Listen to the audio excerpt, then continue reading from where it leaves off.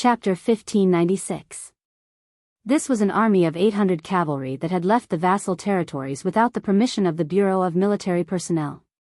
They had traveled from Beiliang to Yuzhou, through Hezhou, and were slowly making their way to the western part of the capital. Along the way, the garrisons of the various provinces that were supposed to stop this army of light cavalry kept quiet out of fear, not even making a token appearance to question them. As a result, the 800 cavalry moved through the northern border of Liang as if they were unstoppable. The elite cavalry of Beimang on the eastern front had done the same at the northern defense line of Jihe and Hezhou, but the problem was that Wang Sui had tens of thousands of soldiers under his command at the time, while this army of cavalry only numbered 800. According to normal reasoning, with just 800 people, forget about Liaodong where northern Mang and Liang were both heavily garrisoned. Even if they were thrown into Guangling Road where the flames of war were swirling about, they still wouldn't be able to make a single ripple. Along with the 800 riders, who were far from being as fast as the wind and lightning, one by one, intelligence reports from Huaijidushi Kai Nan, military administrator Han Lin, king of Han Zhaoxiong, deputy general Yang Huchen of Ji province, and other important ministers, were delivered to the capital at the speed of 800 li. Finally, on the westernmost border of the capital, an elite force responsible for the safety of the capital appeared. This was the Jifu garrisoned army, with the western fortress camp as its main force. The three main camps of the western army had mobilized in full force, numbering 7,000 men, half on horseback and half on foot. This western army should have been led by Yuan Tingshan, who was conferred the title of Western Pacifying General. However, this Ji province general could not even keep his position, let alone have any control over the Western Army, which was second only to the Jingji Northern Army. The 7,000 soldiers of the Western Army today were led by Anshi General Zhao Gui, a member of the Zhao clan's imperial clan. Above his head was one of the four commandants of the capital with the title of General Fan Wu, the Huqi commandant, and Yuqi Changgong as his deputy. 7,000 well-rested soldiers were facing off against 800 travel-worn light cavalry, and the former were acting like they were facing a powerful foe. Yuqi Changgong, who was as famous as Yang Huchen and Song Li, was still able to maintain his composure. But Anshi General Zhao Gui was sweating profusely. He sat timidly on his horse, his stomach full of complaints as he softly cursed those old bastards from the imperial clan court. How could he be lying when he said that he was ill? Even Tang Taizuang of the Ministry of War had turned a blind eye to it, but in the end, it was his own family that had harmed his own. He had even threatened that if he didn't want to lead the army, he would use the name of the imperial clan court to impeach his majesty for cowering at the last minute. Under the scorching sun, Zhao Gui felt like dying. If it had been 10 years ago, he would have led 7,000 soldiers to intercept a few hundred Beiliang barbarians in his own territory. Forget about the Ministry of War and the imperial clan court using both hard and soft tactics. They wouldn't have been able to stop him from reaping the rewards. However, as the cavalry left Beiliang, a few rumors spread from the northwest to the center of the capital, and then drifted out through the cracks of the yaman's doors or the beaded curtains of the palace. After hearing these shocking news, Zhao Gui, who was far better at killing in bed than on the battlefield, was completely dumbfounded. Had these Beiliang barbarians really defeated a million-strong army of Beimang? It was said that even the famous Beimang general, Yang Yuanzhan, had his head chopped off in that damned place called Gourdmouth. There were even people who swore that the Jingguan temples in Yuzhou were as numerous as the snowmen in the capital during winter. Zhao Gui's mouth twitched violently. He turned to Yuqi Changgong and asked in a trembling voice, "General Yuqi, if that little barbarian Su..." "Oh, no, it's the king of Beiliang. If the king of Beiliang refuses to stop, are we really going to have to fight with them?" Yuqi Changgong, who had been ousted from the position of general of Anshi by this noble of the imperial clan, said expressionlessly, "General Zhao, this is the order from above. We can't disobey it." In the past, whenever Zhao Gui met Captain Yuqi Changgong, he would purposely call him Sir Captain. Now, he squeezed out a smile and said, "Don't the military books say that subduing the enemy without fighting is the best of the best? If that king of Beiliang doesn't see the big picture, I have a good relationship with the southern army. Why don't we inform them and call a few thousand men over? It'll also teach the king of Beiliang the illustrious might of our garrisons in the capital."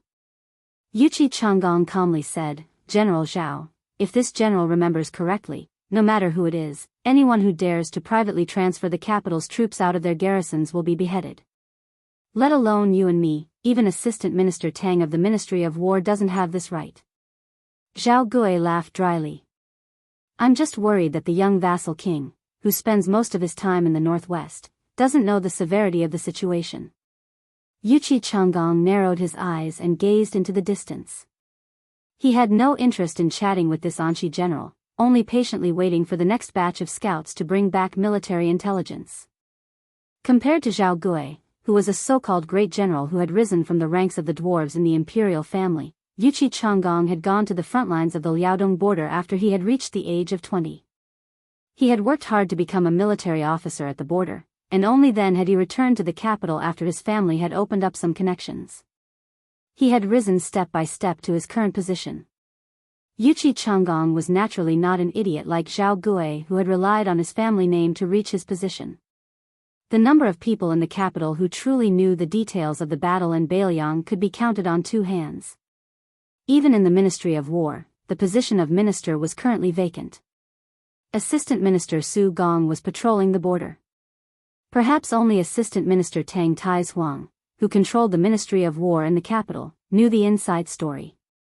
Because Yuqi Chenggong had once trained in Liaodong, he had a valuable personal relationship with Assistant Minister Tang. As a result, he knew more about the truth of the Northwest than Zhao Gui. Not only did he know that Bailiang had repelled Beimang's million-man army on 3 fronts, he even had a rough estimate of the losses on Liangmang's side. Yuqi Chenggong had personally experienced the astonishing strength of the Beimang cavalry on the border.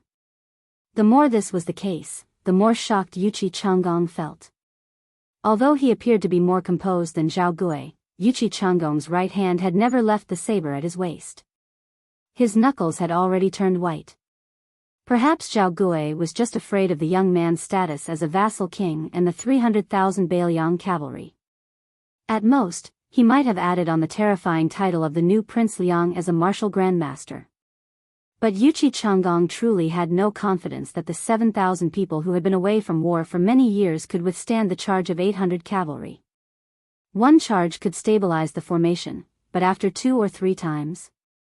On the battlefield of official history, regular soldiers faced rebels, top elites faced ordinary regular soldiers. The advantage of military strength on the surface had always been meaningless. Not to mention the distant past, just the spring and autumn war 20 to 30 years ago, when tens of thousands or even hundreds of thousands of bandits like locusts were killed by a few thousand imperial soldiers until rivers of blood flowed. When had this ever been a small number? And on a large-scale battlefield, it was not rare for one side to use thousands or even hundreds of elites to break through the enemy's formation.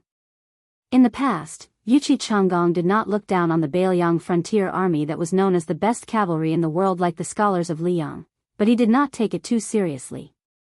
He always felt that the southern Ji infantry of the old General Yang Xinxing might not be able to compete with the Yuzhou infantry, but there was not much difference.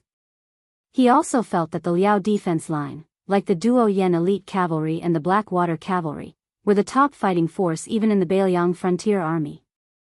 But now, Yuqi Chenggong was not so optimistic. Yuqi Chenggong unconsciously tightened his grip on the hilt of his saber. His emotions were complicated. If the Bailiang cavalry was not 100,000, but a true 300,000, then would they be able to directly attack the Norland in the heart of Beimang and help the Central Plains completely conquer the desert and grassland for the first time?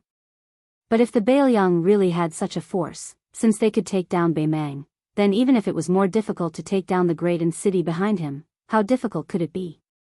When the scout galloped over to report that the 800 cavalry were only 10 li away, Zhao Gui forced a smile and asked, "General Yuqi, I don't think the king of Bailiang will really start a war right under the emperor's feet, right?" Yuqi Chenggong did not have the mood to hit Zhao Gui when he was down. He frowned and said, "Wait for them to advance another 5 li. If the Bailiang sends scouts to come into contact with our army, then it means that the vassal king will follow the rules." Unknowingly, Zhao Gui's helmet was a bit crooked. He reached out to support it with trembling hands and wiped the sweat from his forehead. He asked in a small voice, "If we don't see the Bailiang vanguard scouts, what do we do?" Yuqi Changgong said in a low voice, "Just go into formation and meet the enemy." Zhao Gui trembled and almost fell off his horse.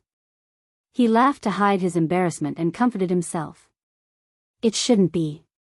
Last time, the king of Bailiang came to the capital to meet the previous emperor. No matter if it was at the Maui embassy or in the court, he still followed the rules. It was clear that the Anshi general had automatically ignored the actions of the crown prince outside the imperial college and the disturbance at the Jianghu embassy. He had even tossed to the back of his mind his bold words and lofty aspirations that he had once declared that if he ran into that little barbarian, he would exchange blows with him.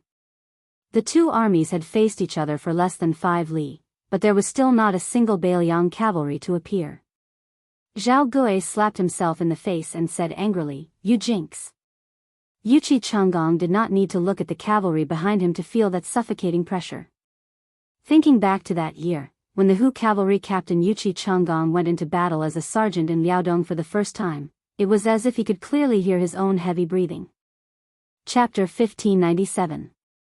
Because they were overly nervous, before the new soldiers charged, the entire world would become silent, so much so that people couldn't even hear the drums.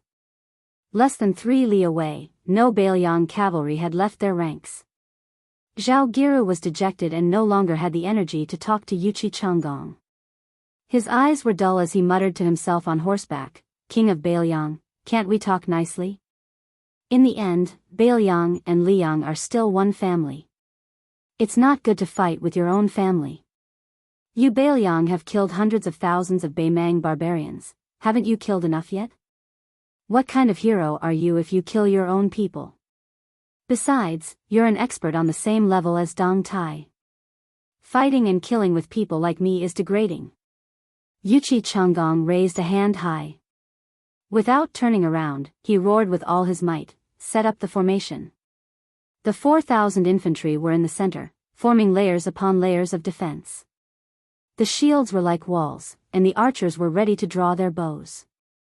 The 3,000 cavalry on the left and right wings began to raise their spears. According to the intelligence reports from Lianghuai and Zhaogo, the 800 Bailiang light cavalry didn't carry any spears, only crossbows and sabers. Yuqi Changgong, who had already urged his horse to the front of the left wing's west base camp, sadly discovered that he seemed to have become that fledgling of the Liaodong border army again.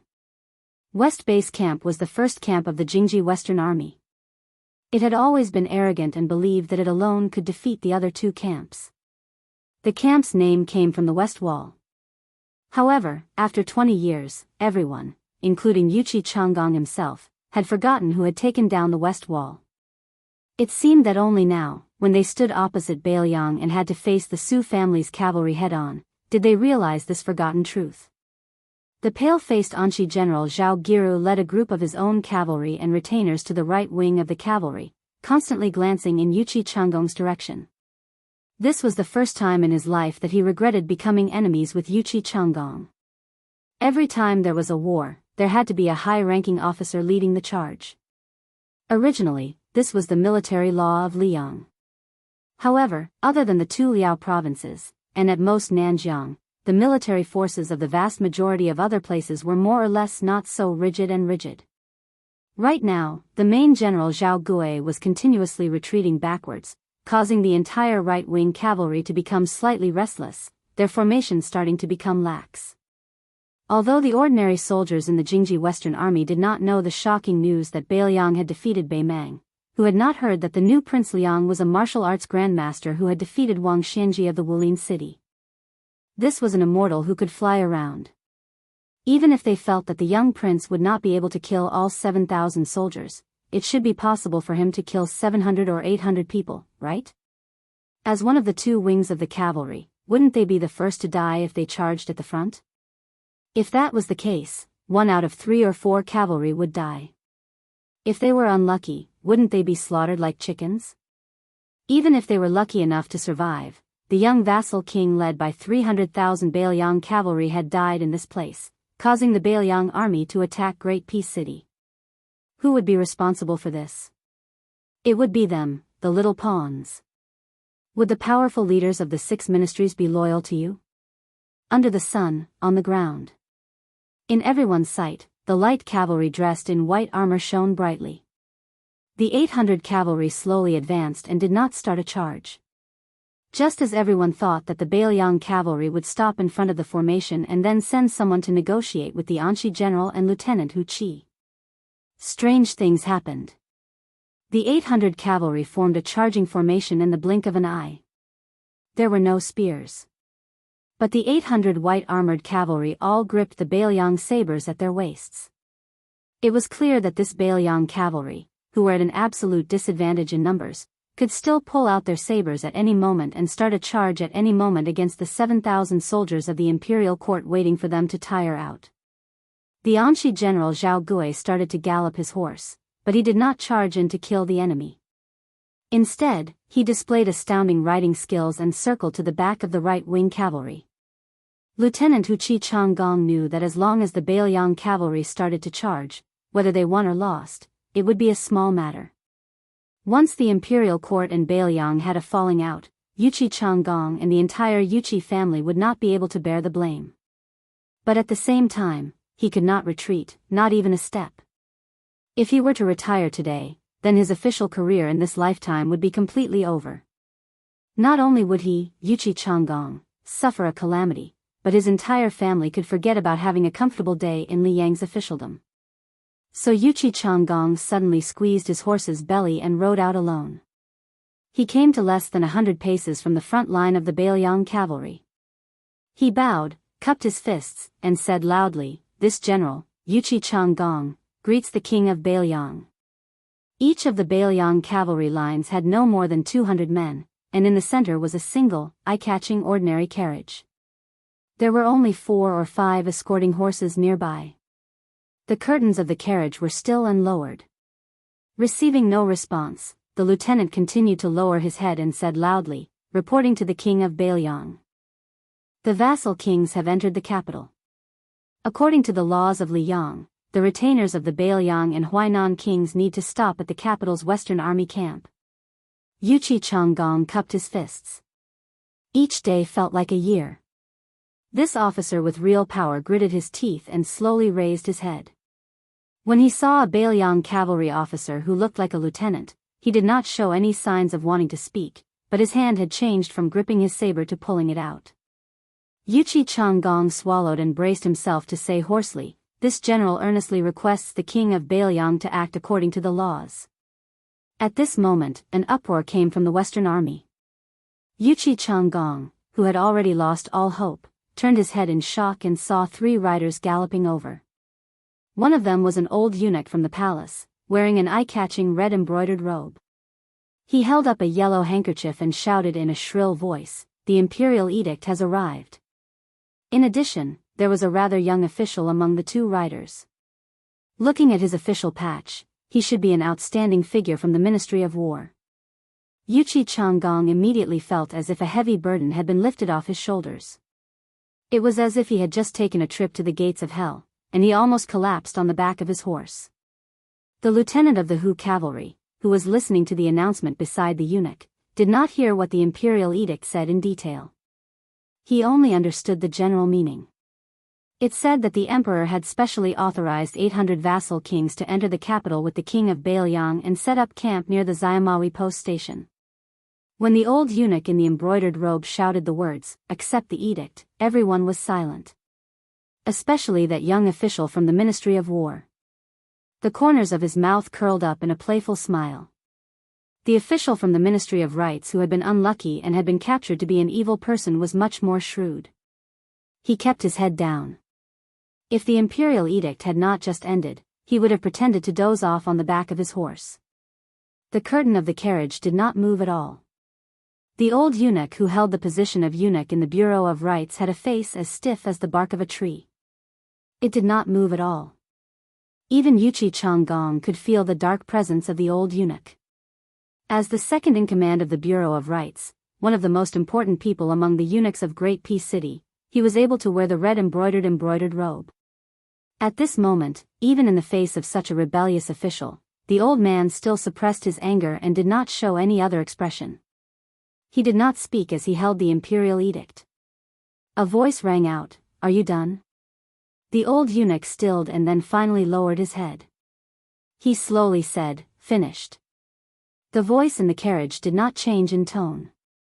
"Then make way for this king." Wuxia Xianxia was tongue-tied. The young official from the Ministry of War was about to reprimand when the old eunuch turned his head and glared darkly at the latter. Then this eunuch from the Bureau of Rights that even the ministers had to treat with respect said softly to Wuxia Xianxia, "Captain Wuxia, why are you not protecting the king of Bailiang?" When Wuxia Xianxia turned his horse around to command the army to spread out, Gao Tingshu, who was currently in the limelight in the capital and had risen to fame in the Ministry of War, clenched his fists so tightly that his nails dug into his palms. The old eunuch lowered his head and said in a soft voice, "King of Bailiang, this old servant has to return to the capital and cannot accompany your highness." There was no response from the carriage. The old eunuch led the two officials from the Ministry of War and the Ministry of Rights back. The imperial edict was still there. Since Liang unified the world, from the first year of Yonghui to the second year of Xiangfu, only 2 imperial edicts had been rejected. And the person who had rejected the imperial edict was the same person. It was that king of Bailiang who didn't even bother to lift the curtain of the carriage. The official from the Ministry of Rights carefully glanced at the eunuch from the Bureau of Rights. There was no change in the old man's expression. Gao Tingshu turned his head to look at the 800 cavalry passing through the center of the infantry formation of the Western Army. He sneered, "Such arrogance." The official from the Ministry of Rights clearly did not see how the eunuch opened his mouth, but he could hear a soft laugh coming from his throat. This made his hairs stand on end. Gao Tingshu's lips curled up again. Previously, he had intentionally or unintentionally slowed down, and the eunuch had not raised any objections. Gao Tingshu knew that a good show was about to begin. Because this was Great Peace City, not Bailiang. When the walls of Great Peace City slowly entered the sight of the Bailiang cavalry, they appeared even taller and more majestic.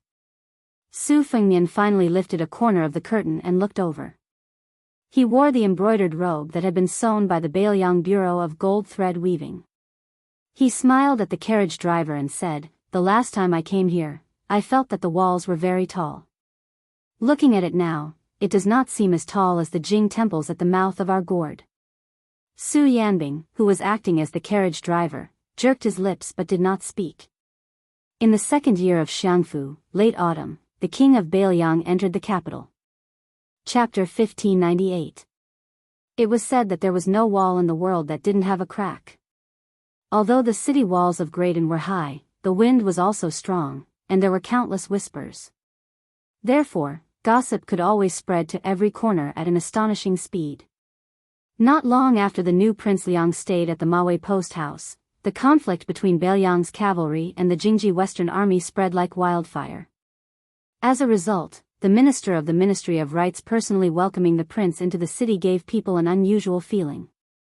Most people, while praising the emperor's magnanimity, spared no effort in cursing the young prince's rudeness and unreasonableness.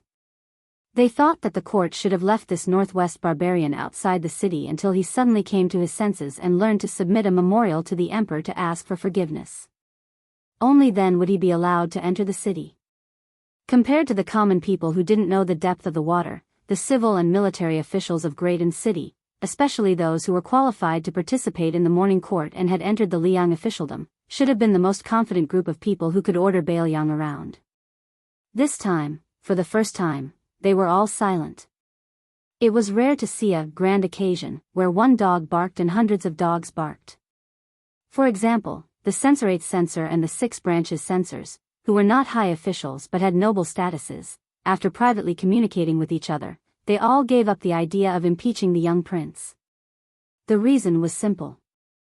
As the carriage entered Graydon City, in addition to the confrontation between Bailiang's light cavalry and the 2 generals, Zhao Guiwei and Qi Changgong, the shocking news of Bailiang defeating Bei Meng was also brought to the capital. At this sensitive time, it was useless to impeach the number 1 warrior of the new dynasty, no matter how many reasons you came up with. On the other hand, how many enemies had the Liang border army, which was built with half the country's taxes, killed in 20 years? Was it 100,000? According to the military law of Liang, seizing 80 heads of northern Mang was enough for a low-level soldier to be promoted to a military officer of the border army. It was said that this time, not only did northern Liang kill countless enemies, they even took the head of northern Mang's great general Yang Yuanzhan. If they were to be rewarded based on merit, how great of a military merit would this be? Since Su Xiaoman was already a prince, then the title of marquis that the scholars of Liang dreamed of was meaningless. Could it be that the previous emperor had just taken away the old Prince Liang's title, and in the blink of an eye, he was going to take it back from the hands of the current emperor? At the same time, the low-ranking officials of the capital naturally began to silently criticize the Beimang barbarians. Previously, the army on the eastern front had aggressively advanced all the way to Gord, Xiaoguang City. Beiliang's 300,000 border army could drive Beimang's million-strong army back to their homeland, and the Liang border army was not small either. Don't talk about loud thunder but small raindrops. Your Liang border army hadn't even had a decent thunder in 20 years. Su Fengnian only took Su Yanbing to the Maui post house. The 800 White Horse Guards were all arranged by the Ministry of War's Ministry of Rights to appropriate accommodations near the post house. After Su Fengnian got off the carriage, he found that the many officials of the post house were different from the last time he came to the capital. They were all younger and unfamiliar faces. When they saw the king of Beiliang in his black and gold embroidered robe, their eyes were filled with deep fear. Su Fengnian raised his head to look at the dragon claw locust tree outside the post house. It was still there, but the people had changed. The Maui post house had always been a post house that belonged exclusively to the Beiliang Road. It was also one of the few post houses that could be built in the capital. Because the old prince of Liang, Su Xiao, rarely came to the capital to meet the emperor after he was made king, it had always been a gloomy scene. The officials of the Ministry of War and the Ministry of Revenue had suggested countless times that the post house should be dismantled. As a result, when the officials of the two ministries joined the Ministry of War and the Ministry of Revenue a few years ago, repeating the same old tune became a custom. It was like a pledge of allegiance. If anyone dared to not submit a memorial to the emperor regarding this matter, it was inevitable that they would be ostracized and pinched by their senior colleagues. However, the late emperor and the current son of heaven both had a subtle attitude toward this matter, so much so that there were old foxes in the officialdom who joked that if one day the Demoyai hostel was really demolished, it would be very boring. Su Fengnian was very familiar with the post house. He asked for a room in the back courtyard from the post house officer Hong. After the trembling post house officer slowly left with his body bowed, Su Fengnian moved 2 rattan chairs under the eaves. He and Su Yanbing each sat down. In the eyes of Mount Qingliang, this was Su Fengnian's last-minute decision to rush into the capital. It was not that there were no objections. However, Su Fengnian's control over the Beiliang cavalry and the entire Beiliang road officialdom could be said to have reached its peak. Other than Su Beiji, who had flown into a rage when they met in Lingzhou, only Song Dongming had sent a spy from the Fu Shui Fang to deliver a secret letter. The wording of the letter was implicit. It was probably not in favor of Su Fengnian taking the risk. It probably also expressed the thoughts of a group of old generals like Yan Wenwan. Only Bai Yu, who had arrived late from Wutongan, sent a letter. His words were supportive. Su Yanbing said softly, Second Commandery Princess said to let Huyen Dagwan follow into the capital. Prince should have agreed to it. A centipede dies but does not fall down. Moreover, the Zhao clan in Liang is far from the point of decline. Even without Han Xingxian, Lu Haosher, and Qi Jiajie, there are not many Qi cultivators left after 2 twists and turns. However, it is still the most virtuous city in the world. It should not be underestimated. Su Fengnian smiled and said, I did not ask Huyen Dagwan to come out of the mountain. The Zhao clan's emperor also did not ask Gu Jiantang to rush into the capital. Let's call it even. Su Yanbing sighed and said, if the imperial edict had come a little later, Beiliang would have parted ways with the Zhao clan. Su Fengnian shook his head and said, there won't be a fight. Zhao Zhuan's original intention was to let the Jingji Western Army test my bottom line. If we were easy to negotiate with, then he would have the confidence to demand an exorbitant price. If I did not guess wrongly, the eunuch from the ceremony directorate who was in charge of writing the imperial edict must have been instructed by the emperor to show up at the right time. Therefore, no matter what, they would not start a fight in the capital region. If they really fought, a total of 7,000 elites would be scared witless by 800 cavalry. Where would the emperor and the imperial court put their faces? Moreover, even if the Western army was lucky enough to win, it would still be a terrible mess to clean up. Hearing Su Fengnian deliberately emphasize the word elites, Su Yanbing smiled knowingly. Beiliang's local garrison. Not to mention Liangzhou and Yuzhou, perhaps even Lingzhou is tougher than them. Su Fengnian did not mock him at all. Actually, the foundation of the Liang army is still there. Unfortunately, after 20 years of peace, the annual military exercises cannot compare to the real fighting of the border army. Therefore, they have lost their edge. After all, there is a world of difference between a sharpened blade and a sharpened blade. However, if they are given a few years to hone themselves in the flames of war, they may not be too bad. For example, if Beiliang wanted to establish a country, it would only be a small Beimang at most and would not be able to outlast Liang, whose national strength was growing day by day.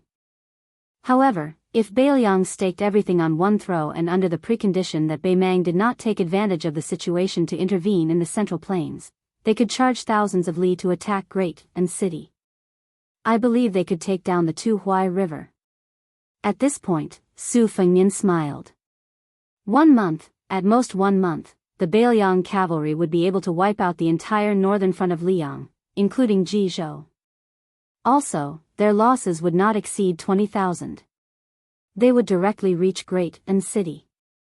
Su Fengnian put his hands under his head and gazed at the sky above Jingdou. However, it would be too difficult to break into Jingdou. In the area around Jingdou, other than the south, which is good for cavalry, the other places are not. When the time comes, not to mention Gu Jiantang's 2 Liao border armies, the king of Jiaodong Zhao Sui, and the king of Jing and Zhao Sun, perhaps even the Nanjiang army would take advantage of the situation to head north. However, the former all want to contribute to the rescue of the king, while the latter have more thoughts and want to benefit from the battle. Don't forget that there is also the ambitious Chen Jibao. As for Lu Xingxiang and Tang Taizuang, they are not mediocre people. One battle of Guangling could allow Ko Jianghuai of the western frontier to quickly rise to the ranks of famous generals. After a long battle, it would be easy for Liang to have a few kings of the western frontier or Ma Jianghuai. If Beiliang and West Chu are allies, their chances of winning are higher. On the other hand, can't a desperate Liang go and borrow troops from Beimang? Chapter 1599. Su Fengnian said quietly, even if all the Beiliang cavalry are willing to follow Su Fengnian as rebels, how many people will die in battle in foreign lands? How many people will die in the world? If the Beiliang cavalry takes this opportunity to invade the Central Plains, not to mention being a sinner for all eternity, just Su Shao, will not be able to sleep well. Su Yanbing said sincerely, being an official is harder than practicing martial arts. People who practice martial arts may be able to become grandmasters if they are stubborn. If an official is stubborn, there is no future. If being an official is already like this, there is no need to mention being a vassal king or an emperor. Su Fengnian smiled and said, it is difficult to follow one's heart. There is no harm in settling for the second best and having a clear conscience. There was silence for a moment. Su Yanbing suddenly asked, what are you going to say next? Su Fengnian said quietly, when the capital is established and the heat is enough, I will attend another court conference. After that, will Huan Wen or Qi Yanglong see me? Will they use emotion to move me, or will they use force to lure me? I am actually very curious. The Jiangnan Lu family had 2 ministers. The former Minister of Rights, Lu Daolin, and the former Minister of War, Lu Baijia, had both left the capital one after the other. One had retired and returned to his hometown, while the other had transferred to Guangling. At present, it seemed that their situation was much better than the Song family. However, under the surging undercurrents, as long as one did not die and had not received the final posthumous title, no one knew whether the final outcome would be good or bad. Kong Jinrong of the Ministry of War, Yan Qiji of the Hanlin Academy. Chen Wang, Sun Yin, Lu Su. The scholar Yan Jieshi, assistant minister of rites Jin Lanting. There were also two groups of nobles led by Yin Changgang and Wang Yuanran. It seemed that Su Fengnian knew more people than expected. Su Yanbing's expression was worried. But what if the court refuses to let go of the transport? Su Fengnian's answer shocked even Su Yanbing. Liang Mang won't have any war for a short period of time. You, Liang, have the best Bailiang cavalry in the world, but you don't use them. You just watch as West Chu wins one battle after another. Isn't that too outrageous? I, Su Fengnian, am still willing to help the imperial court solve their problems. The bottom line is that the imperial court is stingy and doesn't want to give Bailiang food. But that's fine, Bailiang is still willing to send troops. Not only do we have to dispatch troops, we have to have the Great Snow Dragon cavalry rush to Guangling Road. Su Yanbing rubbed his chin.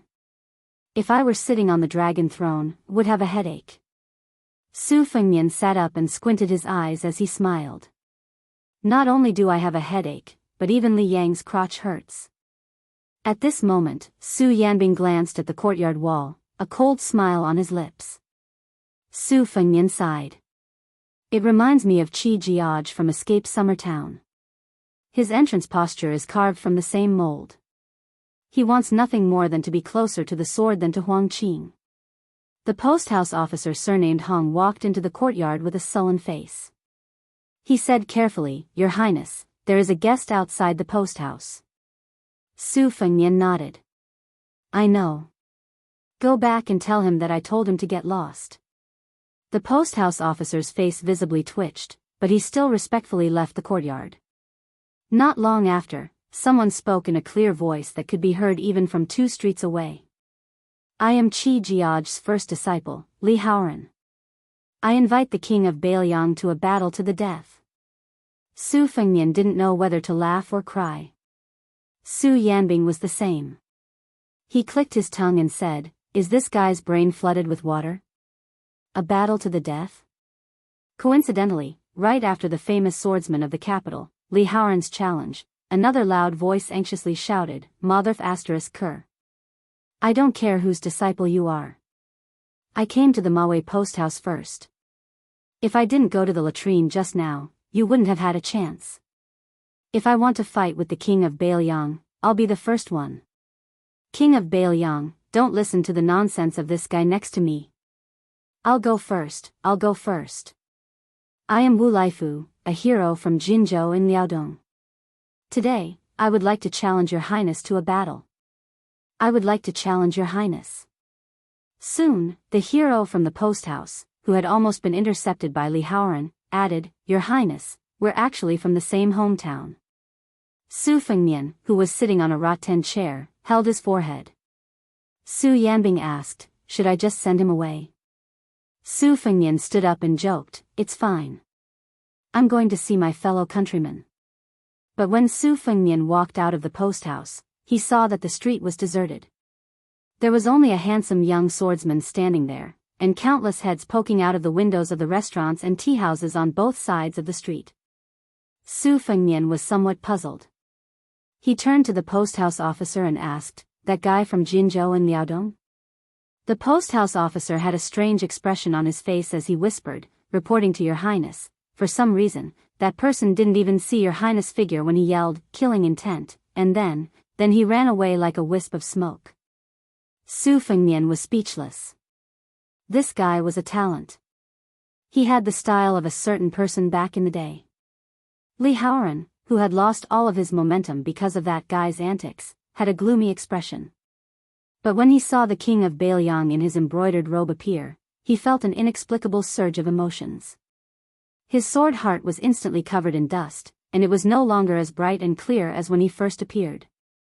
What was even more frustrating was that the bastard surnamed Wu from Liaodong had returned. He trotted all the way to Li Haoran's side, with a rusty iron saber in a black scabbard at his waist. He grinned foolishly and said, "King of Bailiang, as usual, I'll go first. I had something to do just now, so I went to the neighboring street. Today, I, Wu Laifu, don't dare to disturb your highness too much." As long as your highness can take one saber strike from me, just one saber strike, I'll leave without another word. How about it? Su Fengnian smiled playfully and nodded, okay. Countless onlookers behind the windows on both sides of the street saw that guy step out and shout angrily. He suddenly pulled out his saber, but didn't move forward. Then. There was no then. Li Haoran took a deep breath and looked up at the sky. The street was dead silent. After a long wait, the saberman put his saber back into its scabbard, stood still, and cupped his fists. He said, King of Bailiang, you've reached the mysterious realm of having a saber in your heart even without a saber in your hand. This time, we've exchanged blows at the peak, and I've lost. The mountains will not change, and the rivers will flow forever. We'll meet again someday. The swordsman turned around, shook his head, and strode away. He fully displayed the demeanor of a master. Son of a bitch, I've been waiting for you for a long time. You should at least give me a saber strike. Bastard, you still want to exchange blows at the peak? Peak your ass. You're called Wu Laifu, right? I'll remember you. I'll find someone to beat you to death later. Countless curses were hurled on the street. Some extremely angry onlookers not only threw teacups and wine bowls out of the window, but the hot-tempered ones even smashed chairs on the street. There were even a few groups of people who couldn't bear it anymore. They had already rushed to the street, wanting to teach that guy a lesson. Unfortunately, that guy quickly disappeared. The crowd couldn't help but sigh. Not to mention how good his martial arts were, he ran very fast. The green-robed swordsman, Li Haoran, who had finally recovered his calm state of mind, said in a deep voice, King of Bailiang, can we fight now? The crowd thought that the good show had finally begun. As the first disciple of Mr. Qi, Li Haoran was also one of the top swordsmen in the capital. Even if he couldn't win against the young king of Jianghu, it shouldn't be a problem for him to exchange 30 or 40 blows, right? Then, the feng shui treasured land that they had spent a lot of money to fight for would be worth it. Su Fengnian didn't pay attention to Li Haoran. Instead, he looked at the end of the street. 3 figures, tall and short, old and young, stood side by side without making a sound. Further behind the 3, there was a man with a green-robed child sitting on his neck. There was also a young Daoist who appeared from the corner. He had a peachwood sword on his waist, and his Taoist robe fluttered as he walked. He was an immortal. At some unknown time, Su Yanbing had come to Su Fengnian's side. Su Fengnian did not pay attention to these people who were receiving guests for Great Peace City. He raised his head to look at the roof of a restaurant and suppressed his laughter. There was a strange little girl wearing a cheap mink hat sitting there, munching on a large flatbread. She was leisurely. Su Fengnian's mood immediately became good. His smile was bright. There were many brave young women who had spent a lot of money to buy seats on the street. When they saw this scene, they were stunned. The little girl on the roof snorted. Chapter 1600. The street leading to Shimawei Post House was not wide, not long, and there were not many people. But when those people scattered on the street, facing the post house from a distance, even the short-sighted layman realized that something was wrong. In other words, the situation of the young king was not very good. Su Yanbing smiled, it's quite a big scene. Su Fengnian said, the 3 people standing side by side seemed to be old friends of the Fu Shui room. Other than Yuan Benshi who created the Zhao Go, there are 5 other people who really work. Among them, the one from the Guangling sect died in front of Yuan Benshi and was killed by Chao Changqing.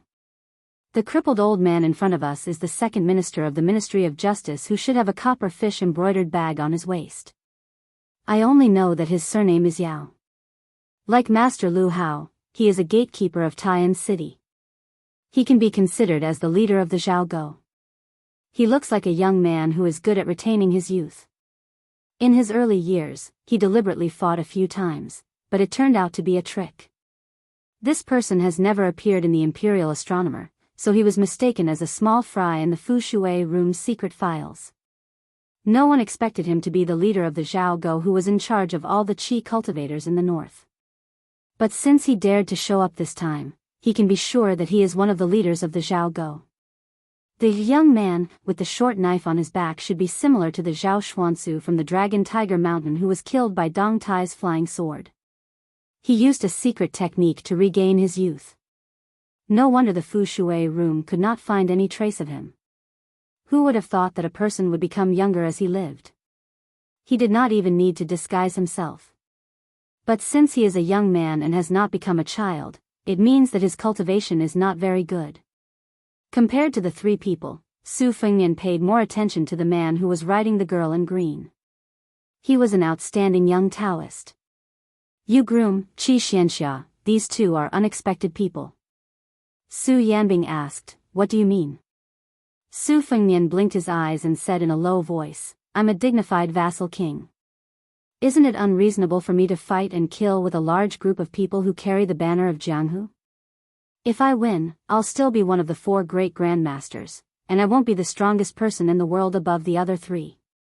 If it's a draw, even if I challenge a group of them, I'll still lose face.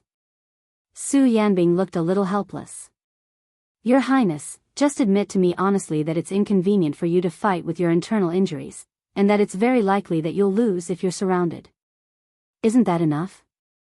Su Fengnian suddenly said seriously, the problem is, I intend to fight them. Su Yanbing's face was full of surprise. He looked at Su Fengnian solemnly, waiting for the answer. Su Fengnian nodded. Su Yanbing smiled as he turned around and walked back to the post house without any hesitation.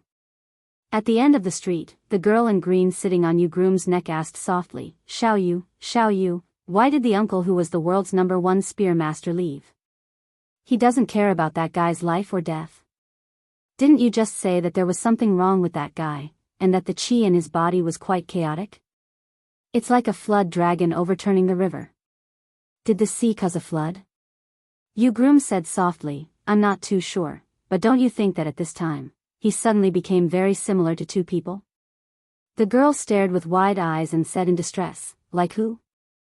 I don't recognize him. Yu Groom's expression was complicated. There was bitterness, fascination, and a rare trace of confusion.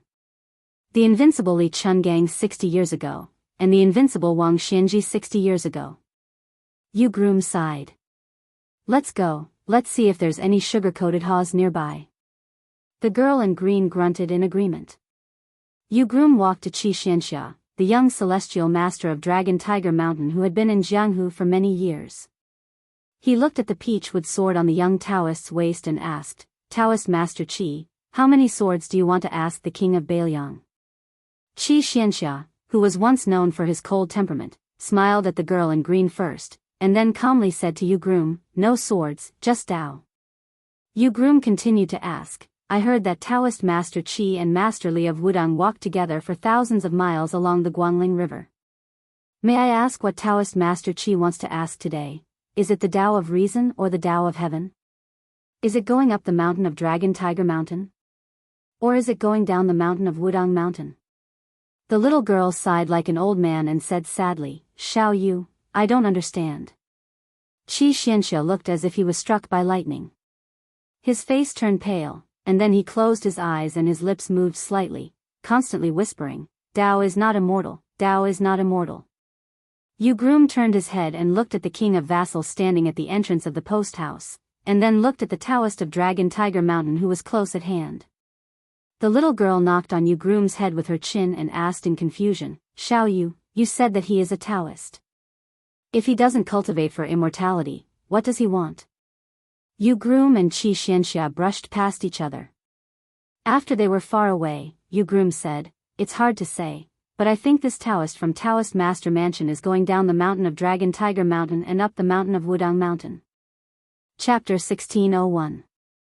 What the world did not know was that on this day, the purple gold lotus shrouded in celestial qi on Dragon Tiger Mountain grew and bloomed 6 purple gold lotuses. Wuxia Xianxia, who was half a step away from attaining immortality, lost all his cultivation in an instant. When he left Great Peace City, he only looked down at the road, filled with joy, and said softly, the great Tao is here. There was one less celestial in the heavens and one more in the human world. Almost at the same time, Li Yufu, the master and disciple who had reached the spring god lake along the Guangling River bowed solemnly in the direction of Great Peace City. The first to notice the signs was not Su Yanbing, who was at the peak of the martial way, but Su Fengnian, who still had sword qi in his body. However, he chose not to do anything. The boorish-looking Grandmaster Qi refinement warrior from the north also sensed something strange. He turned around and stared at the Daoist from Dragon Tiger Mountain, as if he was in a dilemma. He was hesitating whether he should stop Qi Xianxia's rebellious behavior. But in the end, he sighed deeply and gave up the idea of stopping Qi Xianxia. Regardless of whether Qi Xianxia had attained Dao or not, from this moment on, Zhao Go, who followed his heart and chose to support the dragon instead of mending the hole in the heavenly way, knew that he had no hope of attaining the unity of heaven and man in this life. Regret flashed across his face and he laughed. Earth Celestial. What a Earth Celestial. In an instant, the middle-aged Qi refinement warrior turned into an old man past his prime. However, as he aged at a visible rate, the martial way of the number one Qi cultivator in the north advanced rapidly. He climbed from the mysterious celestial realm to the great celestial realm before stabilizing. However, most of the people on the streets weren't even at Master Realm, much less Grade 1. They couldn't sense the aura at all and just felt like they had seen a ghost in broad daylight. Apart from being shocked, they exchanged glances with one another and saw the confusion in each other's eyes. The crippled old man said in a low voice, "What happened?" The Qi cultivator smiled. "It's half good and half bad. In the future, he might be able to become an Earth Celestial." The young man, with the saber behind him, was both gratified and jealous. He said in a bad mood, "Does our previous plan not work anymore? Let's take a big gamble." The crippled old man shook his head. They had come here today because the palace's intentions were clear. They were not going to kill anyone. It would be best if they could injure someone, but if they couldn't, they shouldn't lose too badly either. He just needed to let Great Peace City know that one of the so-called 4 great grandmasters was just a so-so, and could easily challenge a few nameless people. Of course, the 3 of them were well aware that even if they really wanted to kill someone, it would be no different from a fool's dream. Su Fengnian and Su Yanbing, how could they kill them?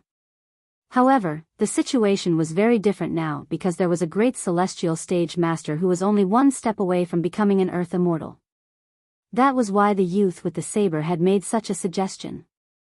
The crippled old man lowered his voice and said, "Sir is dead, but don't forget that his child is still alive." The youth's eyes darkened. "We're really useless." The Qi refinement warrior, whose cultivation level had improved by leaps and bounds, frowned.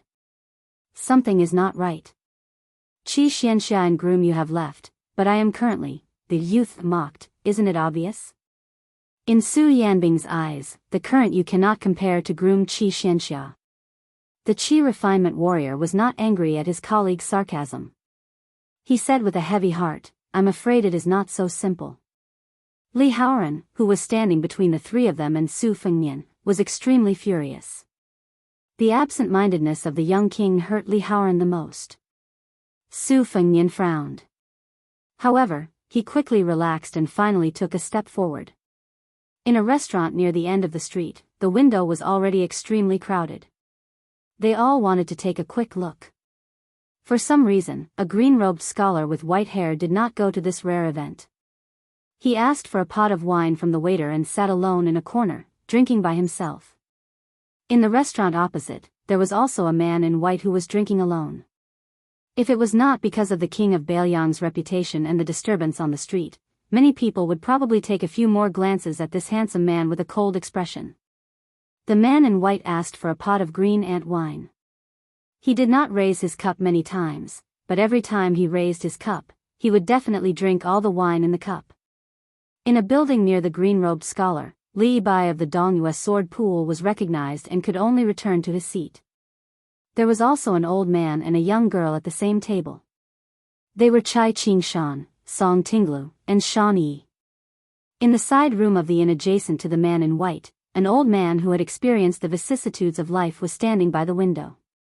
At the gate of Great Peace City, a handsome, young master walked in with a vigorous heroic spirit. Beside him was a woman wearing a red robe and wearing a hat. As soon as the two of them stepped into the city, a middle-aged man who was leading a donkey followed them into the city. On one of the city walls, there was a woman in purple whose skirt was tied up. She stood alone in the wind. In the second year of Xiangfu, in this late autumn when the cicadas were dying, after the king of Bailiang, Su Fengnian, entered the city. In a great peace city. Su Yanbing, Yu Gongfu, Qi Xianxia, Jia Jejia. Chao Changqing, Chen Jibao, Wu Jian, Chai Qingshan, Luo Yang, Su Ying, Dong Tai, Shenyuan Qingfeng. They all arrived. Chapter 1602. The autumn wind in the northwest ruffled the water of the capital's officialdom. The wind passed through the water without a trace, but under the surface, the undercurrent was surging. After Lu Daolin and Yuan Gua, Sima Puhua became the Minister of Rights. After welcoming the extremely domineering young vassal king, he returned to the yamen adjacent to the Ministry of War in Zhaojiawan. The 70-year-old man appeared particularly weak. In the Liang dynasty, the 6 yamens were set up side by side. In the Liang dynasty, the left was superior and the right was inferior. The main official, known as the heavenly official, was naturally at the extreme left. At the time, Gu Jiantang, as the Minister of War, unexpectedly chose the yamen at the extreme right. Thus, from east to west, it was officials, workers, and soldiers. From this, it could be seen how disliked the Ministry of Rights was during the Yonghui years. At the beginning, there was a saying in the capital that the assistant minister of the Ministry of Rights was as lowly as the assistant minister of other ministries. Following the two ministers, Lu Daolin and Yuan Gua, taking charge of the Ministry of Rights, the Ministry of Rights' days gradually improved. Now, needless to say, it was an unwritten rule that scholars of the Ministry of Rights left the Ministry of Rights. Since the second year of Xiangfu, Sima Puhua's back was straighter than the young officials at every court meeting. Even though it was late autumn, he still gave people the feeling of spring. But today, when the old minister returned to the yamen, in the eyes of the monkey-like officials of the Ministry of Rights, it was as if he had lost his soul. After the old man entered the room and sat down, he began to moan and groan. Even when left Assistant Minister Jean Lanting and the new Right Assistant Minister Jiang Yongla arrived together, the old minister did not notice. He was still sighing and groaning. Seeing this scene, Jiang Yongla's heart immediately chilled. The local officials only knew that he, who had originally been in charge of the department for purging officials of the Ministry of Rights, had been promoted to assistant minister because Yin Mao Chun and Chen Wang, the two big shots, had received excellent comments in the Capital Review. This was how he had stood out from a group of colleagues of similar rank in the Ministry of Rights. However, the officials of the capital all knew that the reason Jiang Yongla had been able to obtain this position of Right Assistant Minister was because of the posthumous title after Lame Su's death. Jiang Yongla, with great luck, had bet on the previous emperor's intentions and proposed the posthumous title of Wu Li to pass. The so-called excellent performance in the Capital Review was nothing more than a fig leaf for the court. Some of the high-ranking officials in the capital who looked down on Jiang Yongla directly called him Daoist*T assistant minister. Previously, Jiang Yongla was too lazy to make a fuss about anything. He had been an official in the capital for many years and did not have a deep foundation. Otherwise, he would not have been involved in the disaster of the posthumous title. In Jiang Yongla's view, the position of assistant minister was the real deal. If they were not convinced, they could also step on Daoist*T. Could it make their official posts become embroidered peacocks? However, when the assistant minister suddenly heard that the son of the posthumous title of Wu Li, the new prince of Liang, Su Fengnian, had charged into the capital without warning, Jiang Yongla was scared silly.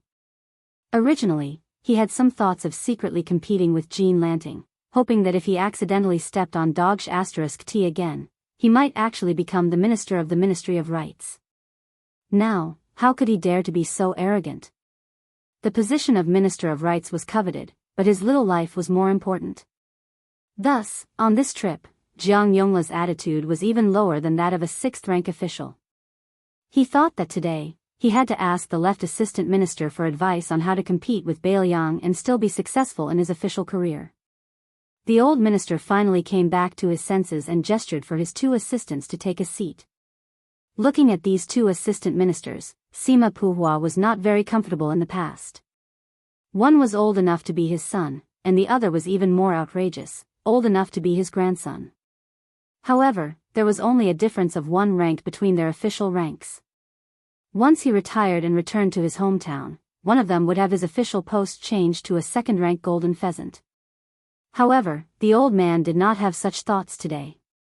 Instead, he felt that they were in the same boat. The old minister glanced at the door and coughed. After moistening his throat, he slowly said, "Today, I suddenly received an imperial edict to welcome Prince Liang into the capital. I believe that both of you know about this." Jianghu nodded furiously like a chick pecking at rice. Jean Lanting, who had become a legend in Great Peace City because of the incident of growing a beard to show his ambition, did not change his expression. No wonder he was the third junior Jean who was praised as a great beauty. Next, Sima Puhua said some ordinary words of officialdom. With such an official tone, if it was a normal yamen meeting, this old man could talk for 2 to 4 hours without panting. This was the cultivation of an official. However, today, the old minister did not chatter endlessly. He stopped talking and reached out to stroke a yellow paperweight bestowed by the emperor. After a moment of silence, he seemed to use a great deal of effort to say, "Before we parted, that vassal king told me that he would come visit our Ministry of Rights when he had time." Jean Lanting was unperturbed. Jiang Yongla gaped. He did not know if it was an illusion, but he felt that after the minister finished speaking, he looked at him with pity, as though he was looking at a pitiful creature about to be executed. Sima Puhua's eyelids drooped and he calmly added, "That person also said that he wanted to talk about the past." Jean Lanting narrowed his eyes and stroked his well-maintained beard. He said with a slight smile, "Oh?" Jiang Yongla was sweating profusely. To talk about the past, was he looking for Jean Lanting? Or was he looking for himself? Or was he looking for all the officials of the Ministry of Rights? The old minister's 2 dry fingers subconsciously rubbed the warm and moist Tianhuang Ruishi lion paperweight. No one knew if it was because it was similar to the skin of the new concubine or because he was feeling the great kindness of the emperor. It was true that the young king said that he wanted to come to the Ministry of Rights to sit down and talk about the past. However, Sima Puhua missed a part. In fact, other than this, the new Prince Liang had exchanged many pleasantries with him, a second-level official. Now, Gao Tingshu, Fan Changho, and the other auspicious new officials probably did not know.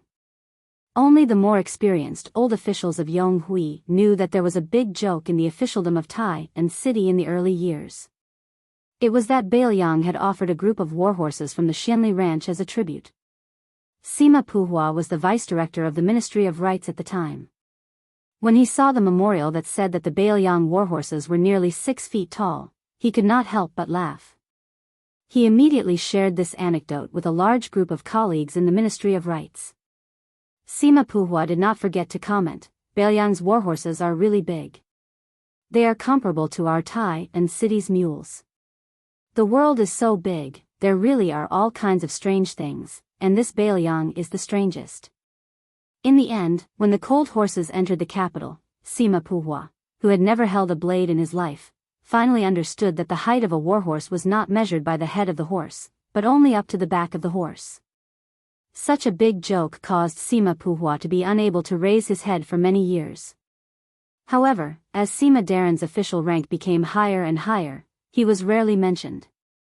He didn't expect that today, the young vassal king would open this scar again. He smiled and said to Minister Xianxia, "Minister Xianxia, I don't know if there is a 6-foot-tall dung mule in the capital. This king must see it, then this trip will not be in vain, right?"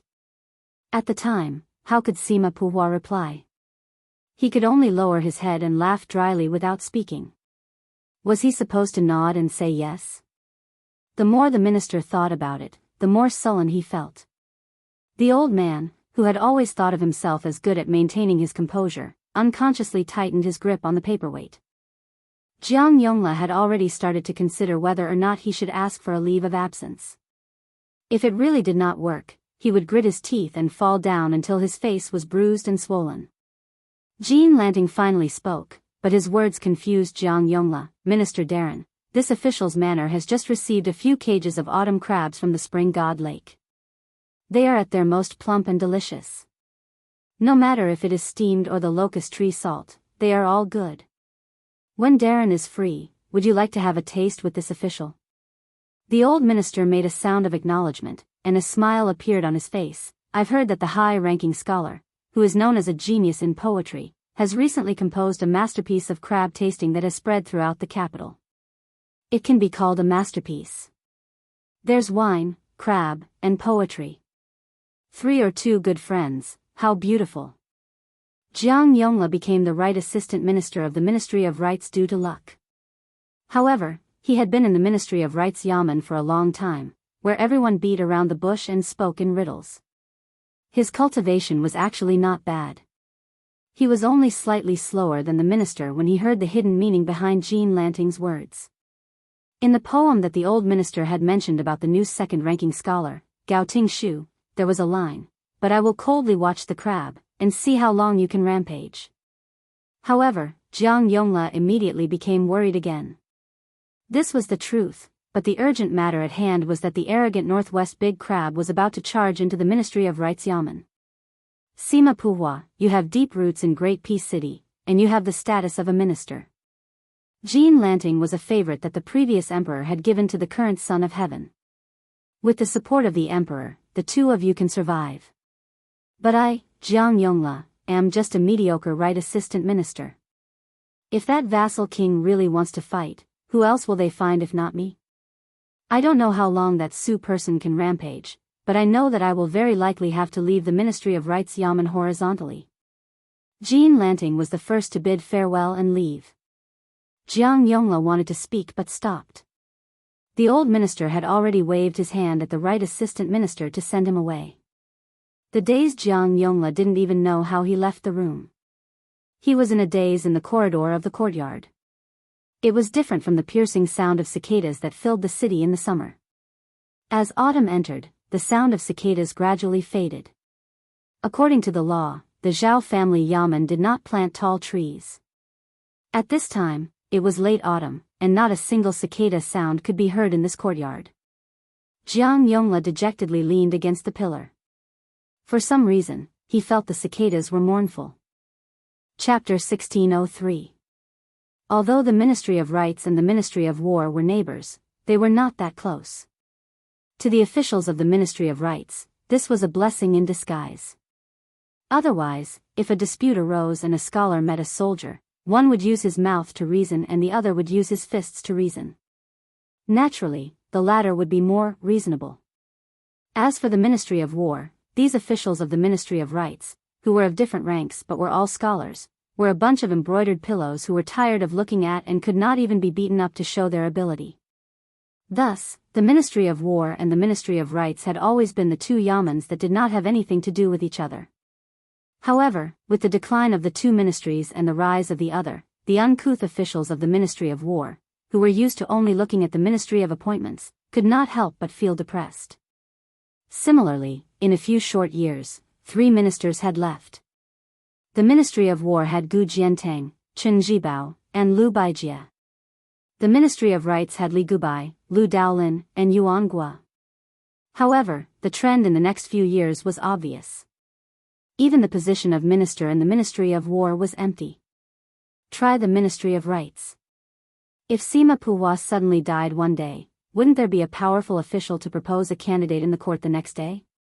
What made the Ministry of War even more depressed was that the left assistant minister Su Gong was not even in the capital. He had been directly sent to Liaodong by the emperor.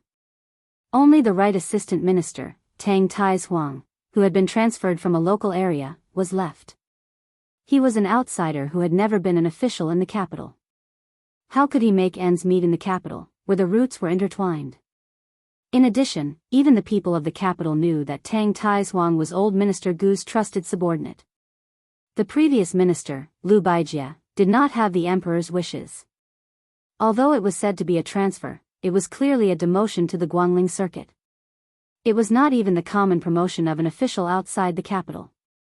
Without a leader, the Ministry of War already had difficulty raising its head in the court. For the time being, the leader could not even protect himself. How could he obtain any benefits for his subordinates? The unfavorable situation of the Guangling circuit added fuel to the fire. The officials of the Ministry of War had become cowards overnight. These days were really King torturous. In this dangerous situation, Gao Tingshu and Kong Zhenrong, the two juniors who had gone against the current, were the center of attention. Of these two young people who had risen to fame, Gao Tingshu was even more unrestrained and unrestrained. He was a scholar who had been born in the first grade. With the help of Jean Lanting and the others, his reputation for poetry gradually spread throughout the court. Previously, when the great pillar of the country, Gu Jiantang, returned to the capital and came to visit the Ministry of War Yamen, the scene of Gao Tingshu talking and laughing in front of the two ministers, Gu Jiantang and Lu Zhenrong, was still vivid in people's minds. Gao Tingshu's meteoric rise was without a doubt. Now, it all depended on how many years he needed to accumulate his reputation and which new pavilion he would use as the next step to jump over the Dragon's Gate. Compared to Gao Tingshu, the taciturn Kong Zhenrong was much more low-key. However, it was said that this young man from Bailiang was close to a certain prince in his early years. Even if he was not a hidden dragon, he was still a young dragon that should not be underestimated. Furthermore, Kong Zhenrong and Yan Qiji were known to have an iron relationship. Huang Menlang was the emperor's brother-in-law. Unlike the other 5 ministries where the left and right assistant ministers did not live in the same room, the 2 assistant ministers of the Ministry of War had always lived in the same room. Even during Gu Lu's time, Minister Gu himself was no exception. Later on, when Shen Zhibao became the minister of Shangshu, he had his own courtyard. Su Gong and Tang Tishuang's 2 desks were on the left and right of the Ministry of War's main hall, facing each other. Right Assistant Minister Tang Taizuang was sitting behind the desk on the west side, dealing with government affairs. Occasionally, he would look up at the sky, ignoring the whispers of the many officials in the hall. The mobilization of the 7,000 soldiers of the 3 battalions of the Jingji Western Army was personally decided by Tang Taizuang. Now that the young king had swaggered into the capital, Anshi General Zhao Gui and Huqi officer Qi Changgong's men had become comical figures escorting the king. Not only would Tang Taizuang quickly become the laughingstock of the officialdom, but the entire Ministry of War would also become a disgrace. One could completely imagine the strange looks of the officials in the morning court tomorrow. As for the actual situation of the war in Liangmang, if Right Assistant Minister Tang Taizuang did not open his mouth, no one dared to talk about it. When it came to important matters of the military, in public, it was better to obediently practice silent meditation. Under the lead of a manager of the Department of Martial Selection, a few unfamiliar faces appeared in the main hall of the Ministry of War. Each of them walked like dragons and tigers. Even if they set foot on the Ministry of War's important grounds, they did not feel uncomfortable. Tang Taizuang, who had the nickname of Cold Face King of Hell, smiled for the first time. He got up and strode toward those people.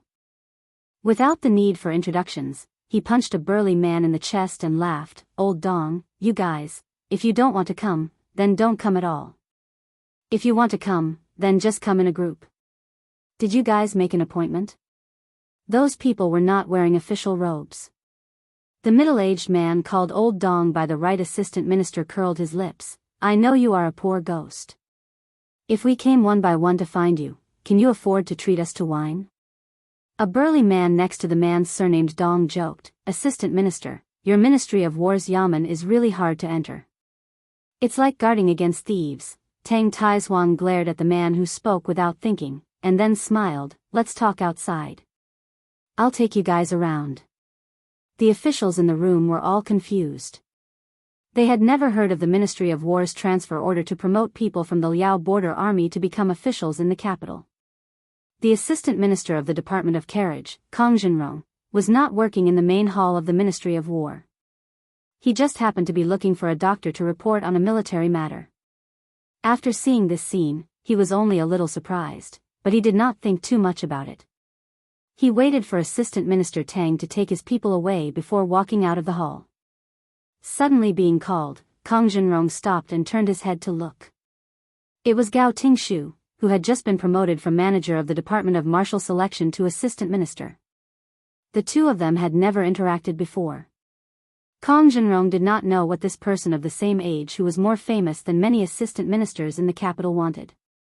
He asked calmly, "Sir Gao, is something the matter?" The imposing Gao Tingshu smiled and said, "I heard that Brother Kong likes to collect military books. Not long ago, I happened to pick up a copy of the Tiger Seal Classic. Frankly speaking, if I had to part with it and give it to Brother Kong, I would be very reluctant. However, if Brother Kong could borrow it for a year or so, I would still be very happy." If it had been when he had just left Bailiang and entered the capital, Kong Zhenrong would have punched him without a word. If it had been 1 or 2 years ago, Kong Zhenrong would not have let the second-place scholar finish speaking and immediately turned around. But now, Kong Zhenrong calmly waited for Gao Tingshu to finish speaking.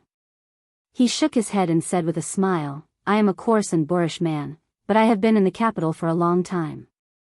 I have heard that between scholars, borrowing a book is like giving a wife, giving a book is like giving a concubine. Therefore, books can be given, but books cannot be borrowed. What, does Brother Gao want to break the rules?" Gao Tingshu was stunned for a moment and then laughed heartily. "Brother Kong is really a wonderful person. Fine, fine. If you want to give me a book, then I will give you a book. I will also puff myself up at my own cost. Tomorrow, I will personally bring the book to Brother Kong's house. I hope Brother Kong will reward me with a few cups of wine for the sake of my sacrifice." Kong Zhenrong grinned and said, "Reciting poems and couplets is killing me. As for drinking wine, I am good at it. I am only afraid that Brother Gao's alcohol tolerance is average and it will not be enough for you to enjoy yourself." Gao Tingshu laughed loudly. Gao Tingshu had no intention of leaving immediately.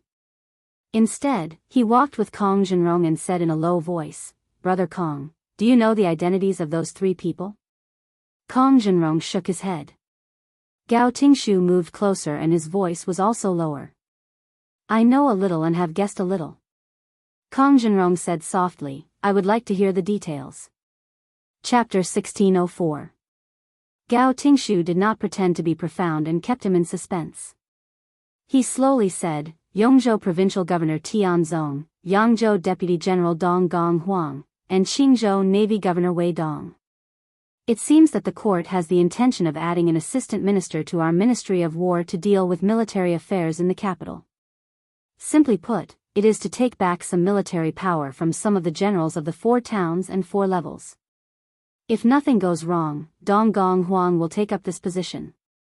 Although it is only a promotion from the lower 3rd rank, it is still a promotion from the second-in-command of the local army to the assistant minister of the Ministry of War who is in charge of the military in the capital.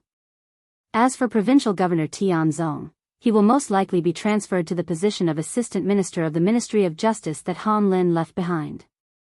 However, we all know the situation of Minister Liu of the Ministry of Justice. Tianzong's future is great, not inferior to official Dong, and may even be better. As for Wei Dong, who was supposed to stay in the Qingzhou Navy and assist Chen Jibao, suddenly left Guangling, and what position he will take, after all, there is no seat in Tian City suitable for a Navy general to sit in. I cannot understand. Kong Zhenrong thought for a moment and said, "Perhaps he came to the Ministry of War and the court. He will definitely be promoted, but he will quickly return to Guangling Road and become the governor of the Guangling Navy. At the same time, he may take on his old position." Gao Tingshu thought seriously and then nodded. He smiled and said, "That is indeed the case. Brother Kong is wise." This assistant minister of the Department for Purging officials did not let Kong Zhenrong see that his hand instantly clenched and unclenched. The two chatted about some unimportant matters of the Ministry of War. Gao Tingshu, who rarely had time to rest, said that he needed to return to his room to deal with government affairs. In the corridor, 2 young men of similar age and rank walked with their backs to each other. After Gao Tingshu had walked for a while, he turned his head to look at the tall figure.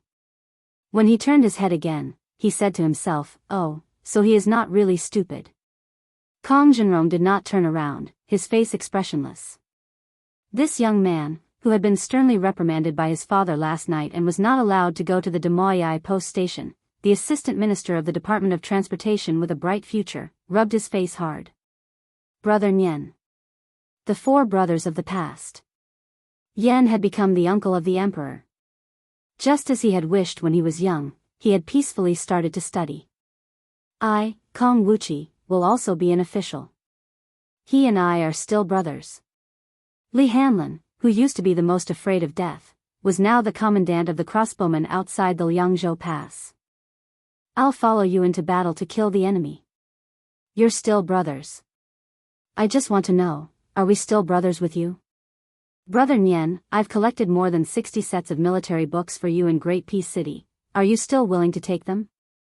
Just as Gao Tingshu and Kong Zhenrong had said and thought, Tianzong, Wei Dong, Dong Gong, and Huang Rong had bypassed the Ministry of War's review and quietly entered the capital. Their path of promotion in the officialdom was just like that. Tang Taizhuang took the three of them for a stroll. He didn't talk about any national affairs or military affairs. He only talked about some trivial local customs. He didn't even mention their mutual benefactor, the great pillar of the country, Gu Jiantang. The Yongzhou provincial governor, Tianzong. Back then, when the old southern Tang was destroyed, he took the first credit for crossing the river. The deputy general of Yang province, Dong Gong Huang, was the same as Tianzong. He did not follow the general into the capital, but stayed in the local area. When he took office, he beat the third young master of the Gumu Su family to death and married the daughter of the Jiangnan family. Wei Dong, who had become in-laws with the current Qingzhou provincial governor, had a close relationship with the assistant minister of the Ministry of Personnel, Wen Tai, and the Qingzhou general, Hong Lingshu, who had entered the capital earlier than them. If one added on Kai Nan, who was already the Huai provincial governor, and the assistant minister of the Ministry of War, Tang Taizhuang, who stood beside the three of them, it was enough to make the officials of the capital, who saw this scene and thought of this, feel a thick chill. Gu Lu was gone, but Gu Jiantang still controlled the largest Liang border army in the Liang dynasty. Unlike Su Shao, Gu Jiantang had entered the Ministry of War alone. His old subordinates had been scattered long ago. But other than these four people with high authority, there were many other trusted subordinates who had not surfaced. Tang Taizhuang suddenly fell silent. The previous emperor of Liang had scattered the Gu generals. The current emperor had gathered the old Gu generals and brought them into the capital. It could not be said which of the two emperors was more skillful. It just depended on the time. Solving the problem of Bailiang was equivalent to completing half of the great cause of removing the vassals. Then, after cleaning up the forces left behind by the Gu generals, wouldn't it also complete half of the task of suppressing the local generals? What really made Tang Taizhuang sad but would not reveal anything was not that the emperor wanted to use them to control the old civil officials of Jianghu, nor was it the emperor's intention to use them to intimidate and, to a certain extent, cut off the old officials of Yonghui and the new officials of Xiangfu. It was that in the early years, they could exchange lives on the battlefield. Among the old brothers, perhaps other than old Dong, Tianzong and Wei Dong were all pleasantly surprised by this promotion. They were far more worried about the general situation. Tang Taizhuang quickly returned to normal and smiled. This was the imperial court. This was the human heart. They knew that it was lonely at the top, but people still walked to the top. The many generals on the territory of Liang, from Yang Shenxing and Yan Zhenshuan, to him, Tang Taizhuang, had become chess pieces casually played by someone. The civil officials did not have it easy either. Zhang Julu's departure and Qi Yanglong's arrival was a complete change. Following Lu Baijia, who had vaguely become the leader of the Gangnamdu scholars, went south, Su Gong was also hidden at the border. The northern scholars, led by the Peng family of Liaodong, began to rise. Now, the Green Party, which had fallen apart, showed signs of recovery. The incomparably high arrogance of the Jiangnan tycoons in the past 2 years was immediately extinguished. There was also Yao Bai. The likes of Feng firmly occupied a place in the center. The chessboard, which was originally divided into different camps, was completely messed up. The only thing that was not messed up was the chess player behind the scenes. There was order in the chaos. Tang Taizhuang did not know about this chess game. Among the previous emperor, the current emperor, Zhang Julu, and Yuan Benshi, Tang Taizhuang could not tell who contributed more and who put in more effort. But, among the few chess players, except for the one surnamed Zhao, what happened to them? Then, Tang Taizhuang thought of a young man and smiled happily. A chess piece that was placed in a tight position could actually disgust the chess player one day. Strange, strange. How delightful. The lobby of the Ministry of War, where Tang Taizhuang was temporarily absent, was completely in an uproar after hearing a piece of news. There was a confrontation at the Demoyai post house. Gao Tingshu muttered, "It's a pity that we can't kill people." But, a king who relied on his strength accidentally drowned in Jianghu. It's reasonable, right? As time went by, the Ministry of Rights, Ministry of Works, Ministry of Justice, Ministry of Revenue, Ministry of Appointments, and Zhao Zhaoan were all boiling with excitement. Then, there were the two provinces under the Hall of Governmental Affairs, the Imperial College, the Hanlin Academy, and the 6 post houses. Among them, Huan Wen and Zhao Yiling coincidentally gave the word nonsense. However, Tantanon said that the young king's behavior did not match his status, while Master Zhao was annoyed that his youngest son, Zhao Wenwei, went to the Demoyai post to watch the show. Only the head of the Hall of Governmental Affairs, Qi Yanglong, was indifferent and turned a deaf ear to it. The old man held the poetry book that was listed as a forbidden book by the imperial court in one hand, and read it with great interest. From time to time, he grabbed a few peanuts from the small plate on the table and ate them with great interest. In the unsigned poetry book, the scholar surnamed Zhang, who had never entered Jianghu in his life, could write such wanton poems as, "I have a 3-foot sword in the box, where there is a flood dragon, I slay the flood dragon." He could also write such graceful poems as, "I hope to see a whitehead in old age." Huh! The plate was empty. As for the person who wrote the poem, he was already dead. The old man was disappointed.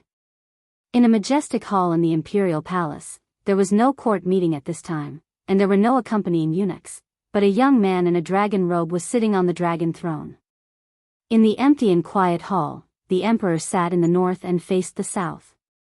He said in a voice that only he could hear, "Do you know, as long as Dongjua and 200,000 people die in Beimang, and 100,000 more people die in Beiliang, then the world will be peaceful and prosperous." Chapter 1605. When Su Fengnian leisurely took a step forward, the sleeves of his black and gold embroidered robe swayed lightly. Not far away, Li Haoran, the first disciple of Qi Jiajia, who carried the famed sword, 8 Sweet Dew, and was said to be a northern sword expert with 8 swords of the finger-profound realm, did not move at all. The spectators on the 2 sides of the Demoyai courier station couldn't help but praise Li Haoran inside. No wonder he was a young grandmaster that could establish himself in Great Peace City. Even when facing one of the 4 great grandmasters, Su Fengnian, he could still be so calm. No wonder in the mysterious Jianghu of Jing, many elders said that Li Haoran could reach Mr. Qi's level in martial arts in less than 10 years. He might have a chance to reach the top of the sword forest in his lifetime and see the scenery of the sword in the eyes of Li Chungang, Dong Tai, and the others. The layman watched the spectacle, the expert watched the skill. The youth holding the blade who had regained his youth couldn't help but snort. This Li brat was not confident, he was scared silly. More accurately, he was not scared silly, but did not dare to move. Su Fengnian's step seemed ordinary, but it was an invitation to battle. His spirit had spread to the entire street. The targets of the invitation included the 3 of them, Zhao Go, and some of the hidden people in the buildings on the 2 sides of the street. So the meaning of this step was very simple. Since they had come to the Demoyai courier station, then they were all guests. The king of Beiliang was wealthy and could afford to entertain them. Unfortunately, Li Haoran was not among them. Li Haoran, who was the closest to Su Fengnian, knew his own difficulties. He was not a master in the Xian finger realm, but he could use many types of Xian finger sword. His perception of qi was quite keen. Logically speaking, when encountering a strong enemy, the 8 sweet nectar, in the scabbard, which was connected to its master, should be eager to give it a try. However, not only did the long sword in the scabbard not show off its power, it was like a tortoise hiding in its shell, lifeless. It was to the extent that the man and the sword were separated from each other, as if they were separated by yin and yang. Li Haoran was extremely talented and had practiced the sword for many years. His path of martial arts cultivation had been smooth sailing. Whether it was the annual exchange of pointers with his master, Qi Jiajie, or when the Tangxi sword was Lu Baijie was sent to the capital to become an official, he had never encountered such a thing when he went outside the city to greet her with his sword under Qi Jiajie's instructions. At this moment, Li Haoran finally understood something. Whether it was his master, who had high hopes for him, or the Tangxi sword fairy, Lu Baijie, who had an extraordinary bearing, they both took pity on the junior swordsman, so they never did their best. The crippled old man's face was solemn. He asked the Qi Refinement Grandmaster, other than Chai Qing-shan of the Dongyue sword pool, are there other experts nearby? The Qi Refinement Grandmaster, whose strength had skyrocketed to the level of great celestial phenomenon, said bitterly, other than the three of us, I only sensed 6 other auras from the king of Bailiang. 4 of them were in this inn, while the other 2 were not here. It's similar to you. Other than Chai Qing-shan, I don't know the identities of the other 5 people. If not for the Su Fengnian's invitation to battle in such a manner, I wouldn't have discovered their existence earlier. The crippled old man frowned and said, all the master and senior grandmasters in the capital have already approached the palace and the imperial astronomer. It's still reasonable that the old master of the Wu family's sword tomb came to watch the battle today because he's living in seclusion in the city. But who are those 5 people? At this point, the crippled old man couldn't help but look around. His face was full of disbelief. He sighed and said, a total of 5 people. 5 great grandmasters who are difficult to distinguish between friend and foe? If 1 or 2 of them were to fight, wouldn't the capital be in a mess? Suddenly, the crippled old man and the number 1 Qi Refinement Grandmaster in the north looked at each other. They could see the intense fear in each other's eyes. At the same time, they thought of a terrifying possibility. What if one of the 5 people was Chao Changqing, and what if the arrival of the Great Guanzi was a tacit agreement between the Bailiang and West Chu, and the other 3 chose to watch from the sidelines? Originally, with the strong foundation of Great Peace City, in these 20 years, other than the martial emperor's city, Wang Xianji might not have been able to stop it. Even Chao Changqing would not have been able to do as he wished. Although Han Shengxian, Master Lu Hao, and Qi Jiajie were no longer here, this meant that the palace city, the imperial city, the inner city, and the outer city of the 4 cities of Great Peace City, except for the crippled old man who was responsible for guarding the outer city as usual, had all lost their most important people guarding the city. However, the great grandmaster of the Wu family's sword tomb, Wu Jian, could be said to have replaced Master Lu Hao. Together with the concealment talisman matrix strengthened by generations of Taoist masters of Longhu Mountain, and the Saint Zhang of the Yensheng Gong Fu carefully created with the help of the 2 scholars Yuan Benshi and Xia Guining, Zhao Go dared to guarantee the emperor that if the new martial emperor Su Fengnian entered the palace alone, he would only be able to enter and not leave. However, at that time, how many people would be affected, whether it would be 1,000, 2,000, or more? Zhao Go didn't dare to pat his chest. However, when Su Fengnian had an additional great grandmaster of the same realm beside him, and the northern Qi cultivators in Great Peace City were all dead or injured, the 2 matrices were weakened a lot.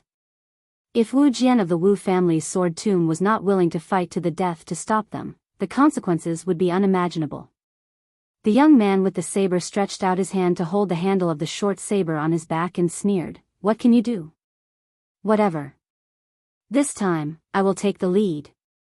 When the crippled old man was about to say something, the young man with the appearance of Zhao Go had already started to rush forward. He was not in a hurry to unsheath his saber. He leaned his body forward and ran forward. Every step was like a dragonfly skimming the water, extremely light and agile. Nobody knew when the young lord in the eye-catching python robe had already stood beside Li Haoran, who had been as still as a mountain. They stood side by side. One of them faced the street, the other faced the gate of the Maui post house. In the blink of an eye, everyone only felt a forced daze. They found that the nameless young man with the saber seemed to be stupidly standing in front of the young lord. He still maintained the posture of holding the saber, and the blade was only half unsheathed. The spectators, who were looking forward to a genuine peak battle, were completely baffled. Chapter 1606. Not long ago, that bastard called Wu Laifu managed to pull out a whole saber from the king of Bailiang. When it was your turn, you rushed forward like a dog. Why did you suddenly stop in front of the king of Bailiang? You're not one of those Jianghu women who yearn for the prince of northern Liang. Why are you standing there like a wooden chicken? Why are you standing there dumbstruck? Both sides of the street suddenly booed and jeered. Outside the Daoist post house, except for the crippled old man and the chi cultivator guru, those who could see the depth of the situation did not go to the window to join in the fun. As for those brave women who snatched the feng shui treasure and wanted to take a look, what they wanted to see was the kind of exciting fight that could turn the world upside down. Almost no one noticed that the hand of the handsome young man holding the saber was already badly mutilated. Especially the palm that was close to the hilt, the white bones could be seen. The sleeve of the arm holding the saber was also torn to pieces. Zhao Guo, who was facing the young king, had blood oozing out of the corner of his mouth. His face was ferocious and showed disbelief and unwillingness. Li Haoran, who said, "If the enemy doesn't move, I won't move. If the enemy moves, I won't move," was sweating profusely. He only heard the king of Bailiang laughing and saying to that person, "I know you have a trump card, but the reason why you're still alive now," this Zhao Guo, who said, "You can't judge a book by its cover," instantly removed all his disguises. At this moment, he looked down in a daze. Half of a slightly slender arm pierced through his chest. The arm was slowly pulled back. Zhao Guo, who was numb to killing, turned his head with difficulty. He only saw an old mink hat, a delicate face, and the girl was still eating half of a scallion pancake. Killing people and eating pancakes. He knew her.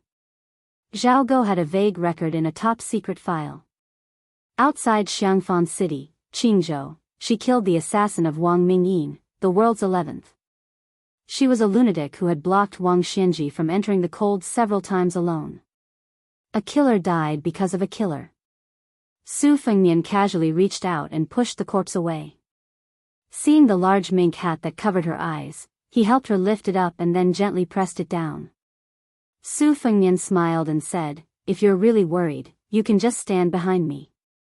You don't have to do anything." "Yes, just a little further away." She didn't say anything. She walked 10 steps behind Su Fengnian with a straight face. Su Fengnian turned to look at the girl helplessly. She reluctantly flew toward the dragon claw scholar outside the post house and sat on a branch, rubbing her arm against the branch. Su Fengnian exhaled softly, looked into the distance, and said in a clear voice, "Chao Changqing, Chen Zhibao, Dong Tai, Xianyuan Qingfeng, which one of you wants to go first?" Half of the city could hear it. Li Haoran swallowed his saliva and asked carefully, "Your Highness, should I move aside?" Su Fengnian smiled and said, "It's fine. You just have to stand behind me." The crippled old man said in a low voice, "We can go now." The Qi Refinement Grandmaster nodded with some regret. The two of them disappeared in a flash. They couldn't afford to get involved in this mess. There were only a handful of people in the world who could. The fact that Zhao Guo's colleague didn't draw his saber was equivalent to Su Fengnian telling them a cruel truth. Below Heavenly Phenomenon, one move was all it took. The Qi Refinement Grandmaster didn't want to use his life to prove that, but below Land Immortals, one move was all it took. In a certain restaurant, a green-robed Confucian smiled and poured himself a cup of wine. The white-robed man across the street frowned. The white-robed man sitting at the table next to him wanted to say something but stopped. The purple-robed woman on the city wall of Great Peace City hesitated for a moment. Then, she flew on the roof as if she was walking on flat ground. From the south of the city to the Xiamawi post house, there was a sudden clap of thunder. The youth from the Dongyue sword pool, Song Tinglu, blushed and said angrily, "Master, this guy is too arrogant. Why didn't he include you?" The young girl with many swords on her back covered her mouth and laughed. She was siding with the outsiders. Chai Qingshan said with melancholy, "Since Master didn't draw his sword in Wudang Town, then he doesn't have the right to draw his sword in this lifetime. There's nothing to be angry about." Tinglu, if you feel that it's not worth it for master, then practice the sword diligently. Don't slack off. On the path of martial arts, talent alone won't last forever. The young girl made a face, adding insult to injury. The youth snorted coldly. At the window of the inn, the old head of the Wu family sword tomb scolded jokingly, "This kid." An old man in the room reminded with a sharp voice, "Don't forget your duty." This person was the eunuch from the ceremony directorate who had announced the edict to the king of Bailiang. Wu Jian didn't turn around. He retracted his smile. Oh. The eunuch who didn't wear the red python robe subconsciously took a step back. Wu Jian's tone was indifferent. The king of Shu and I are here to watch the battle to ensure that Chao Chongqing won't take the opportunity to go to the palace. Don't push your luck. The north-south Imperial Street had a strict hierarchy. A man who was leading a donkey could only obediently walk on the outermost Imperial Road. When he saw a young swordsman jogging quickly, he shouted, "Young man, can I borrow your sword?" The young man who was rushing to the Daoist post house to watch the battle said impatiently, "Why?" The middle-aged man bargained, "Because I'm Dong Tai." The young swordsman was stunned at first, then laughed and said, "Get lost. You're Dong Tai. Do you really think you're the peach blossom sword god just because you're leading the donkey? I'm the king of Bailiang. Brother, why don't we exchange blows here?" The man with the donkey sighed, "Young people nowadays." The young man stared and said, "What? You don't agree?" The man patted the back of the old donkey. "Old friend, wait a moment, I'll be back soon. I'll use this sword to greet Chao Chongqing. Take it as me saying goodbye to him." In a flash, all the swordsmen who carried swords from the south gate of Great Peace City to the Daoist post house, no matter if they were male or female, old or young, whether they carried a sword or carried a sword, whether it was long or short. Thousands of people. There was an unremarkable middle-aged man standing next to them, holding a sword that they didn't know when they had unsheathed. Chao Chongqing finally put down his wine cup and stood. A purple streak of light shot straight towards Shimawei post house, crashing towards Su Fengnian. It seemed like it would not stop until one of them was dead.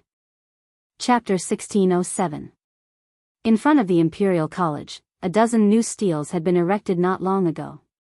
The steles were engraved with the Confucian classics that had been hand-copied by the Hanlin Academy recently. They were for the scholars and scholars of the world to study and proofread. The capital was in an uproar. Not to mention the civil officials, even the old noble members of the imperial family who were not literate came one after another to show their respect for literature. Two middle-aged Confucians rode a carriage to the Imperial College's memorial arch probably because the sun was high in the sky. There were not many students who came to copy the classics. However, when the two squeezed in front of a stone stele, they still had to wait for almost an hour. They looked at each other and smiled. A young man squatted under the stele with a small table in front of him. His clothes were shabby. It was unknown whether he was a scholar from outside the city or a scholar who had failed the imperial examinations and stayed in the capital to wait for the next spring examination of the Ministry of Rites. The set of 4 treasures of the study on the table must have cost him a lot of traveling expenses. One of the middle-aged Confucian scholars bent down to look at the young scholar with great interest, admiring the young scholar who was bending over the table and writing at a rapid speed.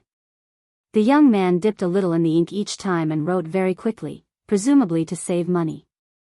However, his strokes were still meticulous and beautiful. The bent Confucian nodded slightly.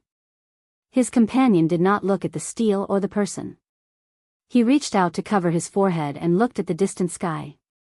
The young scholar was not distracted. Occasionally, he would put down his brush and rub his wrist. He never raised his head, so he did not notice the 2 senior scholars beside him. However, even if the young man looked carefully, he would not be able to recognize them. After lowering his head and staring for a long time, the Confucian with a mutton-fat jade pendant at his waist finally straightened his back. He moved lightly and walked behind the young man. Intentionally or unintentionally, he blocked the poor scholar's white clothes from the scorching sun. Then he asked softly, "Mr. Xia, are they all here?" The man called Mr. Xia did not stop until he was shocked to death. He nodded and said, "They are all here." However, there are not many who truly stand on Su Fengnian's side. Other than Su Yanbing, there are only the white-clothed Luo Yang and the red-robed woman. Dong Tai only wanted to take advantage of the fact that Chao Changqing was courting his own death. Both sides would definitely not overdo it. As for Chao Changqing's trip to the capital this time, it was probably to say a few last words to Su Fengnian. Otherwise, given Chao Changqing's temper in the past, he would not have quietly entered the capital. Therefore, the emperor had respectfully invited the sage duke to come. With Wu Jian and Chai Qingshan's interference, as well as Yao Jin, Han, and Zhao Go, even if Su Fengnian was determined to rebel, it would be very difficult. Also, Su Fengnian came to the capital without permission this time because he wanted to lift the ban on the transport of grain. Actually, there is no need to make a fuss in Great and City. This is something that can be discussed at a table and 2 stools. The Confucian scholar standing behind the young scholar said calmly, "It seems that Mr. Xia has neglected to mention His Highness King of Shu." Mr. Xia smiled slightly and said, "Compared to the sage duke, I am too lazy to play dumb." The present sage duke's brows were filled with haze and seemed to be angry. He steadied his emotions and said in a low voice, "Does Mr. Xia want Bailiang and the imperial court to be destroyed so that the king of Shu, whom Mr. Xia is assisting, can take advantage of the situation?" Xia Guining, who was at the top of the chart on the land, dismissed it with a smile. He put away his hand and turned to look at the sage duke who was worried about the country and the people. There is the loyal Gu Jiantang who has hundreds of thousands of Liao elites and Zhao Bing's Nanjiang army watching. How can the king of Shu take advantage of the situation? As though he knew that it was not a good thing to completely anger the sage duke, Xia Guining did not provoke him. He sighed and said, "To be honest, I did not agree to the king of Shu going north to the capital from Guangling Circuit. Once he enters the capital, if Su Fengnian goes crazy and wants to kill, will you, Chen Jibao, protect him or not? If you stand by and do nothing, the world will be disappointed. If you stop him, there is no benefit. You have already been the Minister of War. Now you are the King of Shu. Even if you get the title of Pillar of the State, which will not increase the number of soldiers, there is no benefit. At this time, people like Lu Xingxiang and Tang Taizuang can stand out. Qin Jibao, Gu Jiantang, and the King of Yen are the cicada, the mantis, or the oriole. There is only a fine line between them. It is obvious who is more patient will benefit more." The sage duke frowned. Xia Guining laughed softly and said, "Since the fall of the Qin dynasty, there are only 2 kinds of people who do not care who the world follows. The first is the people who can only resign themselves to fate. The second is the people in the sage duke's mansion with the surname Zhang. Even if the world is turned upside down, the sage duke is still the sage duke. Did you not see the end of Dragon Tiger Mountain? There are only a few purple and gold lotuses left of the banishing immortal lotus bestowed by the celestial." The sage duke said with emotion, "The change of prosperity and decline is the general trend. But in between, I hope fewer people will die, especially fewer scholars." Xia Guining said with slight sarcasm, "So you went to Guangling River to see Chao Changqing? So what? Did Chao Guanzi listen to you?" Duke Yansheng, "Oh Duke Yansheng, a scholar is a scholar, but don't forget that there is also the word human. Humans have 7 emotions and 6 desires. Even the immortals in the Daoist classics can't achieve true immortality. A scholar can't always be a scholar." Sun Ping and Zhang Julu put down their books and walked into the temple. One died young, the other could not keep his integrity. There was a scholar called Xianyuan Jingsheng who was trapped by love and did not walk out of Mount Hui until his death. Chao Changqing was not much better. He never really walked out of the palace of West Chu in his life. What sage duke, what Chao Guanzi, he was just a chess piece waiting for the imperial order. The sage duke shook his head and said, "Mr. Chao is not as bad as you say." Xia Guining, who was called by his name for the first time, was indifferent. He sneered, "He can't even let go of a woman who died so many years ago. How can he be invincible? Playing chess, playing chess, playing chess." In the end, he played himself as a pitiful piece on the chessboard. What a joke. The sage of the Zhang family looked at this bowl-bearer and shook his head at him. Xia Guining laughed and left. The sage duke stood in place and murmured, Mister, you can predict the future of the world. You saved the people from fire and water. When the country is in danger, you might as well die first. You, Xia Guining, are just a scholar who wants to write history with your own hands. Just a scholar. The sage of the Zhang family turned around and looked at the steels. He was speechless for a long time. The scrivener breathed heavily. His wrist finally could not bear the soreness. Then he realized the shadow and turned to look at the strange scholar standing behind him. The sage duke smiled at him and asked, If you don't mind, can I copy a paragraph for you? The scrivener hesitated for a moment as if he had made a very difficult choice. Finally, he nodded. The sage duke rolled up his sleeves and took the pen from the young man who stood up shakily. He sat down cross-legged and began to write. Hanshi squatted down again and tilted his head to look at it. He felt relieved. At first glance, this senior's handwriting didn't show any elegance. It was well behaved. Although it didn't make people feel that it was a work of art, it didn't make people's eyes light up either. But over time, it made the young man feel a sense of justice and peace. Chapter 1608. But seeing this senior sitting upright and still write 100 characters at a moderate pace, the young man was a bit anxious. He reminded in a small voice, Sir, can you write a bit faster? Duke Yanxing nodded and smiled, Okay. Seeing that he really did speed up, the young man who was worried that the ink stick would not be enough to finish copying the inscriptions let out a sigh of relief. But after that person wrote another 200 characters, the young man could only thicken his skin and say, Sir, Duke Yanxing said apologetically, I know, faster. As time went on, the young man started to get anxious again. But it did not happen more than 3 times. He really did not have the face to nag this kind senior scholar. But today, he had finally managed to get a place to copy the inscriptions. He might not be so lucky tomorrow. The capital had a night ban. Only those who were close to the water pavilion could do it. Only those who were from the Imperial College could make the government turn a blind eye and let them copy the inscriptions in the night. And even if he was lucky enough to study at the Imperial College, he really did not want to spend money on lamp oil. So, he could only get a place under the hot sun. Although he did not raise his head, he seemed to have sensed the young man's anxiety. The scholar wrote as he said, It really cannot be faster. The young man probably had nothing left to lose. He gritted his teeth and smiled, Sir, there is no rush. That middle-aged Confucian scholar seemed to have taken advantage of the situation and said in a serious tone, Writing and writing, reading and studying, these are all things that take a lifetime to do. Slow down and be more solid, then you will be able to see results. The young man whose legs were numb sat on the ground.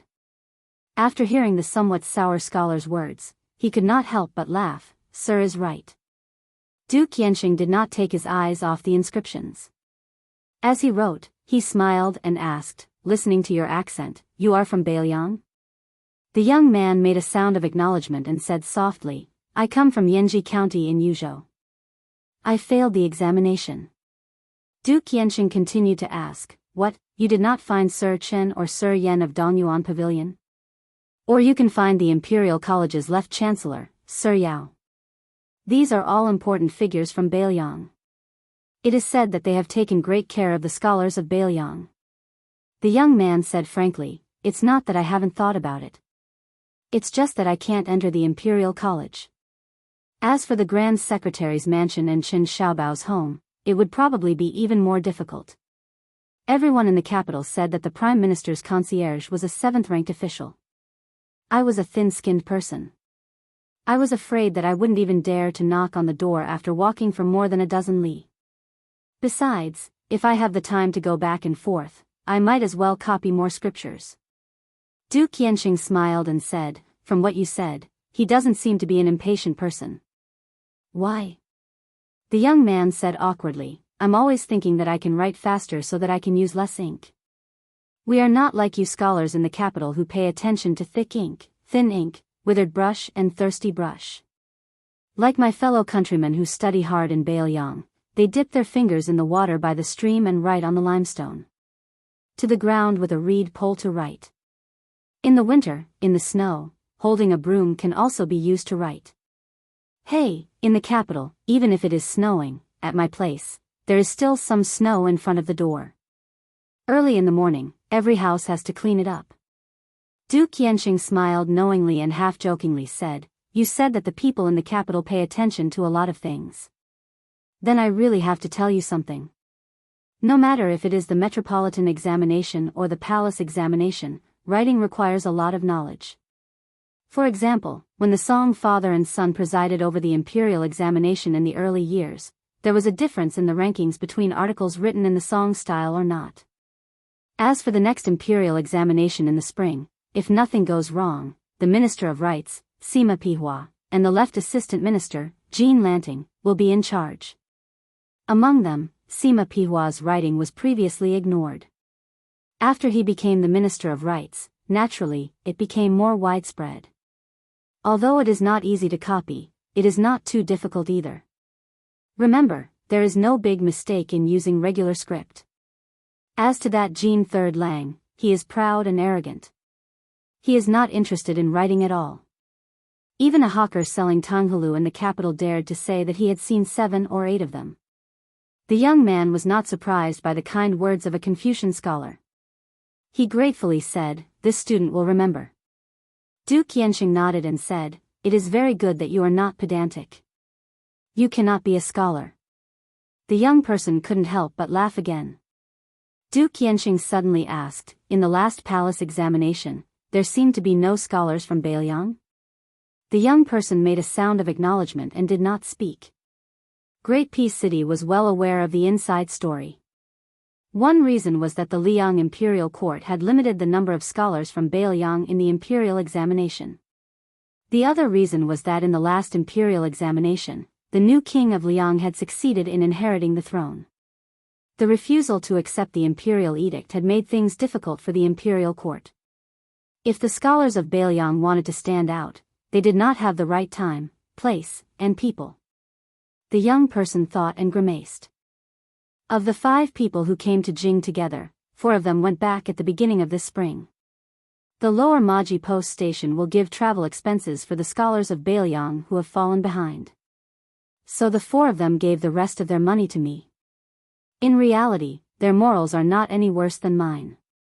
Duke Yanxing was puzzled. Why did they go back? You will have a much smoother time in the next imperial examination.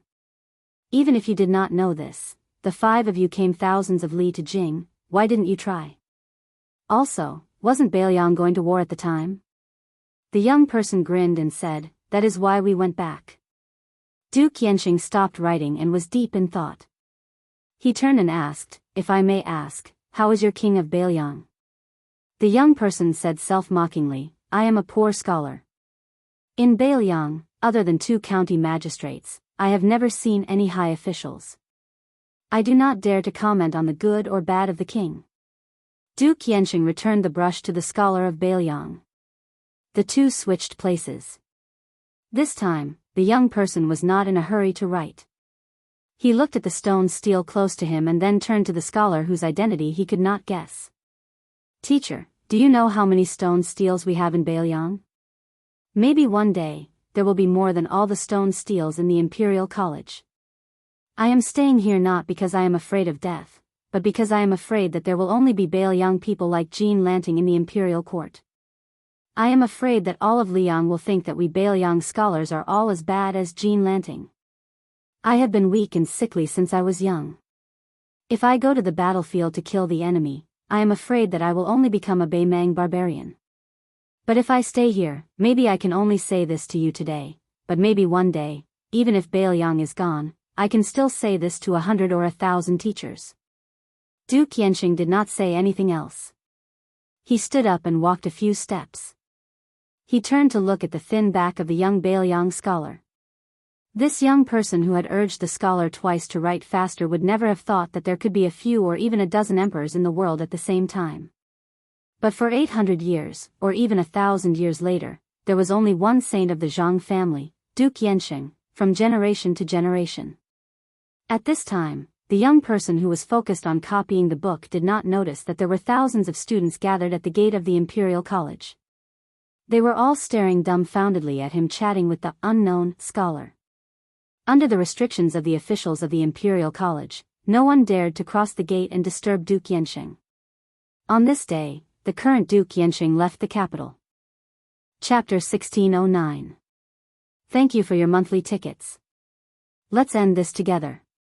Thank you again for chasing me all the way to this day, because you have it even harder than me.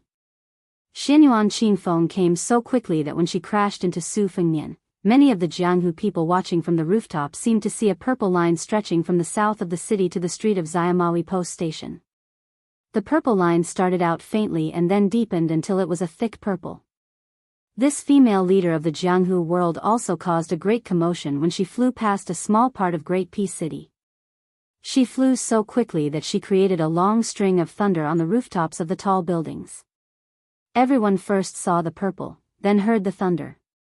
Huishan Zi on the large planes quickly fell from the roof of a restaurant into the street, heading straight for the black gold embroidered robe with 9 pythons and 5 claws. There was a loud bang on the street. With the embroidered robe and Zi as the center, the fallen leaves that had not been swept clean in time did not drift to the sides of the street as everyone expected. Instead, they went against common sense and first spun on the ground. Then they were suddenly pulled up and flew towards the two people who had crashed into each other. Then, they instantly turned to dust when they were 30 to 40 feet away from the center of the circle. On the street, there was a withered yellow parasol leaf that had just fallen from a high branch that was particularly eye-catching. For some reason, it was not torn apart by the two powerful energies. Instead, it circled around the two people like a yellow butterfly, spinning rapidly and dazzling everyone's eyes. The leaf's spinning was untraceable, but every time it drew a thin arc and gently brushed against the stone pavement on the street, there was the sound of metal clanging. Inside the restaurant, Li Bai of the Dongyue sword pool had already brought his junior brother and sister to the window. Li Bai had traveled the Jianghu for many years with a sword and was extremely famous. He was not inferior to the first disciple of Qi Jiajia in the capital. Busybodies even gave them a saying that there were 2 Lis in the north and south sword forests. However, Li Bai knew the depths of the Jianghu better than the narrow-minded Li Haoran, so Li Haoran could not compare to him. Li Bai had asked for 3 excellent seats to watch the battle from the window, and the people in the restaurant were willing to give him face. After all, it was clear which was more important, to take a few more glances at the Demoyai post house or to do Li Bai a favor. The girl in white, Shan Yi, pulled on Li Bai's sleeve and whispered, "Why is the battle so intense? Even if that Xianyuan woman is slightly better than Qi Jiajia, she can't fight with the king of Bailiang for so long, right?" Li Bai had seen the horrifying scene of the young king killing Qi Jiajia in an instant. He knew better than most of the martial arts grandmasters of the Central Plains the terrifying power of Su Fengnian. On the way back to Tai and city from Lushu town, he and Chai Qingshan had speculated about Su Fengnian several times. Both of them thought that even if you reached the Xian finger state and had been in this state for 10 or 20 years, you might not be able to block one attack from Su Fengnian, let alone a second-level master. Su Fengnian's martial arts were not only complex but also exquisite. Especially his killing method, it was quite similar to that of Catman Han Xingxian. They were all in a life-and-death battle. If you were 1 level lower than me, you would definitely die, and you would die very quickly. It was a matter of life and death in the blink of an eye. However, Li Bai and Chai Qingshan had different opinions about the result of a celestial state grandmaster fighting against Su Fengnian. Li Bai didn't believe that there was a celestial state grandmaster below the earth immortal. He didn't believe that such a small group of people would have no power to fight back against Su Fengnian. Li Bai couldn't see the truth, and he wasn't a person who liked to speak without thinking. He deliberately ignored the dissatisfaction in his junior sister's words towards the Alliance Master of Liang Wulin. He shook his head and said, "Alliance Master Xianyuan is after all a Jianghu prideful person blessed by the heavens. Looking at the whole world, even with Bei Meng, only she can compete with the king of Bailiang in the speed of martial arts." In the early years, she had already done the magnificent feat of intercepting Wang Xianji on the Guangling River. Now that her cultivation has deepened, it's not too strange that she can be in a stalemate with the king of Bailiang. After saying these words, Li Bai's eyes were a little absent-minded. On the street, the purple robe and the python robe were like flood dragons circling around the hill. It was really pleasing to the eye. Li Bai clearly remembered that the first time he saw Xianyuan Qingfeng was at the Quick Snow Villa by the Spring God Lake. This purple robe was invincible and looked down on the heroes with an irresistible force. Even Li Bai felt an inexplicable sense of inferiority. This woman stood alone on the peak of Mount Huishan. Almost all the young talents in Liang Lake, including Li Bai, could only look up to her from afar. In the past 2 years, the young girl, Shan Yi, was tired of hearing nonsensical Jianghu rumors about the king of Bailiang and Mount Huishan purple robes secretly flirting with each other. Although it was a fact that Su Fengnian had given most of the secret manuals in the Tide Listening Pavilion's arsenal to the Moonless House on the Great Snow Plateau, in the heart of a young girl like Shan Yi, she did not believe that the king of Bailiang would have any unclear relationship with Xianyuan Qingfeng. A woman who was always gloomy, even if her martial arts were a little better, her face was a little prettier, and her figure was a little more graceful, she was still not likable. The young girl in white asked with a smile, "Senior Marshal Brotherly, do you think that the king of Bailiang purposely went easy on that woman to prevent her from losing too badly? If she loses all her face in Great Peace City, how can she still be the Wulin Alliance leader? Isn't that reasonable?" Song Tingla rolled her eyes and said, "Master said it himself that Xianyuan Qingfeng is a true great celestial phenomenon realm cultivator. His cultivation is not inferior to Xianyuan Great Pans, who proved his Tao through strength. This kind of martial artist, whether in terms of physique or state of mind, is not something that ordinary martial arts grandmasters can compare to. Junior martial sister, do you really think that Su is invincible? Our Li Yang still has 2 grandmasters, Chao Guanzi and the Peach Blossom Sword God. It's one thing to show off in Bailiang, but it's another thing to leave Bailiang. Just wait and see. When Chao Guanzi and Deng Xiaoping make their move, Su will be beaten back to his original state." Chai Qingshan did not stand with the 3 juniors from the sword pool, but he was not as relaxed as Chao Changqing, Chen Zhibao, Wu Jian, and the others.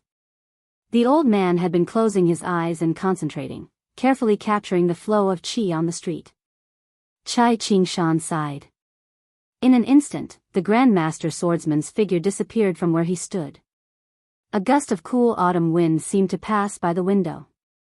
In the next moment, Chai Qingshan was standing on the steps in front of the restaurant.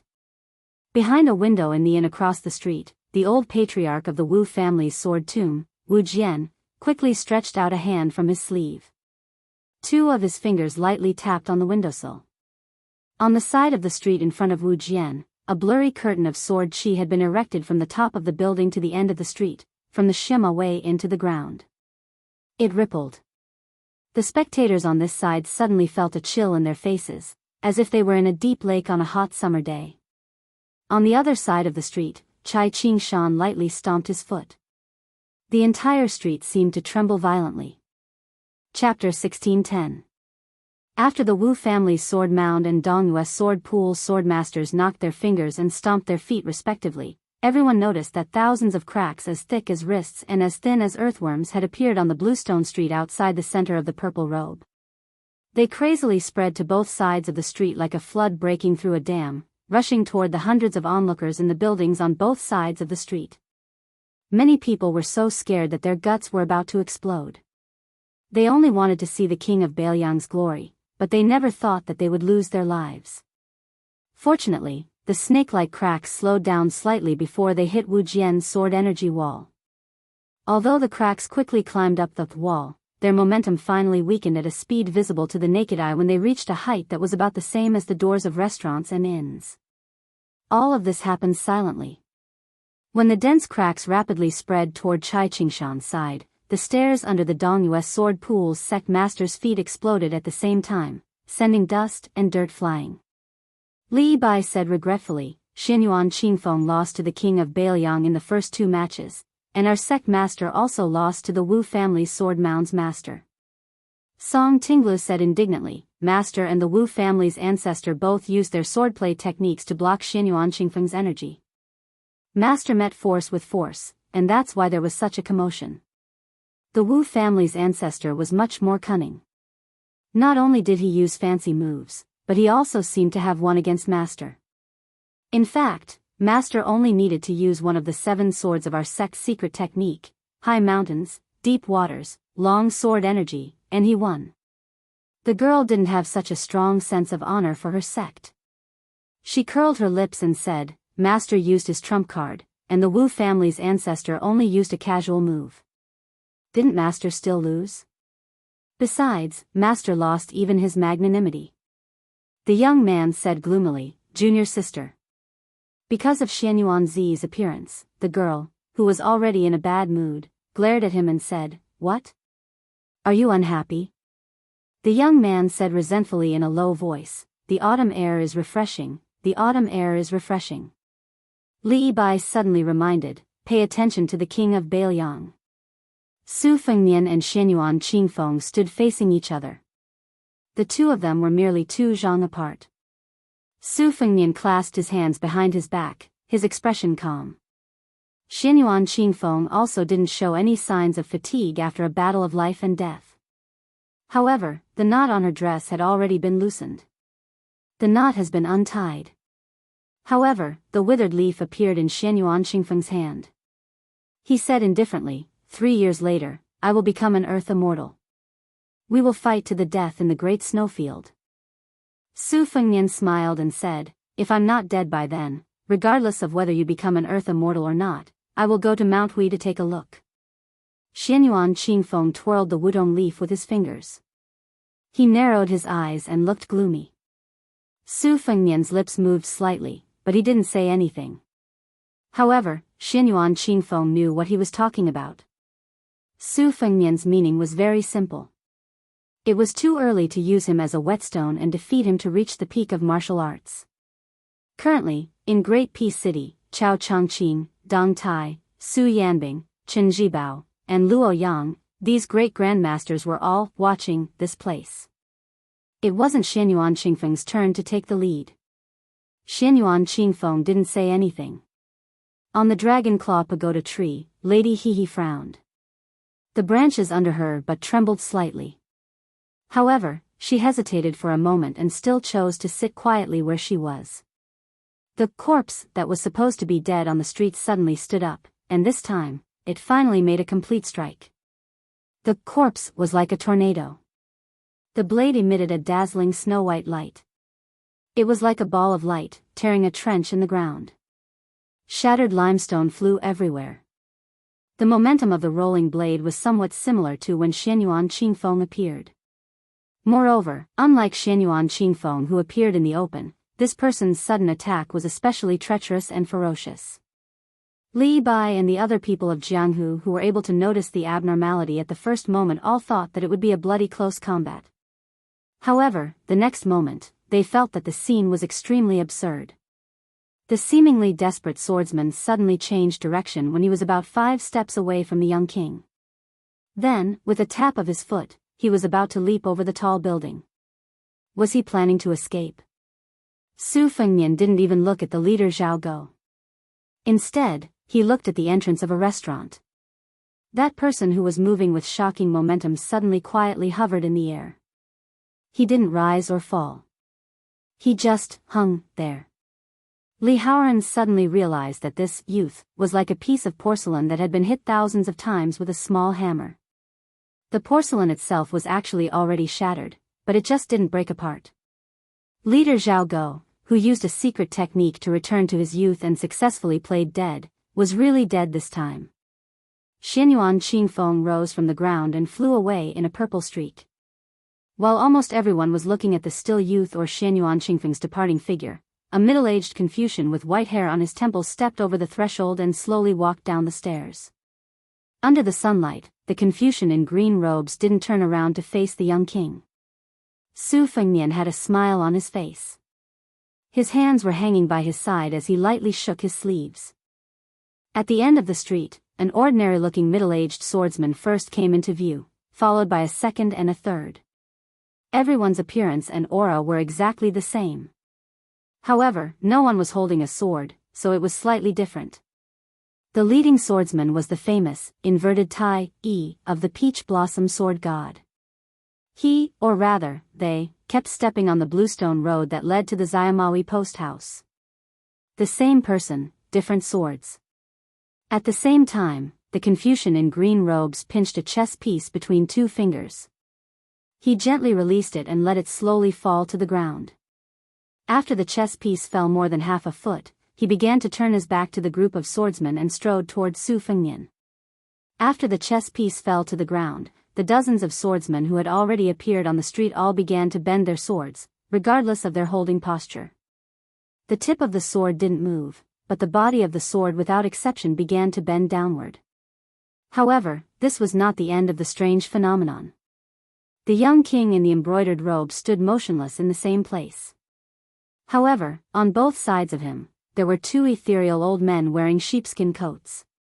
They looked up at the sky with their hands behind their backs, as if they didn't care about the world at all. A short old man with a sword case on his back grinned, missing his front teeth. A tall and barefoot old man with white hair and linen clothes crossed his arms in an imposing manner. A tall old man in a Wudang Taoist robe slowly raised his hand and made a gesture of one finger cutting the river. A black-robed monk touched his head with a straight face. A eunuch in a red embroidered robe crossed his fingers on his abdomen. Chai Ching-shan sat directly on the threshold of the restaurant without the demeanor of a grandmaster, looking at the old man wearing a pair of straw sandals beside the young king. Chai Ching-shan's eyes were in a trance. The ancestor of the Wu family's sword tomb rested his elbows on the windowsill and smiled. The old eunuch in charge of the ceremony directorate saw this scene and his lips turned white. Chen Jibao finally came near the window, followed by the head eunuch of the ceremony directorate, Song Tonglu. The latter looked at the senior in the red embroidered robe on the street with a complicated expression. The girl in the mink hat on the old locust tree stopped eating the pancake. No one knew if she was full or if she wanted to leave some for that person. The battle was imminent. Everyone couldn't help but hold their breaths. There was no more noise, and even the sound of a needle dropping could be heard. 3 of the 4 grandmasters in the world, the 3 earth immortals of Liyang, the new martial emperor Su Fengnian, Chao Changqing, and the peach blossom sword god Dong Tai. They gathered in the capital and stood in a tripartite balance of power. Each of them fought against 2 people. Chapter 1611. The specific process of the battle between the 3 will not be recorded in the chapters of Silent as a Cicada in Winter. See that peak battle in a few chapters. Today's morning court session in Great Peace City was unprecedentedly grand. Yonghui was the most auspicious. The court session, especially the morning court session, was, to a large extent, a direct reflection of the political situation of the Liyang dynasty. The number of people participating in the court session was often an invisible evaluation of some important officials. For example, Chen Jibao and Liu Baijie had gone to the capital to become Minister of War. Shangyin Academy Grand Chancellor Qi Yanglong had left the mountain. Great General Gu Jiantang had left the capital to take charge of the 2 Liaos. This old man, son of the Song family, Yan Jinshuan's posthumous title decision, Lu Xingxiang's, Tang Tishuang's, and Su Gong's first entry into the capital. Junior Guardian Chen Wangxing's appointment as left scattered cavalry, the former Minister of Revenue Wang Xiongui and the former Minister of Rights Yuan Guo's exile, the Assistant Minister of Justice Han Lin's promotion, Liu Baijie's sad departure from the capital, and so on. Other than the civil and military officials who had to attend the morning court session every day, there were 3 types of people who had the right to attend the court session but did not need to. They were members of the imperial family who had the same surname as the country, members of the noble families who had earned a hereditary title due to their contributions to Liyang, and old officials who had been granted special permission by the emperor to not attend the morning court session. The more people there were in the morning court session, the more prominent the position of an official would be. If there were fewer officials in the court session, such as Wang Xiongui and Yuan Guo's departure, or the old general Yang Xinxing, who had gone to Bailiang Road not long ago to become Jidushi, there were no waves. There were almost no members of the imperial family or the old officials. Although the weather had suddenly turned gloomy and rainy last night, this morning's court session could be said to be full of virtuous people. The autumn rain continued, and many of the roads in the capital were muddy. For some of the officials who had to travel through a small part of the capital to attend the morning court session, if this was in the past, they would probably be cursing on horseback or in the carriage. However, today, almost everyone was in high spirits and showed no signs of fatigue. Some of the officials who had the habit of reading in their carriages before morning court were absent-mindedly flipping through the pages of their books. From time to time, they would lift the curtains to check the address, or directly ask the coachman how long it would take to arrive. On the street where Chen Wang's house was located, his neighbors were all first-class nobles of the Liang dynasty. Apart from his father-in-law, there were also big shots like Gao Shizhi, the Duke of Yan, and Song Downing, the Marquis of Huaiyang, who had retired behind the scenes for many years. Their silence did not mean that they had lost the right to influence the direction of the court. Before dawn, the mansion was ablaze with lights. The servants had already prepared the carriages. The nobles and officials dressed in purple and yellow entered the carriages one after another. In this heavy traffic, Chen Wang's ordinary carriage was inevitably a little shabby. However, at a corner, a marquis in the front carriage, who was supposed to turn into the main street first, took the initiative to slow down and make way for Lord Chen's carriage. Chen Wang gently lifted the curtains. The marquis, who was almost 50 but still did not look old, saw Lord Chen nod to him in greeting. The old marquis smiled and returned the greeting. After putting down the curtains, he stroked his beard. He was both pleased with himself for having some dealings with the left-scattered cavalry, but he also sighed with regret. Back then, the former emperor had chosen a girl from the Zhao family and nobles to marry to Chen Wang. He had a granddaughter, and there was hope. However, at that time, he only wanted to establish a relationship with a powerful duke. Looking back now, although he had fulfilled his wish and sent his granddaughter to the duke's mansion, it was a great loss compared to Chen Wang, who was a real dragon son-in-law. The Duke of Yan, Gao Shizhi, and the Marquis of Huaiyang, Song Downing, were best friends. Strangely, the two families, who were well-matched in social status, did not have any marriage alliance. Speaking of which, Gao Shilian and Gao Shijing, who were born to the Duke of Yan in his later years, were quite outstanding young children in Tai and city. The Marquis of Huaiyang had many children, and they were all eating sugar cane.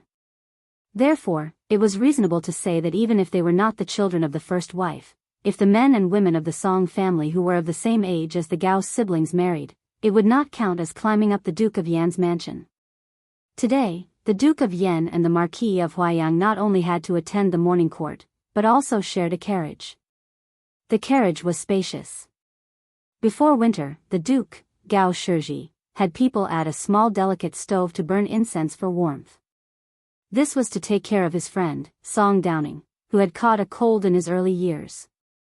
Song Downing narrowed his eyes and dozed off. Gao Shizhi gently bent down and gently stirred the fire. Song Downing was a light sleeper and quickly opened his eyes. Gao Shizhi saw Song Downing's gaze and asked, "Do you have something to say?" Song Downing remained silent. From the corner of his eye, he glanced at the thick curtain between them and the coachman. Gao Shizhi asked again, "Has your old coachman finally resigned on his own?" Song Downing, who was afraid of the cold in autumn, reached out his hand to close his collar and softly grunted. Gao Shizhi smiled, "Since that's the case, why don't you dare to speak freely?" Song Downing's face was indifferent. "After so many years, I'm used to it." As a brother who had gone through thick and thin, Gao Shizhi's heart was filled with sorrow. He sighed softly, "In that case, we have to thank the young king who was unwilling to stop for a moment. Otherwise, even if His Majesty wanted to withdraw Zhao Go, it would not have been so fast." Song Downing said with a hoarse voice, "At first, I had complaints about the previous emperor's actions. After so many years, I feel at ease. To be honest, when I occasionally went out in the past, I knew that there was a spy from the previous emperor watching me. In fact, there was nothing uncomfortable about it. Now that His Majesty has withdrawn the spy, Brother Gao, what do you think?" Gao Shizhi smiled coldly and said, "Brother Song, I, Gao Shizhi, am not an inexperienced official. Of course, I feel the same as you, uncomfortable, very uncomfortable. It would be better for both sides to know that as long as they do not break the window paper, there will be no problems. Now, the coachman has left on the surface, but will there be more servants and maids in the Fu in secret? Song Downing, who had always been known in Great Peace City for being wooden and taciturn, smiled meaningfully. Brother Gao, do you feel that His Majesty is not as generous as the previous emperor because of this? Gao Shiji frowned and said, you don't think so? Song Downing shook his head and said, in my view, His Majesty's actions are not to make us feel grateful. His Majesty is not so shallow. He just gave you and me a secret edict that does not need eunuchs to do. If you do not understand the deeper meaning, there will be no seat for you in the upcoming banquet. The Duke's expression instantly became serious. He asked, what do you mean? Song Downing slowly said, ever since the first year of the auspicious talisman, Jingdo's officialdom has changed, too much for the eyes to take in. There have been many ups and downs, and it is not as simple as a few people rising up in the officialdom. In terms of civil officials, the nobles led by the Peng family of the north started to rise quickly. The Jiangnan nobles led by the Lu and Yu families suddenly rose and then suddenly fell silent. The Green Party rose from the ashes, the Hanlin Academy became independent from the Zhao family, and completely cut off all ties with the 3 provinces and 6 ministries. The new Hanlin Academy scholar is a true disciple of the emperor, and comes from a normal noble family. He does not have much connection with Zhang Lu and the 2 Liao families of Jiangnan. The establishment of the 6 pavilions is also an act of splitting power from the 3 provinces and 6 ministries. As for the generals, let's not talk about the old kings for now. Let's talk about the people who have been in and out of Jingdo in recent years. The former assistant minister of the Ministry of War Su Gong, Tang Taizhuang, the deputy general of Jizhou, Yang Huchen, and Han Fang, the one who returned to Guangling, Song Li, who held great power in Jingdo, and the general Li Chang'an, who was promoted, and the workers Huang Tianzong and Wei Dong, who just entered Jingdo. Song Laudi, Gao Shiji mocked himself, why don't you open the window and speak frankly? I already know what you are talking about. His Majesty's general meaning can also be considered to have a rough understanding. I am a rough man, and I am not good at beating around the bush. Song Downing sighed softly and said, forget it, it is better to save some energy than to play the lute to a cow. After all, I have not attended the morning court for so many years. If I accidentally stand and faint, it will be embarrassing. Gao Shiji waved his hand and scolded jokingly, you surnamed Song, don't think that just because you are a marquis, I don't dare to beat you. Song Downing suddenly digressed, tell Shilian and Shijing not to get too close to Yin Changgang. Oh right, and if that girl Shijing is not too opposed, why don't you set her up with Zhao Yuling's youngest son?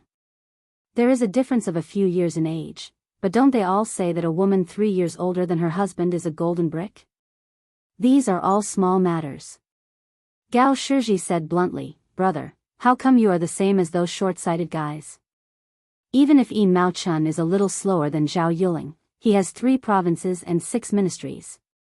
Not to mention the minister's decree, there are also the 2 provinces under the secretariat. Yin Mao Chun and Zhao Yuling each have a latrine pit. There is no need to fight over anything. At this point, Gao Shiji suddenly stopped talking.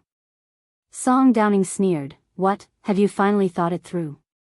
You know that one of the 2 is destined to lose miserably? And it is this Yin Mao Chun who has been the #1 prime minister for many years? Gao Shiji scratched his head in confusion and asked in a low voice, then why the hell are the 2 children getting married? Chapter 1612. Song Downing said indifferently, don't forget, Yin Changgang and Zhao Chuanyuan's marriage was the late emperor's idea. Yin and Zhao pushed the boat along with the current, each leaving a way out for the other's descendants. The Duke clicked his tongue and said, this bunch of scholars, they really have a lot of cunning guts. Song Downing sighed softly and said, scholars have a lot of cunning minds, while martial artists refuse to be controlled. Since His Majesty ascended the throne, it has actually been quite difficult. What's not easy is that His Majesty has done very well. Gao Shiji stared at this good friend of his, who had nothing to hide from him, and asked in a deep voice, have you decided? Are you really going to help His Majesty keep the various civil officials and military forces in check? Song Downing didn't answer the question and took a deep breath.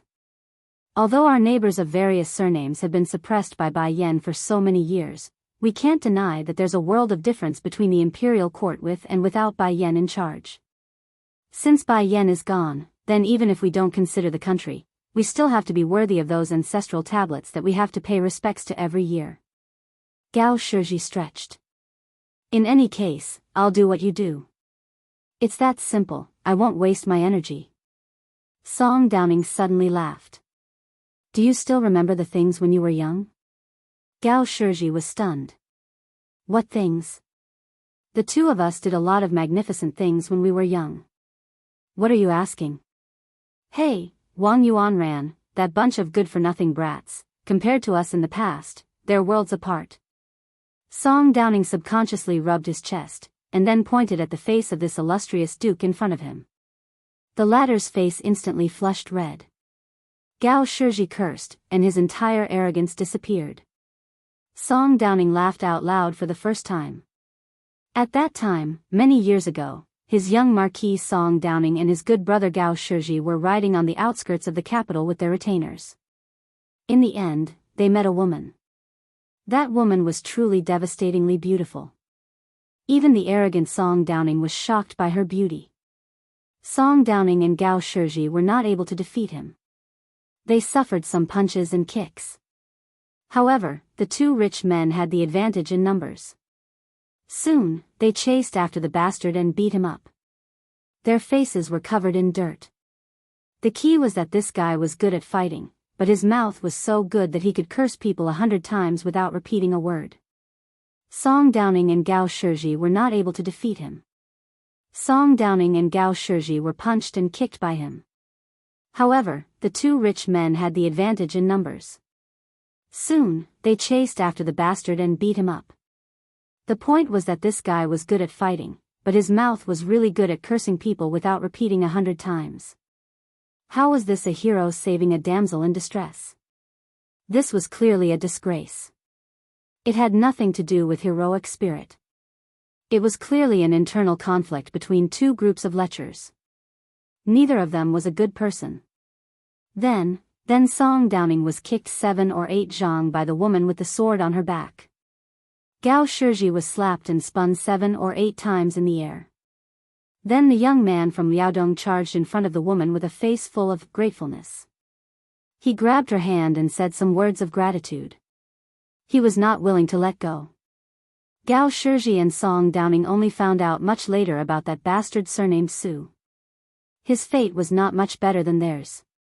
His entire body was sent flying far away.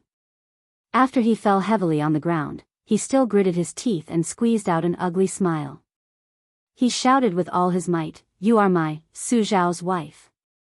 Either you kill me, or you marry me." In the past, as long as Su Zhao was in Great Peace City, there would be no lack of excitement. Now, his son had come to Great Peace City. It seemed to be very lively. The Duke of Yan and the Marquis of Huaiyang were very disappointed. Because in the morning court session, the young vassal king who had caused a great disturbance did not appear. In comparison, the other news only slightly lifted the spirits of the officials. Wu Zhongshuan, the top general of the south under Zhao Bing of Yan, had secretly left Guangling Road and went north. He suddenly appeared in the court of the capital and was promoted to the Minister of War of Liang. At the same time, he was ordered to immediately return to Guangling Road to supervise the war. He would lead the Ministry of War as the great general of the south. When the rebellion was successfully quelled, he would officially go to the capital. Early in the morning, a carriage slowly stopped at the old site of the Ministry of War of Liang. This place was only 1 li away from the Zhao family. Before the change of location, the Liang dynasty, which was called the Barbarians of the North by the 8 countries of the South, had the position of the Ministry of War in the 3 provinces and 6 ministries. It was beyond the imagination of the people of Liang. At that time, not to mention the Ministry of Personnel, as long as you were not a general of a local town, even if you were the head of the Secretariat of the Hall of Secretaries or the left servant of the Minxia province, you would have to obediently make way for the assistant minister of the Ministry of War's carriage. As to those arrogant imperial censors, their only use at that time was to be the punching bag for the officials of the Ministry of War. It was not strange for them to be whipped half to death for no reason. Two emperors, in a short 40 years, had made the Central Plains recognize the orthodox position of Liang. Countless scholars took root and sprouted in Great Peace City, a former border city. They grew into trees that reached the sky, and formed a place where scholars did not lose to West Chu. The young person who walked down from the carriage stood at the bottom of the steps. He looked dazedly at the vermilion lacquered door that almost no one entered. Right now, this was just the place where the low-level officials of the armory of the Ministry of War handled government affairs. A sleepy-eyed minor official of the armory stepped over the threshold. When he saw the black and gold embroidered robe that he had never heard of or seen before, he rubbed his eyes hard, his expression blank. Great Peace City, the foot of the Son of Heaven. Who dared to overstep on the matter of official robes? Much less at the level of an embroidered robe. The person who was just a minor official of the armory froze. He did not dare to take a step forward, nor did he dare to turn around and pretend he did not see anything. A rough voice sounded behind the minor official. Huang Qianshan. Why aren't you going to the Ministry of War Yamen to report to Manager Hong? Did your boots get stuck in dog shit? The minor official swallowed, turned his head and said, Official Yang, someone has come. The tall man behind the minor official, who had also not left the ranks of the corrupt, walked around the person surnamed Huang. When he saw the young person, he gave him a few glances and then silently turned around.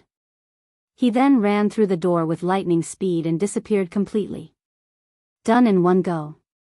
This was probably the reason why Huang Qianshan had called him Official Yang. Official Yang's run had completely blocked off Huang Qianshan's path of retreat. If he ran again, even Huang Qianshan felt that it was not right.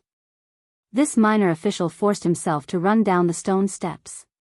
He bent down and asked, Do you? When he said this, he suddenly choked. Just now, in his panic, he did not dare to carefully identify the number of the black and gold embroidered robe, the number of toes, and the water feet. How could he know whether to call the young person in front of him Duke, Marquis, or His Royal Highness? There were too many ways to be an official in Great Peace City. Just the residences of the officials were divided into the rich and powerful. When they went to each place, they had to burn different incense. Otherwise, if they went to the wrong temple and burned the wrong incense, breaking the rules and taboo, it would be a minor matter to sit on the bench in the yamen for a few years. Su Fengnian laughed softly and said, This king is just here to take a look. You do not have to report anything to the yamen. This king. Hearing this shocking title, the minor official's legs went soft and he almost fell to the ground. In the large Liang dynasty, there were not many people who could call themselves this king. Now, a few of them had died. And the so-called king on the same level, who were given the title of king after the emperor ascended the throne, according to the laws of the Zhao dynasty, were still not allowed to enter the capital. Then, since this king in front of him was so young, his identity was clear. The officials in the capital all knew what kind of person the king of Jing'an, Zhao Sun, was. Don't talk about him wearing an embroidered robe and strolling around. He would rather stay in his residence and not see anyone. The minor official's teeth chattered and said, Bei. Bei. King of Bailiang, is there anything you need me to do? Su Fengnian smiled and said, Didn't official Yang just ask you to go to the Ministry of War? The minor official with sweat on his forehead said, It's okay, it's okay. It's the first time king has come. Our yamen is so honored. Su Fengnian waved his hand and said, Go. Just when the minor official was about to bow and run away, he heard the notorious Northwest King said softly, Huang Qianshan, remember to say loudly before you leave, Yamen is an important place. Without the permission of the Ministry of War, no one is allowed to enter. The obedient Huang Qianshan's mind went blank. It wasn't until Huang Qianshan had obediently shouted out and walked far away that the belated Armory Division petty official finally woke up with a start. He was so scared that he could only walk shakily with his hands on the wall. He thought to himself, Am I looking for death? But when he walked for a long distance, he seemed to suddenly think of something. He looked back and saw the young king who was still standing in the same place, the young man who he often scolded and ridiculed together with his colleagues a few years ago. Huang Qianshan's eyes were complicated. He sighed and turned away. The minor official, who was afraid that he would not be qualified to participate in the court meeting in his life, gradually lost his fear and suspicion. But for some reason, he felt a little uncomfortable. Chapter 1613. When Su Fengnian boarded the carriage, Su Yanbing asked, "Why don't you go in and take a look?" Su Fengnian smiled and said, "The place where Su Shao pretended to be a grandson when he was young. I won't go in." Su Yanbing smiled knowingly and nodded. General should be thinking the same. The carriage headed toward the nearby Zhao family. Just as court was ending, many carriages headed toward them. After all, other than the powerful 6 ministries, there were many other yamens of various sizes in the capital. Carriages and officials on horseback brushed past this inconspicuous carriage. Su Yanbing stopped the carriage outside the Ministry of Rites yamen. The carriages and mounts of the officials of the Ministry of Rites had already taken up all the space, causing the wide path in and out of the yamen to be extremely crowded. There was no way around it. The Ministry of Rites was the most important and noble place of the dynasty. It was very busy to receive and send off people.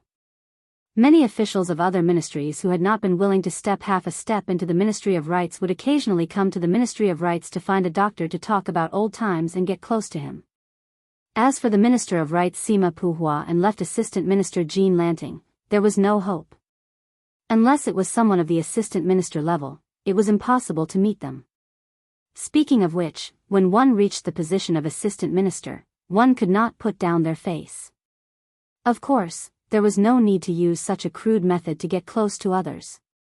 So when Su Yanbing casually stopped at a spot, a minor official from the Ministry of Rites quickly walked over. He did not immediately order Su Yanbing around. There were many serpents in Great Peace City. There were many bloody precedents, and they had learned a principle. It would not be wrong to be kind to others and endure as much as possible. Being a coward was better than being a tortoise that stuck its head out and got chopped off, right? The minor official quickly rejoiced at his cautiousness. When he saw the clothing of the young person who had raised the curtain, he immediately understood. As expected of someone from the Ministry of Rites. Compared to the absurd comical actions of the 2 people from the Armory Bureau of the Ministry of War, this person quickly bowed deeply and said respectfully, "This official greets the king of Bailiang." Su Fengnian got off the carriage, nodded, and walked straight to the Ministry of Rites yamen.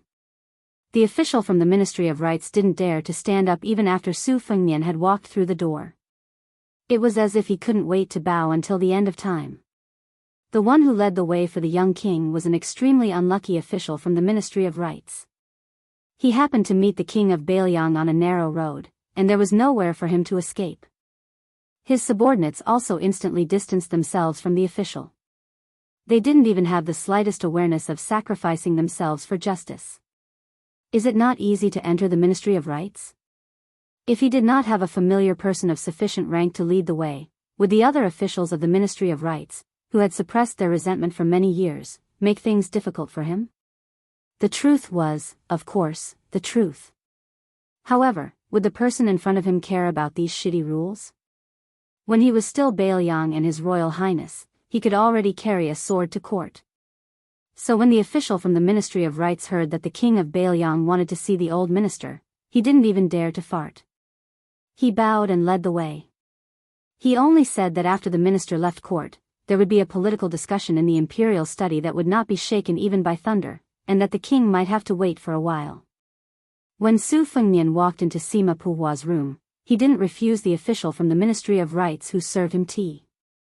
Seeing the young king standing in front of the minister's favorite painting, frogs croaking out of the mountain spring, and admiring it, the official from the Ministry of Rites carefully handed him a cup of hot tea. Only then did the official from the Ministry of Rites remember one thing. After Bailiang's hereditary title was abolished, this young man was scolded for recklessly wasting God's gift, wantonly inscribing on priceless authentic paintings, and even simply stamping the word fake. At first, it was unknown how many officials in the capital and scholars of the Central Plains, after receiving the paintings from the Bailiang Palace, all beat their chests and stamped their feet. They couldn't wait to catch the young man from Wutongan and beat him up. However, they didn't expect that in just a few years, they would immediately change their attitude and laugh from ear to ear. The reason was very simple. No matter how much the leaders of the scholarly circles resisted these paintings from the young king's hands, as long as you were willing to sell them, the price of the next person would at least double. Even so, there was still a price but no market. Thinking of this, the official from the Ministry of Rights felt a little guilty. When Jean Lanting, who hated Bailiang the most, entered the Ministry of Rights and took the second position, he reluctantly parted with his treasures and publicly sold several paintings to show his loyalty. However, he still secretly kept a cool invitation, thinking that one day when he was old and left the officialdom to return to his hometown, he would take it out and show it off to others. Perhaps one day when he was at a critical moment in his official career, he would sell the small invitation with only 2 words, at a low price, to his early imperial examination master. Giving it away for free? Dream on. Cool invitation, cool mountain. Just based on the 2 extremely special words, cool, the official estimated that it was worth 500 taels of silver. Gold. After Su Fengnian finished his tea, he walked to the desk and casually opened an exquisite sandalwood box. Inside, there were 6 ingots of ink neatly arranged. Taking out one of the ingots, the twin dragons spat out pearls to draw golden lines, with the seal script, Hua Zhang Huan Kai, in the middle. It was clearly a tribute ink from the court of the old southern Tang ink master Chuji. A rare item like this, after being passed around for decades, would now be something on the desk of the officials of Liyang. However, compared to the refugees of the spring and autumn period who had also left their homes, these inanimate objects seemed to be much more fortunate. They were able to survive until a knowledgeable scholar loved them so much that he couldn't put them down. Many refugees of a fallen country could only die in a foreign land. Minister Sima Puhua still hadn't returned to the Ministry of Rights Yamen. The official from the side, suffering, the official from the doctor's face grew paler and paler. There was a cough outside the door, and the official from the Department for Purging officials quietly walked out of the room. He saw a good relationship with the minister-counselor of the Department for Purging officials. He was a good person who had been a minister-counselor for over 10 years and still hadn't been promoted. The latter quietly said with a sad face, "Sir Lu," when the minister reached the Yamen door, he turned around and left. He said he had to go to the Ministry of Door to take care of business. He also said that we must not let the prince know. He told us to only say that today's meeting will take a long time and that he may not be able to leave the palace before noon. He also told us to take good care of the prince. Whoever makes a mistake will be punished. Hearing this grievous news, the official almost jumped up and cursed. He resisted the urge to run away on the spot and took several deep breaths outside the room, as if his heart and liver were in pain. At this time, he suddenly had a flash of inspiration. The official whispered in the ear of the minister-counselor. The latter had a troubled expression. The official patted the latter's shoulder heavily and said in a resolute and decisive tone, "Hurry up and go." After explaining the matter, the official returned to the room as if he was walking on thin ice. He tried his best to speak in a calm tone to the young prince. When he spoke, his face was full of sincerity and guilt. A few years ago, when he secretly gathered a servant girl from the manor to catch the fierce woman in bed, he didn't see the official from the doctor's side like this. Su Fengnian glanced at him and expressionlessly said, "Minister isn't here, but Assistant Minister Jiang and Jean Lanting should be here, right?" The official didn't have time to think about the meaning of the 2 different titles. He pecked at the rice and said, "Minister Jiang is here, he is here." Originally, Minister Jiang asked for leave and temporarily returned to the Yamen to take care of government affairs. After Minister Jean left the court, he directly returned to the Ministry of Rights. He is also here. Compared to the Shang study room, which was like a crane in a flock of chickens, the rooms of the 2 ministers of the Ministry of Rights were each occupied by one person. However, the rooms were connected to several other officials, so it didn't seem to be as unique. The Ministry of Rights was a place that taught people rules. Its own rules were complicated to the point of nitpicking. Chapter 1614.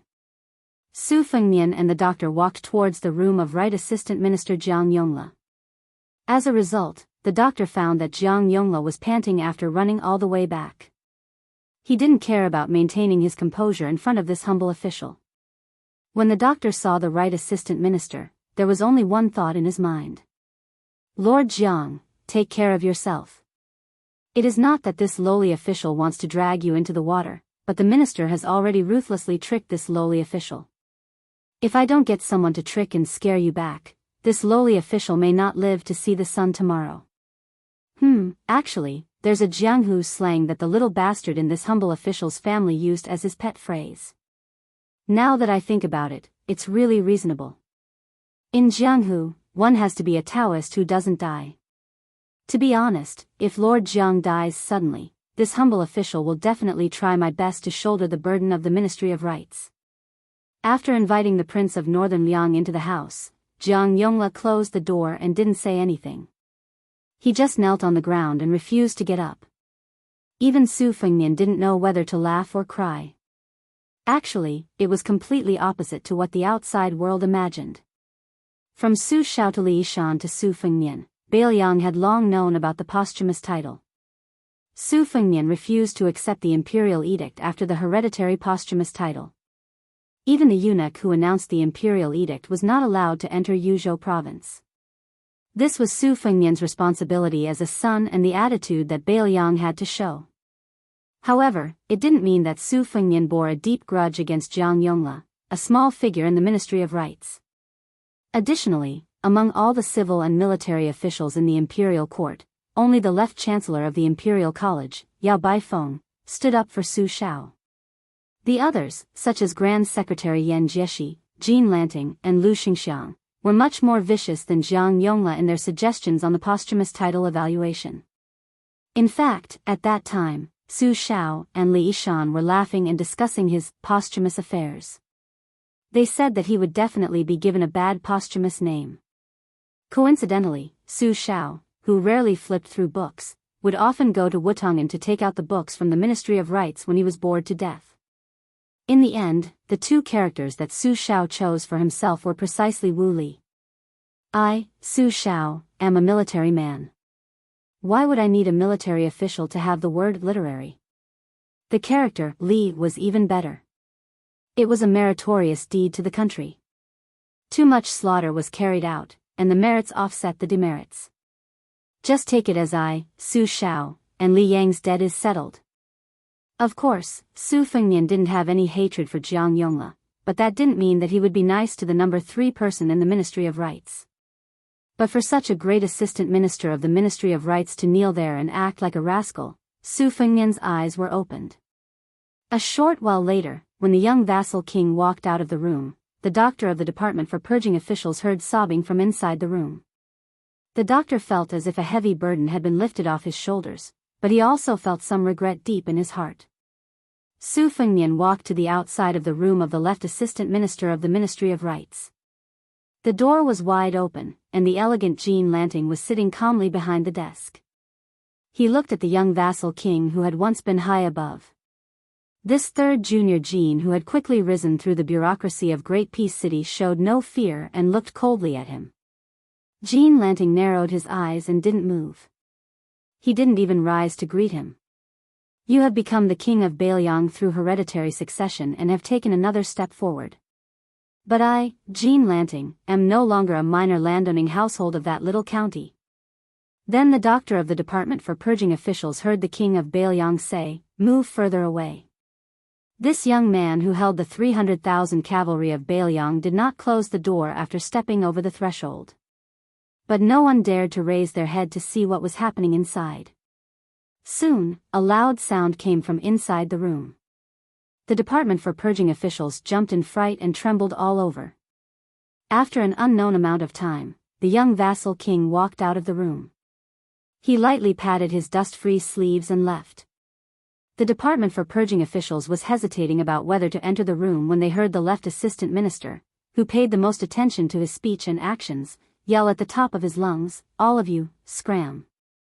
The entire Ministry of Rites Yamen had the bone-chilling coldness of winter. Su Fengnian walked towards the carriage. Seeing Su Yanbing's curious gaze, he said with a smile, I didn't kill anyone, but there are people who feel worse than death. Su Yanbing's gaze was slightly strange. Su Fengnian helplessly said, I didn't take off my pants. But if you have this kind of hobby, I can take you there. Now, that guy is probably still weeping. Su Yanbing hurriedly waved his hand and laughed. Su Yanbing finally stopped laughing. When Su Fengnian was about to get into the carriage, he asked, "Are we going to the Imperial Astronomer next?" Su Fengnian nodded and said, "Yes." Su Yanbing suddenly looked sideways at a group of people on the street in the distance. They were all riding horses. It had been some time since the court session ended, so the road was not congested. But the momentum of the 5 riders was very conspicuous. Su Fengnian lifted the side curtain when Su Yanbing turned his head. Other than the leader of the 5 riders who did not look at them, the other 4 riders all had unfriendly expressions. One of the riders even stopped his horse in front of them. He held the reins with one hand and leaned back slightly, full of arrogance and conceit. Su Yanbing said softly, "Look at that old man's official robe. It seems to be the second-rank military official's robe that only the great generals of the 4 campaigns and the Minister of War can wear." Su Fengnian said, "It should be Wu Zhongshuan, who was previously conferred the title of Great General of the Southern Expedition. It seems that he has come to the capital to receive his reward. Perhaps he has already become the Minister of War. No wonder his subordinates are so arrogant and despotic." Su Yanbing frowned and said, "Do you want me to teach him a lesson?" Su Fengnian, who was separated by a curtain, shook his head and said, "Forget it. Wu Zhongshuan still has some ties with someone. If you want to teach him a lesson, let him do it himself in the future." Just as Su Fengnian was about to ignore the provocation in the other's eyes, the other stopped his horse and raised his hand to make a hand across his neck. Su Yanbing said calmly, "Your Highness, you can't just let me go back and forth and be a cart driver, right?" Su Fengnian smiled and said, "Okay. Remember not to hit too hard." Su Yanbing asked, "Half dead?" Su Fengnian replied, "The other party is not a weak civil official. There is no glory in beating him. However, he is a general of Nanjiang who has been through hundreds of battles. Half dead is not enough. If you don't beat him half dead, you will be letting down their reputation of being comparable to the Bailiang cavalry." Su Yanbing, who had let go of the reins, could not help but smile and said, "There is such a reason." Su Fengnian put down the curtain and said slowly, "As long as the Bailiang cavalry is there, it is the reason." Su Yanbing disappeared in a flash. In the next scene, Su Yanbing kicked the side of the large horse's abdomen. The Nanjiang general was sent flying along with his horse. The horse's 4 hooves flew into the air and landed heavily in the distance with a loud crash. No one saw how Su Yanbing attacked. The tall and sturdy general who had not yet rolled off the horse was kicked 50 or 60 feet away.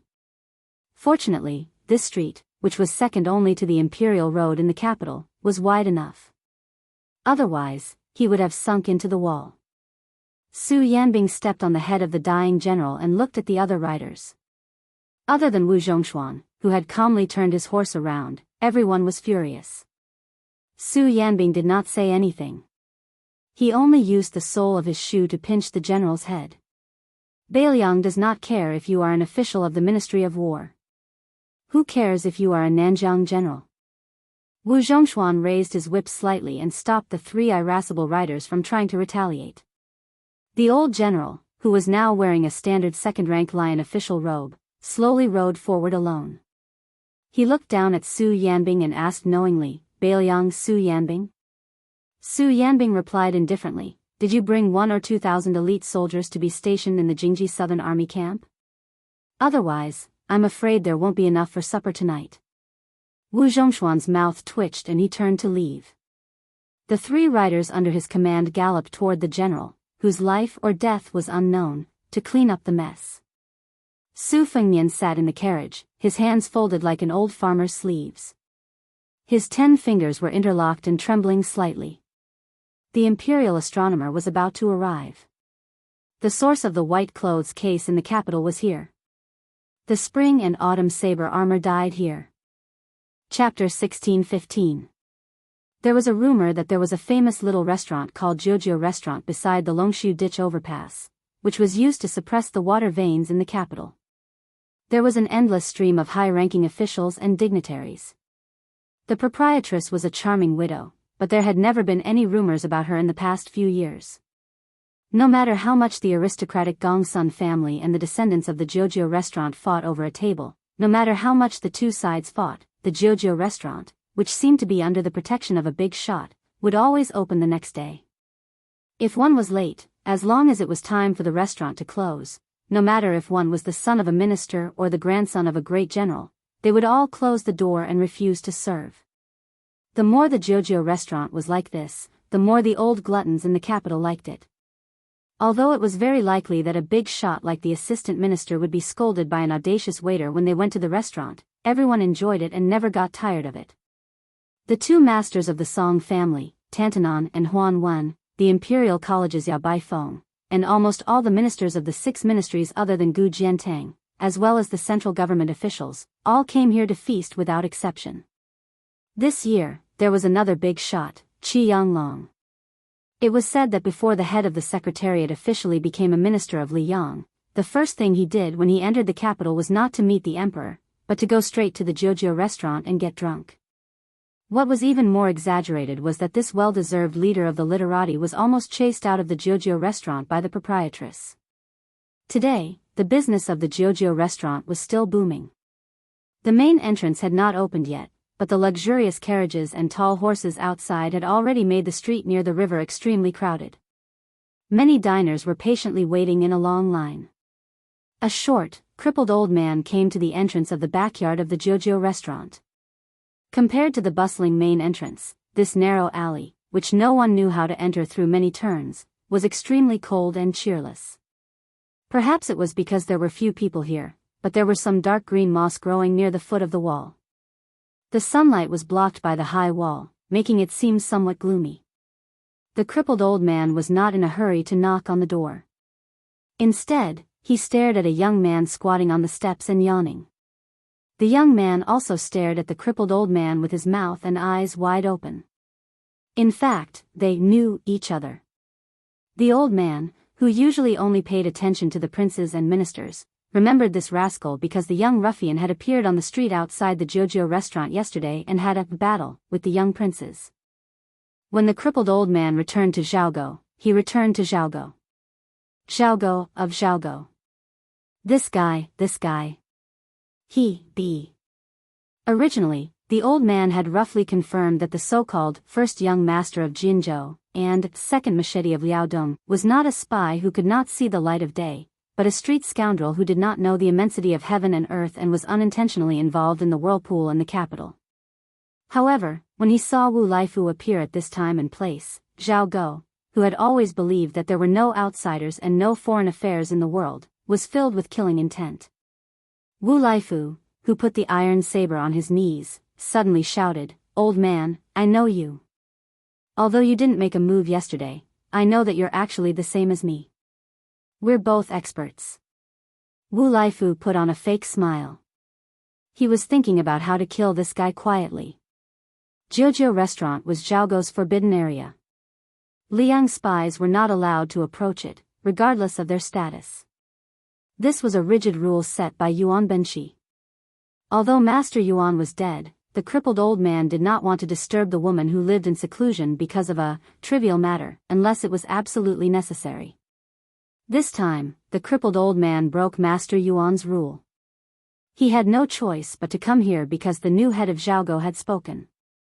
The crippled old man, who even the king of Bailiang and Fu Shuifang only knew his surname was Yao, looked at the young man who was carefully holding the saber and asked with a smile, "Young hero Wu, how do you have the leisure to squat here and look at the sun?"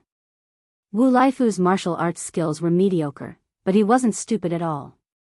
Otherwise, he wouldn't have been able to steal the limelight before Li Haoran. Now, the name Wu Laifu was quite famous in the capital. Yesterday, Wu Laifu had returned twice and witnessed the battle from beginning to end. Among them, the aging of the middle-aged man and the death of the youth with the saber made him gasp in amazement. Therefore, the lame old man who had not revealed his strength from beginning to end was naturally not someone that Wu Laifu could compete with.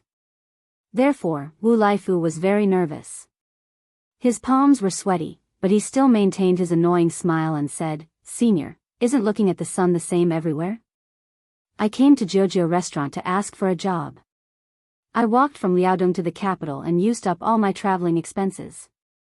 I'm not a martial artist who breaks the law. I'm a good citizen who abides by the law. The crippled old man smiled and said, looking for a job. The capital is so big. Can't you find a job anywhere? The young man's smile became more and more stiff. He rolled his eyes and hesitated for a moment. Then, he lowered his voice and said, Senior, we're both open-minded people, so I might as well be frank with you. Everyone in the capital knows that Jianghu restaurant is very deep. I'm thinking that a woman can support such a restaurant. Either she's a hidden peerless expert, or the waiter in the restaurant is a top-notch martial arts grandmaster, or maybe a chef is a famous martial artist who has retired from the martial arts world for many years. I came to Jianghu restaurant to find a job. Earning money is secondary. My main goal is to learn from an expert who can dominate the martial arts world. The crippled old man stared at this whimsical young man. He did not know if he should slap him to death or give him a thumbs up and praise him for being so king smart. The crippled old man looked at the guy who had an incomparably sincere gaze and a face full of innocence, and could not help but tease. If I remember correctly, young hero Wu is an expert who only lost to the king of Bailiang by 1.5 moves. Why? Are you only satisfied after reaching a higher level in the martial arts world? Wu Laifu smiled foolishly and said, There's no harm in having more skills. There are hidden dragons and crouching tigers in the martial arts world. It's not a bad thing for me to learn a few more trump cards. Look at the king of Bailiang. His fists, swords, and that last move, God summoning. He has endless tricks up his sleeves. Compared to him, I'm still a little lacking. The crippled old man smiled and said, In my opinion, young hero Wu is much stronger than the king of Bailiang if you have such skills. Wu Laifu asked softly, Don't tell me I'm thick-skinned. The crippled old man gave him a thumbs up and said, Young hero Wu, you're indeed a talented martial arts genius. Your future achievements in martial arts will definitely be limitless. The young man scratched his head.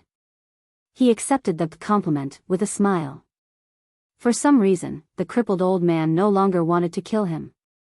He ignored the young hero of Liaodong and walked up the stairs. He gently knocked on the door. There was no response from the backyard. The crippled old man knocked on the door unhurriedly. The old man was not in a hurry. Wu Laifu went from being curious, speculating, and anticipating to yawning, rolling his eyes, and picking his ear wax. He really could not wait any longer. Wu Laifu stood up and put on his iron saber. Then, he slammed the wooden door heavily with his palm and shouted, Lady boss, lady boss. I'm Wu Laifu, the one who wanted to be your waiter yesterday. It's fine if you don't open the door for me, but there's a respectable Jianghu senior beside me who's anxiously looking for you. Don't delay the important matter. Lady boss, it's true. I'm not deceiving you. There really is a senior who came to visit. He's been waiting here for a long time. I was afraid that he would disturb your rest at first, so I blocked him for a long time without any courtesy. Lady boss.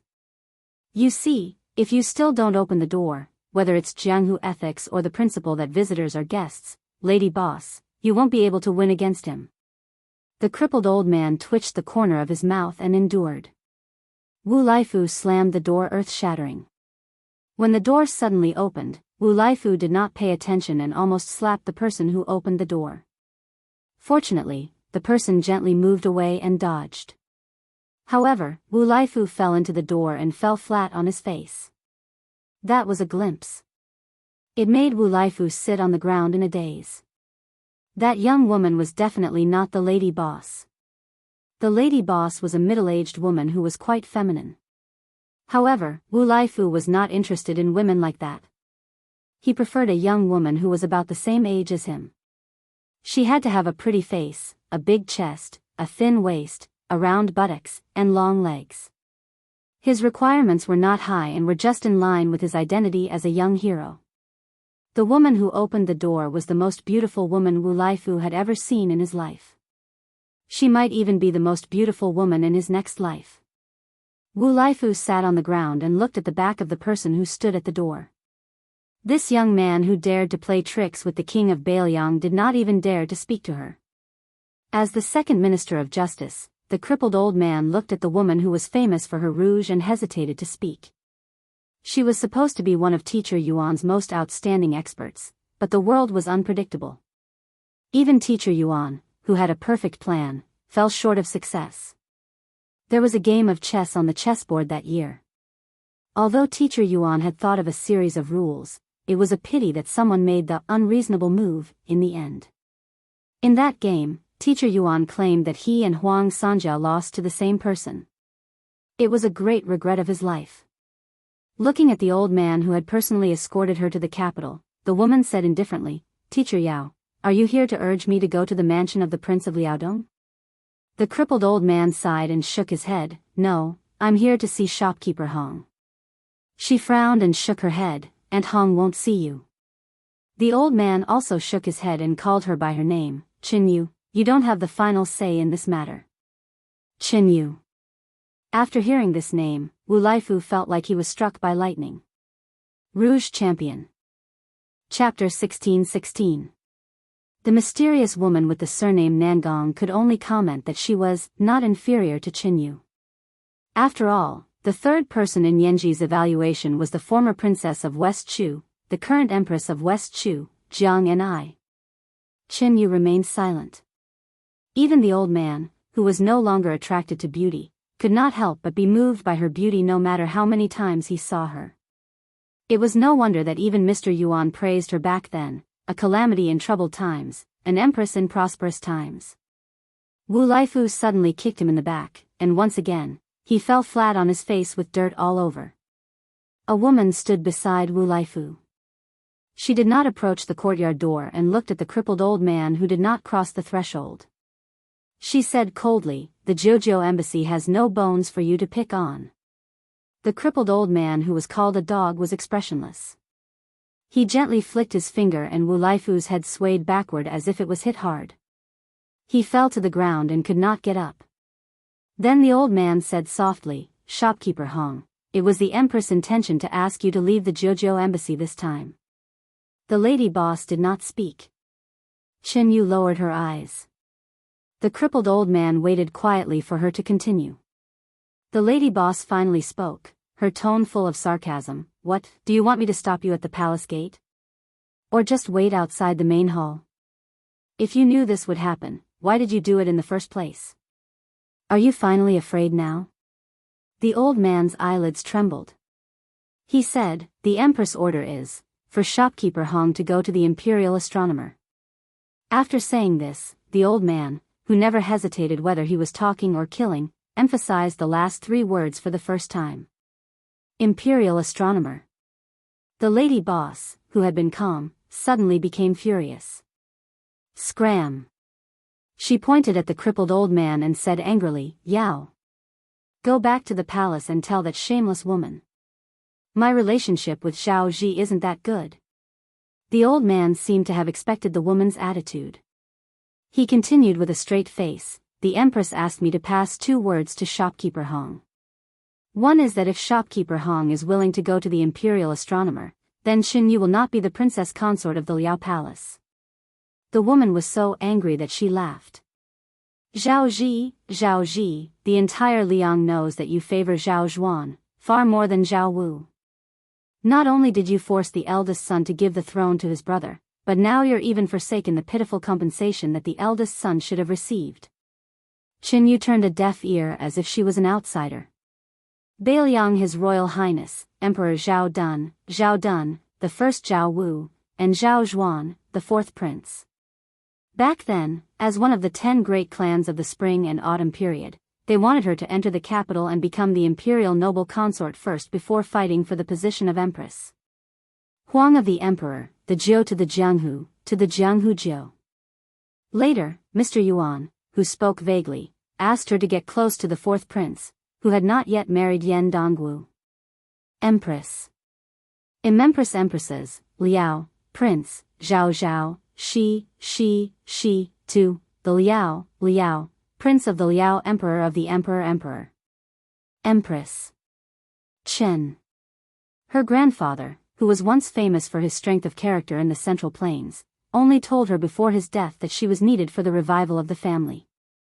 Her master, whose identity was hidden and whom she respected, only smiled and said that there was a book that should be written like this.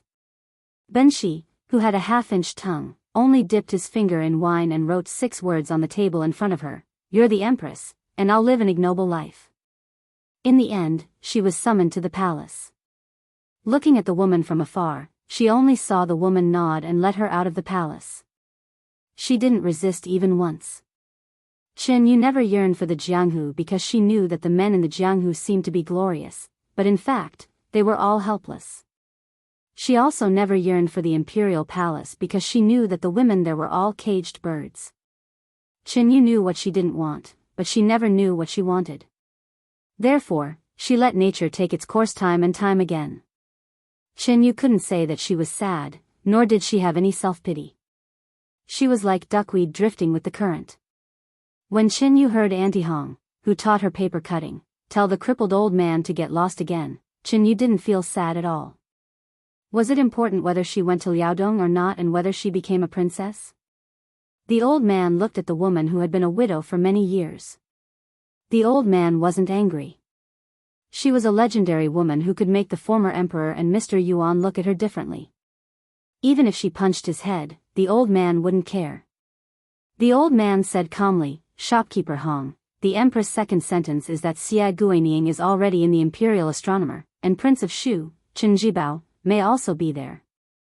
The woman instantly quieted down and her lips turned pale.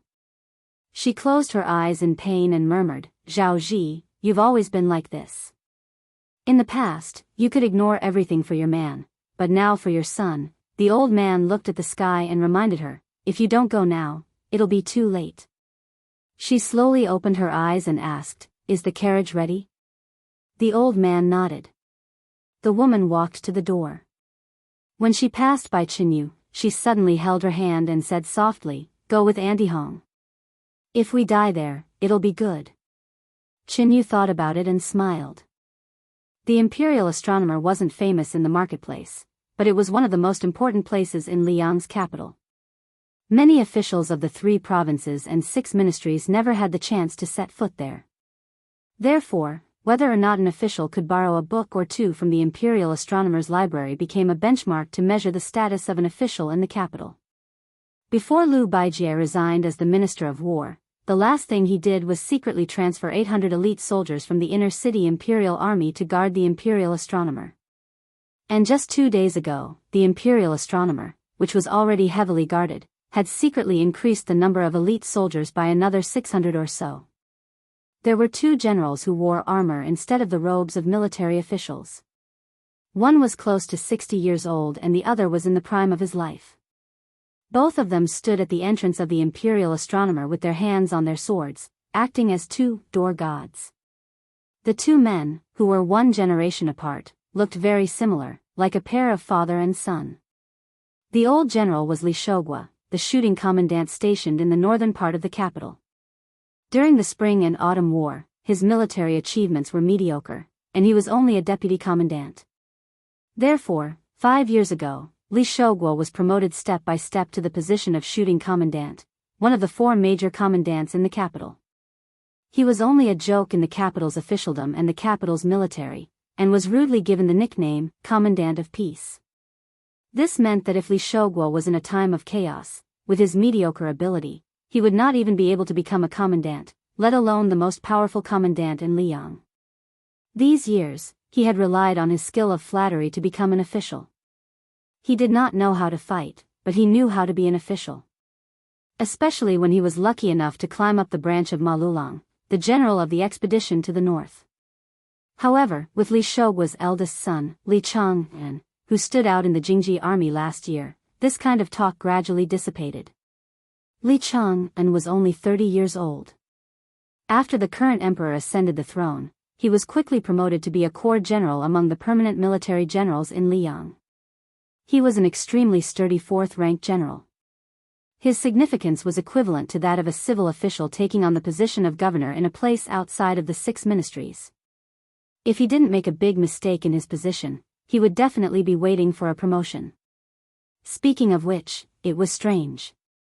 Although Li Chang'an, who had never been to the Liao border and had no military achievements, was not considered unknown before this, compared to the younger Yin Chang'an and Han Xingyan, he was clearly not good enough.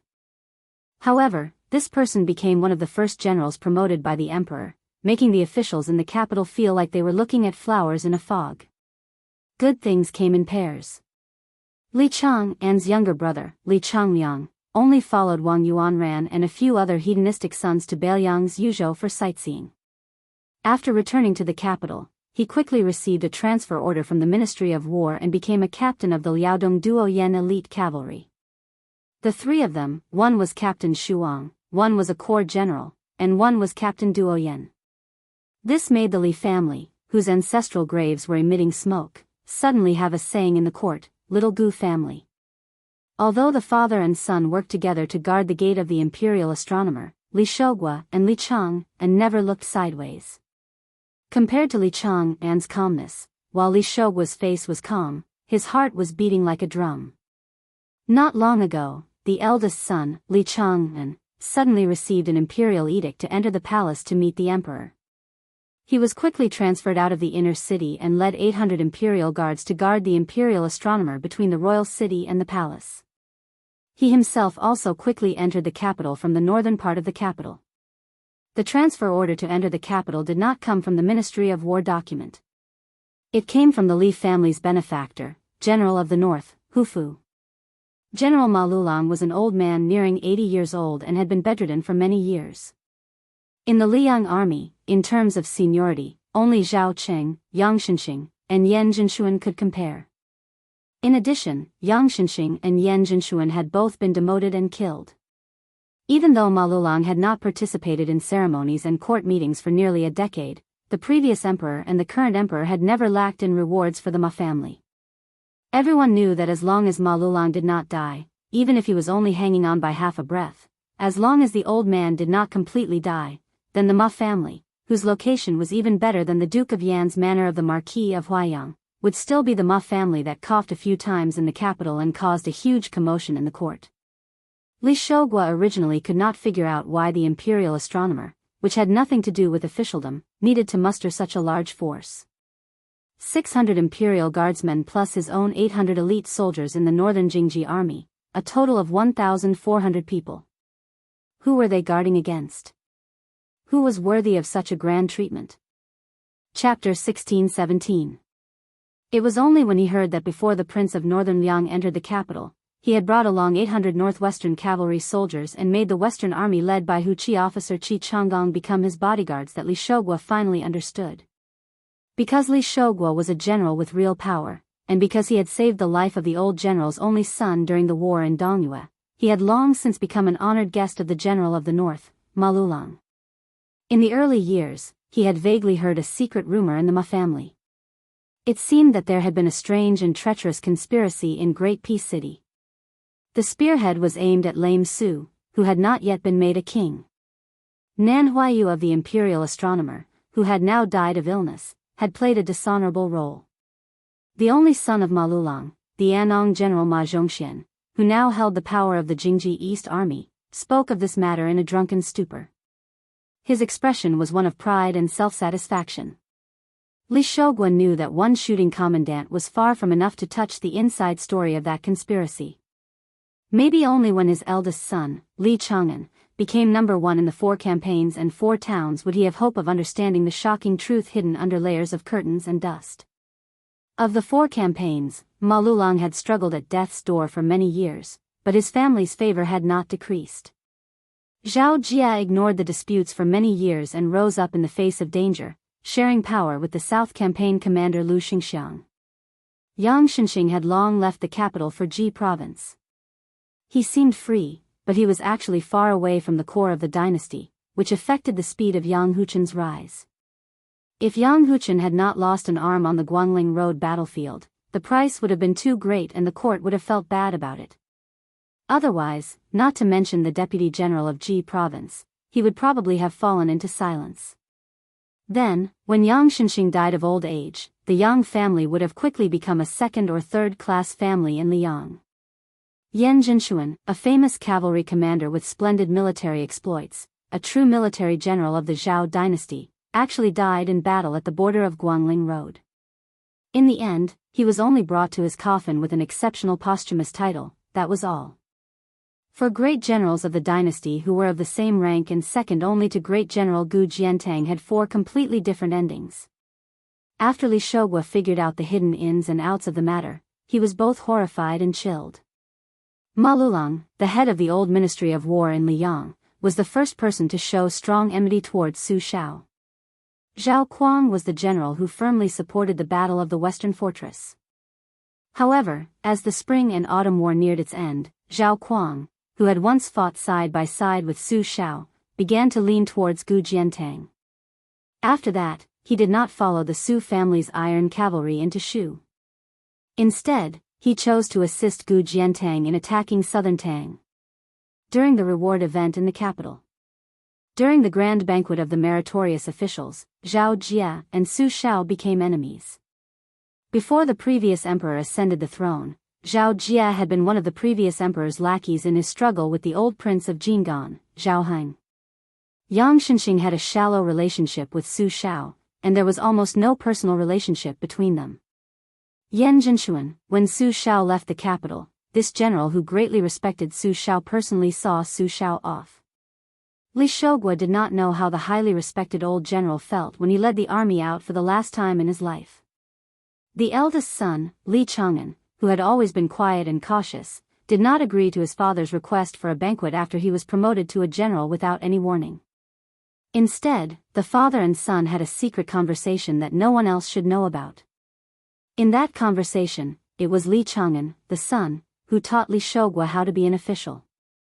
They did not talk about the superficial ways of welcoming and sending people off, but about how to understand the emperor's heart. It was only then that Li Shogua found out that his son had long been the emperor's confidant. Unlike the other generals who were secretly appointed by the late emperor to be the one supporting the emperor, Li Chang'an relied on his own luck to gain the trust of the fourth prince at that time. Li Chang'an bluntly told his father that His Majesty had hinted to him that he would be promoted to the next general of Anbei in 3 years at the cost of his father's retirement.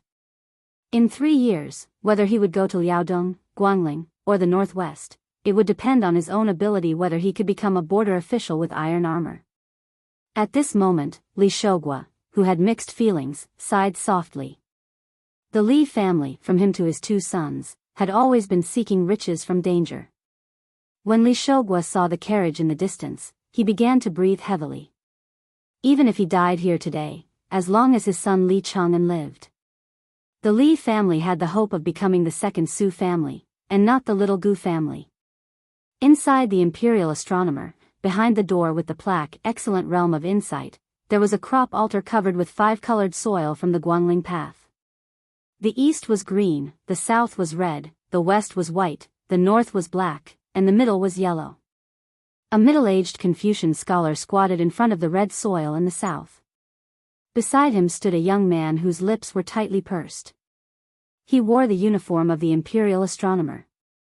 His position was similar to the Taoist master of Longhu Mountain, and he had become the second Taoist minister in the current dynasty.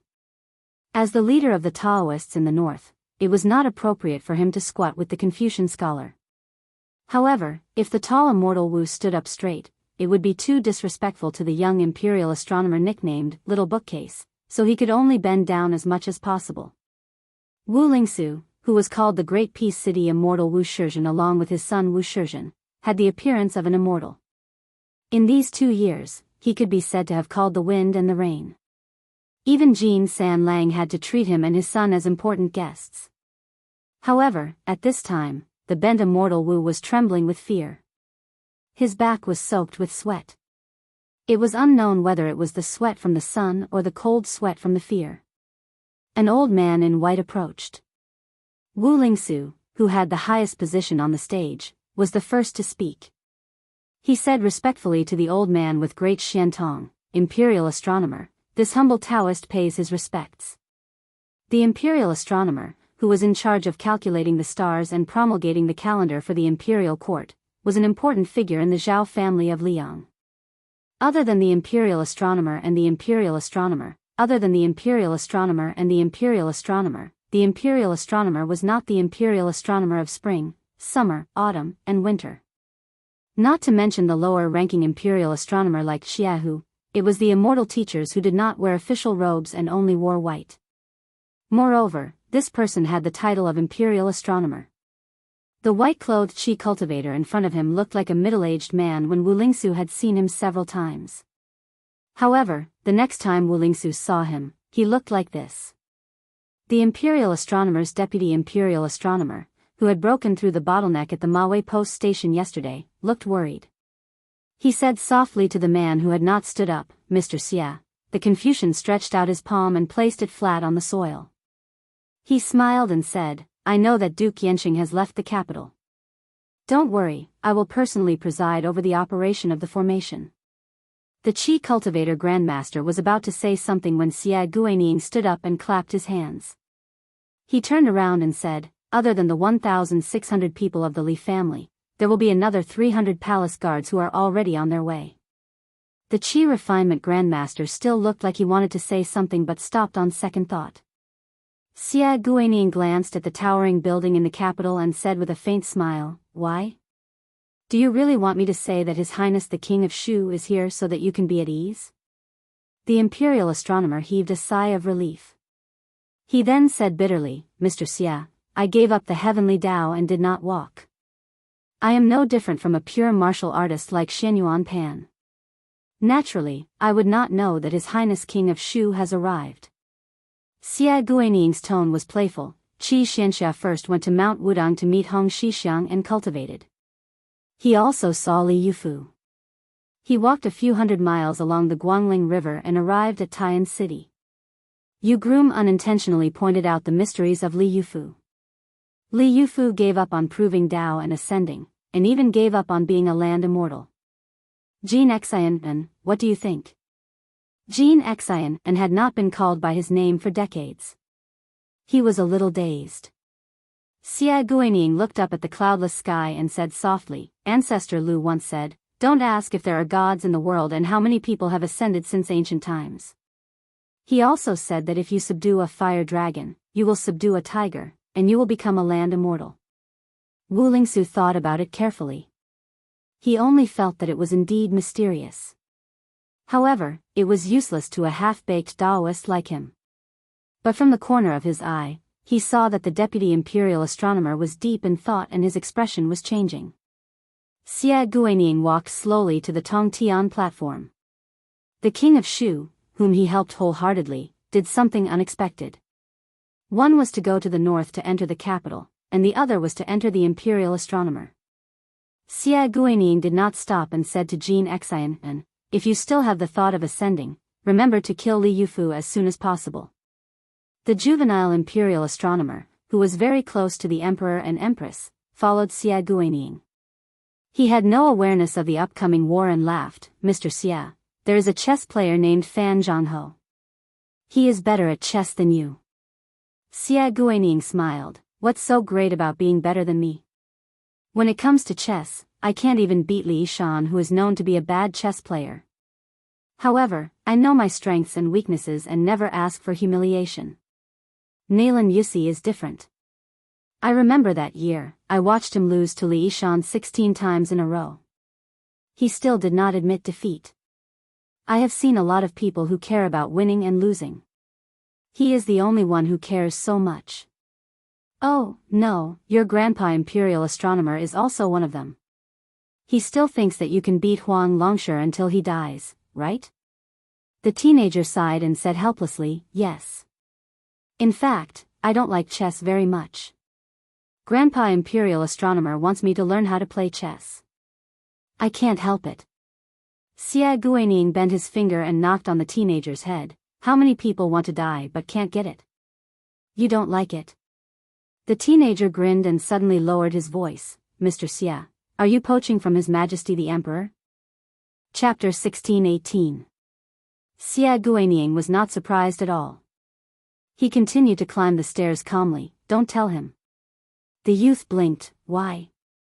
Xia Guining ascended step by step and chuckled. "If you agree, I'll tell you why your grandpa Jian Zheng will always lose to Huang Longsher and why he can't be the chess armor in the spring and autumn 13 armors. The youth thought for a while. Deal. I'll go help Jin Sinan. The youth turned and ran down the stairs. Xia Guining came behind Shen Jibao, who was standing near the Tiandao of the Tongtian platform, and asked, "Are you still unwilling to take this step?" Chen Jibao did not answer. Xia Guining said slowly, Tantai Pingjing herself did not know that her Daoist heart was damaged. Jin Sinan was even worse. He neglected the fundamentals and focused on the trifles. He had been accumulating for decades and was the most promising seed of the Tiandao. However, he pulled up the seedling to help it grow and ruined himself.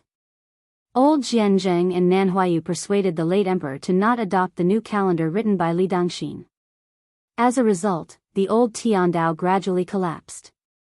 You and I were the ones who benefited the most from it. Even if Chao Changqing did not die and did not let you have the fate energy, you could still become the only 3 sages after ancestor Lu in 1,000 years. Gao Shulu would also be overshadowed. I'm afraid that other than Wang Xianji, Li Chungang, who was at his peak 60 years ago, Su Fengnian, who just defeated Wang Xianji, and Chao Changqing, who was determined to die, would not be your match. Chen Jibao said, there's also Dong Tai, who really held a sword, Su Yanbing's dying shot, and you, who was willing to give up being the emperor of the human world for 1,000 years, Xia Guining. Xia Guining shook his head. You know that I won't fight for such a title. The price is too high. Xia Guining suddenly said, you're unwilling to take this step because you don't want to bask in Su Fengnian's glory? Chen Jibao remained silent. Xia Guining smiled and shook his head. If that's the case, why did you come to Beijing? Is it fun to watch Su Fengnian strut around? Chen Jibao did not say a word. Xia Guining gently sighed. You contradict yourself. After a long time, Chen Jibao, who was looking into the distance, suddenly said, we seem to have missed a person. Xia Guining said nonchalantly, no matter how much effort I put in, a disobedient chess piece is dead. Outside the Imperial Astronomical Observatory, Archery Commandant Li Shogua acted as if he was facing a great enemy. The 2 carriages on the left almost sped over, and then suddenly stopped not far from the main gate. 2. Other than the king of Bailiang, who else would dare to get involved in this mess? Could it be that Su had reinforcements? Li Shogua gestured Li Chang'an not to leave the gate and walked towards the 2 carriages alone. As a result, the nervous captain was stunned. 2 elegantly dressed women walked out of the 2 carriages. However, after seeing one of them clearly, Li Shogua immediately knelt on one knee and cupped his fist. Li Shogua greets the Empress Dowager. After Zhao Zhuan ascended the throne, Empress Dowager Zhao Ji nodded slightly. Get up and guard the gate. No one is allowed to enter. Li Shogua quickly got up and returned to the main gate of the Imperial Astronomical Observatory. At this time, Li Shogua, who was sweating profusely, saw his eldest son Li Chang'an with a relieved expression. He thought to himself, good boy, if not for the Empress Dowager's arrival, I would have thought that you were not afraid at all. The 2 women, who were of similar age but had different auras, stood 5 or 6 steps apart and looked at the other end of the street side by side. Empress Dowager Zhao Ji said with a hoarse voice, today, even if you die, you must stop him. Otherwise, he will die. Jiu Jiu Restaurant's proprietress smiled. Back then, he lied to his mother. This time, is it still a lie? Zhao Ji suddenly turned to look at this woman. She bit her lip so hard that it was slightly bloodshot. This woman, who was once married to the scholar named Sun Ping, might have gone mad. She actually laughed heartily. I am a woman. Now, I am a widow who runs a small business. Back then, even though I knew that my man wanted to die, I endured it and did not interfere. On the way here, I indeed wanted to stop that child at all costs. When I got down from the car just now, I don't know why, but even if I wanted to watch that child die, I felt that I should not stop him. Women, you, Zhao Ji, are not the only one to fall out with others. Actually, anyone can do it. Zhao Ji narrowed her eyes. You want Su Xiao and Wu Su's son to die so badly. Moreover, it is the eldest son, Su Fengnian.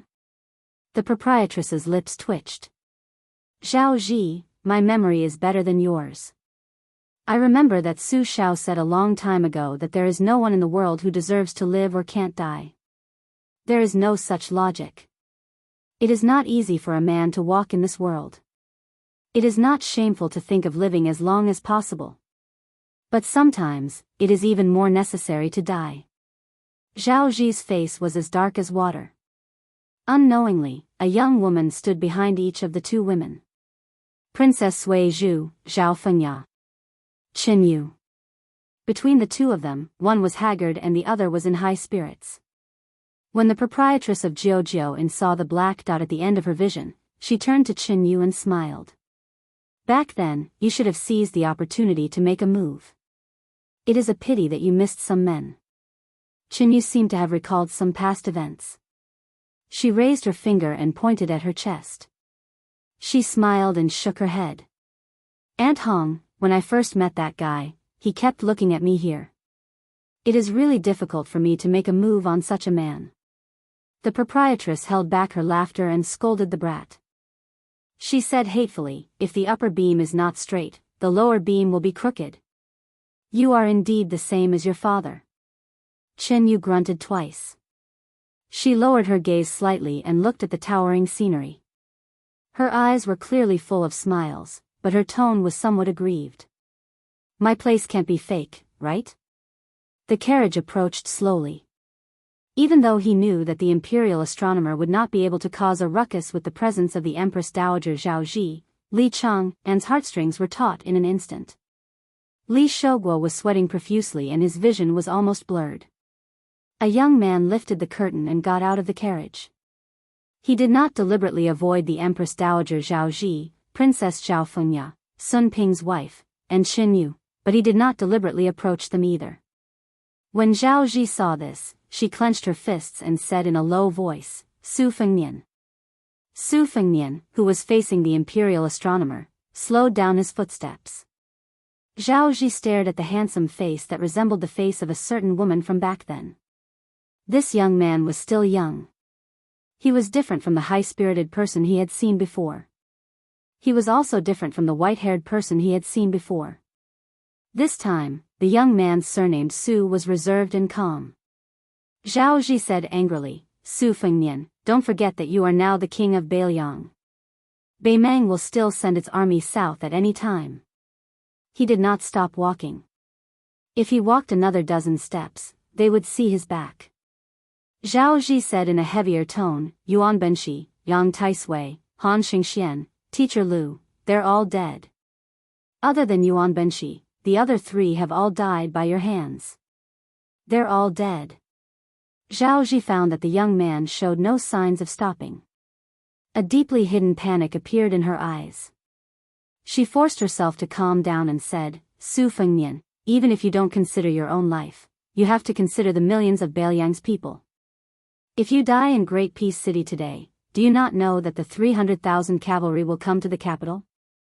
Do you not know that the Beimang army will take the opportunity to step into the Central Plains? The young man finally stopped walking. Zhao Ji could just see the side of his face that was clearly defined. Perhaps it was because of the rough sandstorms of the northwest and the tempering of the battlefield. There was no gentleness on the young man's face, only determination. Seeing this person stop, Zhao Ji did not let down her guard. She continued, the emperor tolerated you entering the capital without permission this time. You, Su Fengnian, should understand. Su Fengnian did not turn his head. He looked at the solemn imperial astronomer. Many people, including you and Zhao Duan, do not understand why after the white clothes case in the capital, my father left the capital and returned to the Su family's camp with hundreds of thousands of armored soldiers, he still did not lead his army into Great Peace City. Even when my father died, he did not tell me why. Su Fengnian paused.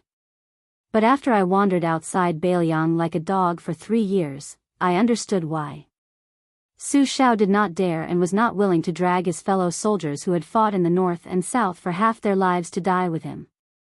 But if Su Xiao was not just a level 2 master of martial arts, but a top expert of the martial arts, he would have charged into the palace alone and killed all of you. Do you know what I wanted to do the most after returning to Beiliang? It was not to inherit the throne one day and control the 300,000 border soldiers of Beiliang. It was to practice martial arts and become the best in the world. At that time, I was not afraid of death, but I was afraid that I would be like Su Xiao for the rest of my life and only be a master. I wanted to practice martial arts even in my dreams. No one knew that on the border of Liangmang, there was a young man who did not want to sit under the awning and finally reached the first level of Vajra realm. How happy was that? Su Fengnian narrowed his eyes. The reason I said this is because you are women. But don't forget, Zhao Ji, in the white clothes case, my mother was also a woman. Su Fengnian started to walk forward. Densely packed iron armor swarmed out of the gate of the Imperial Astronomer. At the end of the streets on both sides, there were countless elite cavalry soldiers rushing over. Zhao Ji, Jiao Restaurant's lady boss, Qin Yu, and Zhao Fengya heard the young man's last sentence. What Su Xiao wanted to do but could not do back then, Su Fengnian will do today. Su Yanbing no longer sat in the carriage. He slowly installed the spearhead on the spear. Inside the carriage, there was a large black and gold embroidered robe that he had taken off from his body.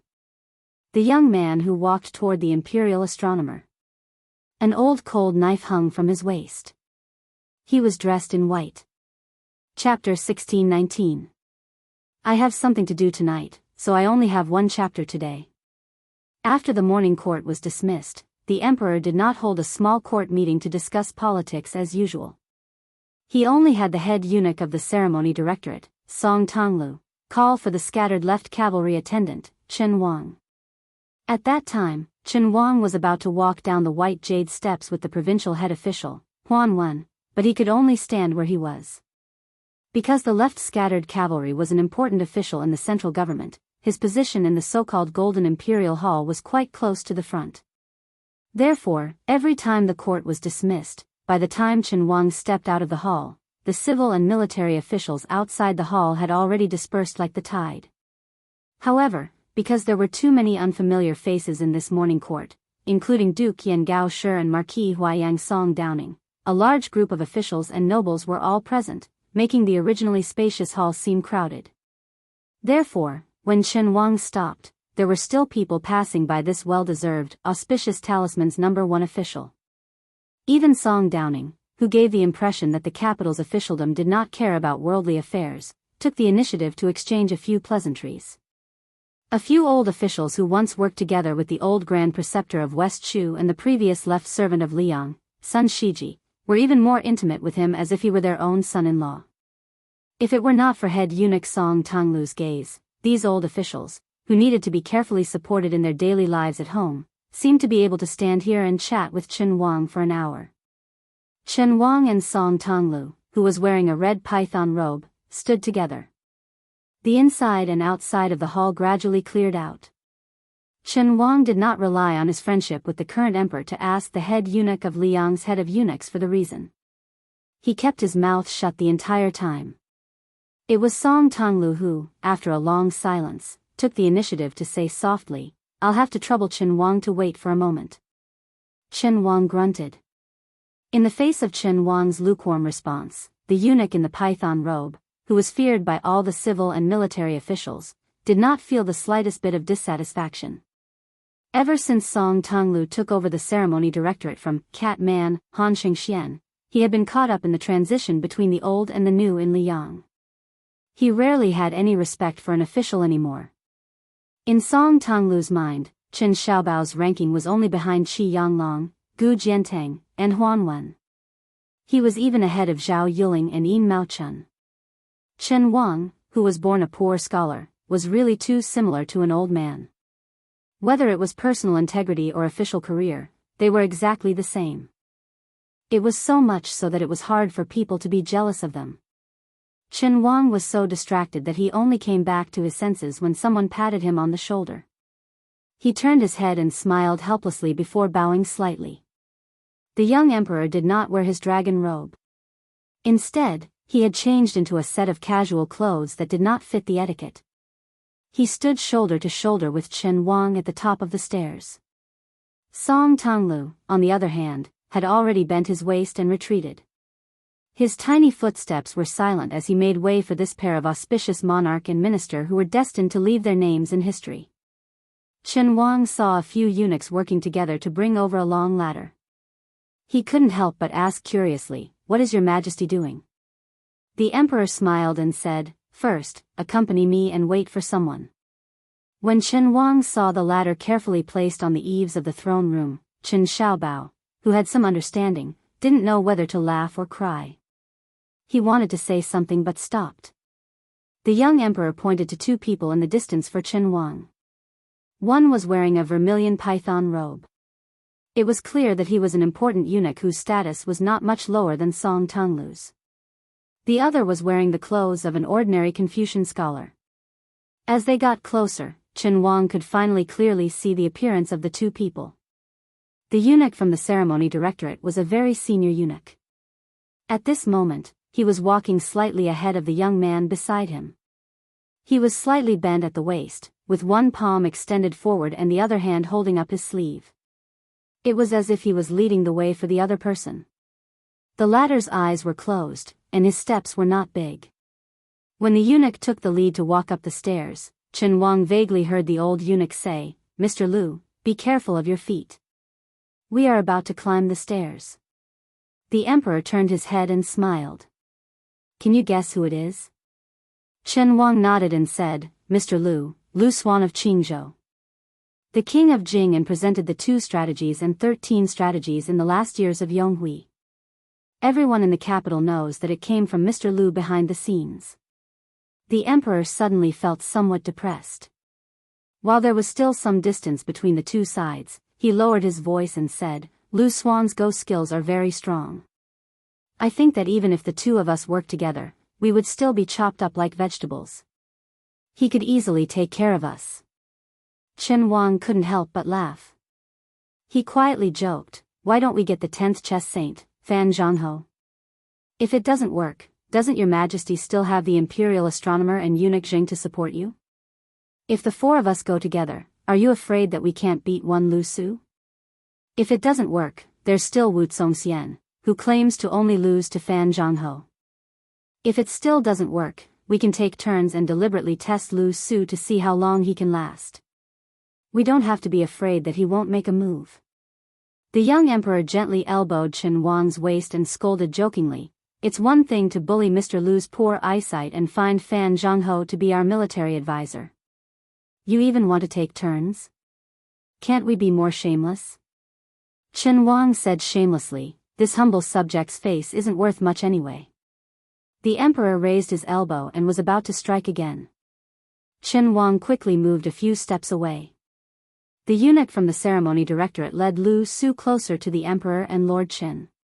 When they were about 10 steps away, the emperor quickly walked down the steps and took Lu Su's hand. He smiled and said, "Mr. Lu, I'm sorry to have invited you into the palace in such a hurry."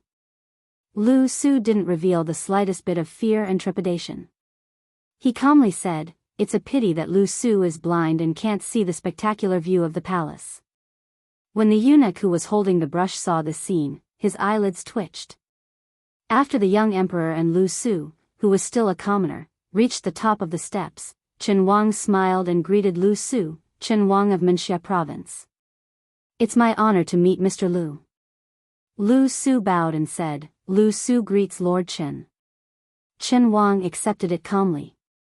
That bow was the first and last time Lu Su bowed to an official of Liyang since he entered the capital until the end of his life. Many years later, Lu Su quietly died of illness. Grand Secretary Chen Wang stood in the deserted morning hall where only a white-haired old woman was and returned the bow today. The emperor said to Song Tonglu and the eunuch in charge of writing in a deep voice, "I want to climb the steps with these 2 gentlemen. One of you will dismiss everyone nearby and the other will guard here. Remember, in the time it takes for a stick of incense to burn, I want to see no one in the palace from the roof." The old eunuch in charge of writing quickly left. He naturally didn't dare to fight with Song Tonglu for the position of guarding the steps. Under the emperor's irrefutable order, Chen Wang had to climb the steps first. Lu Su followed closely behind. The young emperor and Song Tonglu held the steps for the two of them on the left and right. Song Tonglu didn't raise his head, but he caught a glimpse of the young emperor from the corner of his eye. An emperor with an excellent reputation in the court was holding the steps for a young official and a poor scholar in white. There were 2 pairs of boots above the emperor's head. Song Tonglu's eyes suddenly reddened. When the 3 of them reached the roof of the lofty hall, the eunuch with the seal of the ceremony directorate was completely out of sight. Song Tonglu didn't dare to let go of the steps, but he raised his sleeve slightly to wipe his eyes. Chen Wang helped Lu Su to sit near the roof ridge, leaving the middle seat for the young emperor.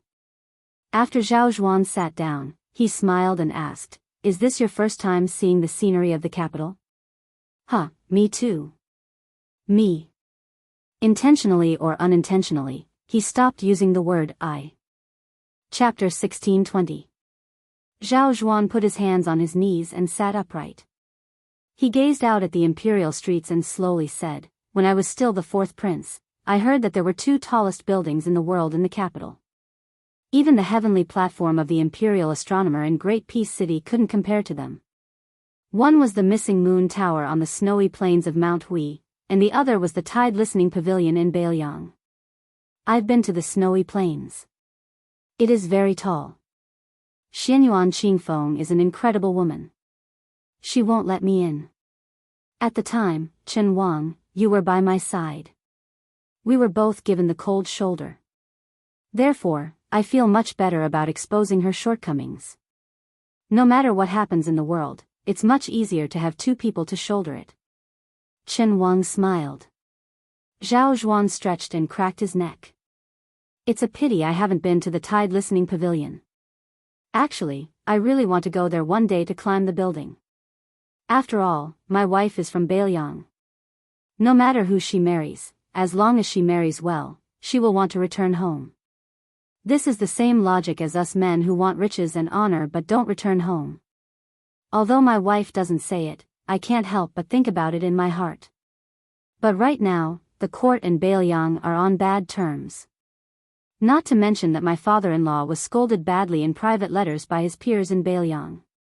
Even my brother-in-law, who is good friends with Su Fengnian, didn't get to see Su Fengnian when he went to Bailiang Palace on Mount Qingliang. This time, Su Fengnian also came to the capital to avoid arousing suspicion.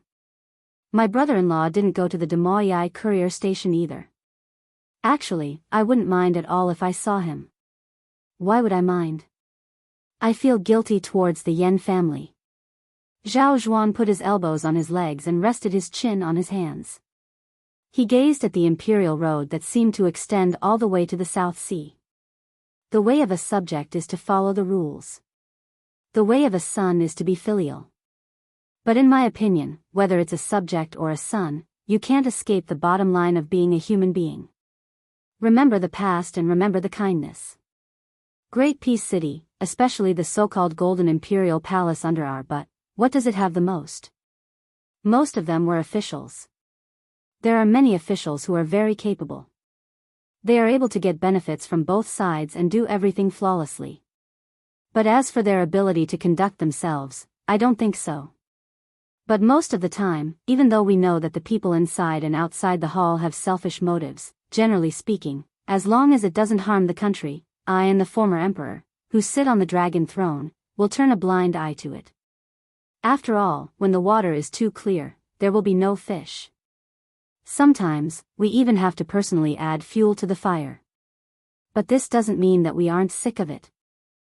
Day after day, year after year, listening to the cheers and praises, it's really a very boring time. Zhao Zhuan suddenly couldn't help but laugh out loud. He said helplessly, "I'm not afraid that you two will laugh at me, but there have been several times when I've been sleep-talking, and I've always said the words rise up. Because of this, I've been teased by my wife for no reason." Blind Lu Swan raised his head. The sun was not high in the sky, and a cool breeze was caressing his face. Chen Wang suddenly said, "Facing a mountain of memorials every day is very tiring." Zhao Zhuan sighed with emotion. "As long as you want to be a good emperor, you can't rest for even a day. This is the most tiring thing. When I was young, I often complained to my mother that I couldn't see my father. It was very strange. Must an emperor only see his son a few times a year?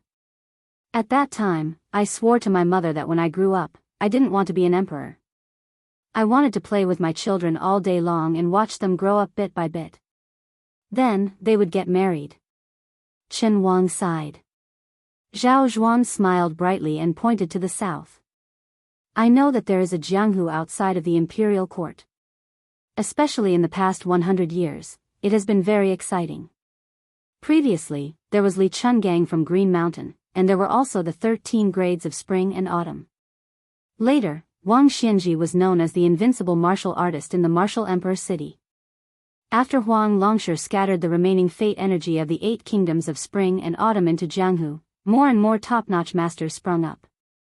A few years ago, I would occasionally think that if I wasn't a prince, but a young man from a Jianghu sect, would I be able to get into the martial arts review? Even if I wasn't a first-pin master, it wouldn't be difficult to be a master who could command the wind and clouds in a county, right? Not to mention other things, just based on my extraordinary ability to read memorials every day without frowning, I should be able to make a name for myself, right? Lu Su smiled and said, ordinary masters want to make a name for themselves in the Jianghu world. It's not as easy as climbing up the ranks in the imperial court. Zhao Zhuan nodded and said, therefore, if I were only Zhao Zhuan, then I would actually be very envious of Su Fengnian. The young emperor paused for a long time. I also admire Su Fengnian. Lu Su said gently, in a small place called Yongzi Alley in Qingzhou, I once gambled chess with the king of Bailiang and won a lot of money from him. Therefore, I roughly know that it's very difficult to catch the eye of the king of Bailiang. Out of all the civil and military officials in the imperial court, there are only a handful who can do it. But at the same time, it's also very simple. Perhaps the peddlers like him and are willing to treat him as a friend. Chen Wang smiled and said, if it wasn't for the money the king of Bailiang used to buy poetry and literature, allowing me to gather the money to go to the capital for the imperial examinations, I would most likely be a private teacher in Bailiang. Zhao Zhuan said calmly, therefore, if it wasn't for Su Fengnian, the 3 of us wouldn't be sitting here today. Maybe it would take me 5 years, 10 years, or even 20 or 30 years to be able to sit here and chat with someone else. I want to thank Su Fengnian, and I also want to thank all of you. Lu Su said calmly, if it was someone else who became the emperor, Lu Su and Sir Chen wouldn't be able to sit here for the rest of our lives. Therefore, there's no need to thank the 2 of us. The meaning behind the blind scholar's words was self-evident. Zhao Zhuan wasn't angry and said softly, the Su family's 800 cavalry rode from Bailiang straight to the capital. I had people carry an imperial edict and respectfully escort him into the capital. I had the minister of the Ministry of Rights stand guard at the city gate because this is the treatment the 300,000 Bailiang cavalry who guard the gate of the Central Plains deserve. Su Fengnian massacred everyone at the Maui post station, attracting countless masters to join forces. He fought great battles one after another and could be said to be the masterpiece of Jianghu. I didn't pay attention to it because this is the treatment Su Fengnian deserves as the martial arts grandmaster of Liang. Before coming here, I heard that he went to the Ministry of Rights Yamen wearing a vassal king's robe. Not only did he beat up left assistant minister Jean Lanting, he even pulled out Jean Sanlang's beard. I still wasn't angry because he is one of the most powerful vassals in Liang. I, Zhao Zhuan, can take a step back for him. Even if he took care of the old minister, Sima Puhua, I can still endure. To the extent that the previous emperor could tolerate Su Shao, I can tolerate Su Fengnian to the extent that I can tolerate him. It doesn't matter even if it's more. Because I am sitting on the dragon throne, he is guarding the country for me. Zhao Zhuan clenched his fists and placed them on his knees. He narrowed his eyes and said, but he wants to go to the imperial astronomer, to the place where the Zhao family of Liang rose. He wants to destroy the painstaking efforts of countless people. I can't stand it. I'd rather he come to the imperial palace and point at my, Zhao Zhuan's, nose and curse when there is no one around. Zhao Zhuan stood up and turned to look at the imperial astronomer. He said in a low voice, Liang's annual transport of grain to the capital is more than 8 million shi. Excluding the amount that cannot be ignored in the capital, I originally planned to give 1 million shi to Beiliang every year. Under this premise, for every 150,000 Beimang killed by Beiliang or every 50,000 frontier soldiers killed in battle, I will give him another 500,000 shi each. Since Gu Jiantang of Liao can't kill people, as long as you Beiliang can kill people who are still in Liang's territory, then I am willing to give you provisions for the soldiers.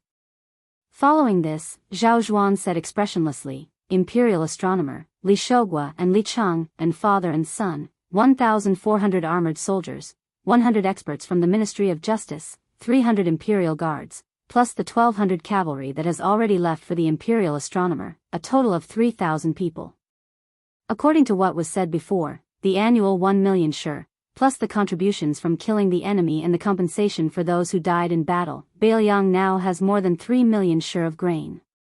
When he leaves the capital, he will send it along the Guangling River to Beiliang. However, today at the Imperial astronomer, for every person he kills from great and city, I will leave behind 1,000 shi of grain for the imperial court. The grain of the Central Plains was used to buy Beimang's head and also to buy Beiliang's life. Lu Su was indifferent. Chen Wang wanted to speak but stopped. Was the young man rushing to the imperial astronomer Su Zhao's son or Wu Su's son? They looked the same, but were very different. Was it the king of Beiliang, the leader of 300,000 cavalry, or was it the Jianghu Grandmaster Su Fengnian who had mastered martial arts? They looked the same, but were very different.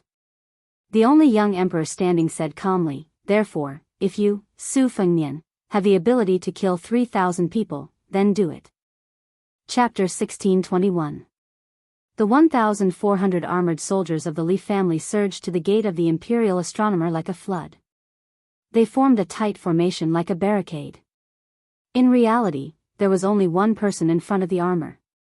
The 1,400 elite soldiers who had specially changed into heavy armor, other than the two generals, Li Shougua and Li Chang'an, were all inside the gate of the imperial astronomer. Not a single one stepped out. Wearing this kind of large armor that weighed 50 caddies was equivalent to abandoning all flexibility and mobility. Originally, it should have appeared in a special battlefield where the foot could stop the cavalry, relying on the innate weight of a single armor and the momentum condensed by a dense formation to resist the impact of the cavalry's charge. However, if an army was only equipped with heavy armor, large shields, and long spears and crossbows, no matter how steady they would not be able to chase after the cavalry even if they succeeded in stopping the charge of the cavalry. They would only be able to defend and would not be able to expand the battle results. However, on today's strange battlefield, no one found the equipment of 1,400 people that defied common sense to be ridiculous.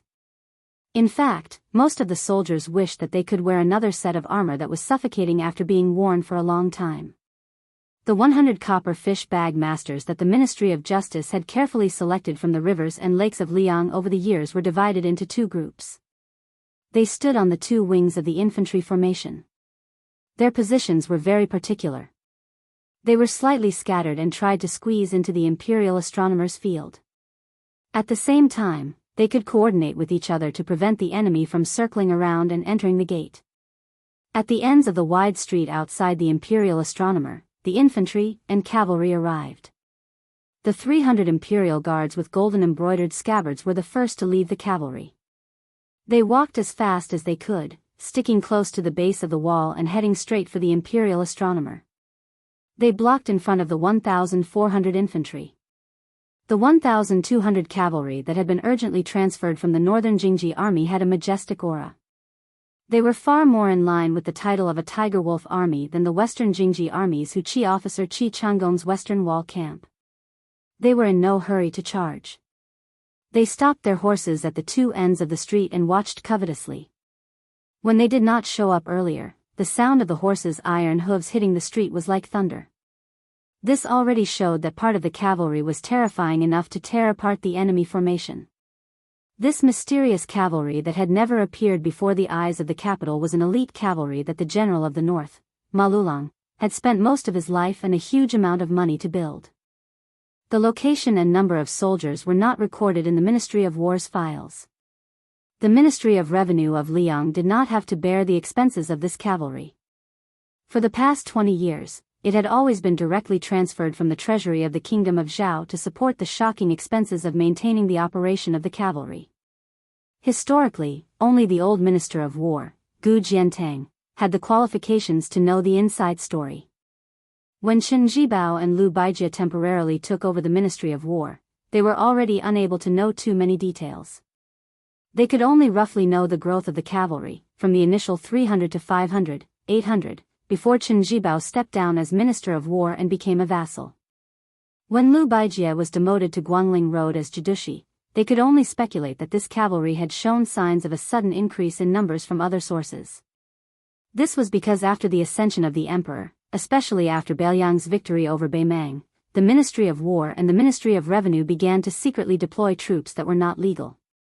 The Ministry of War selected soldiers, horses and armor, while the Ministry of Revenue had to pay a huge sum of money even if they had to tighten their belts. They didn't even dare to complain that they were poor. Moreover, the accounts had to be clean, so that even the doctors of the Ministry of Revenue who were not involved in the specific affairs of the Ministry of Revenue would not be able to see any clues. However, even Lu Baijie, who had once been the Minister of War, did not know that this cavalry had an extremely special significance to the three Zhao emperors of Liang other than its unstoppable and shocking combat ability. In the past 25 years, the cavalry had only secretly entered the capital 3 times. The first time was when Emperor Gaozu, who had established Liang's legitimate status, personally issued a secret order.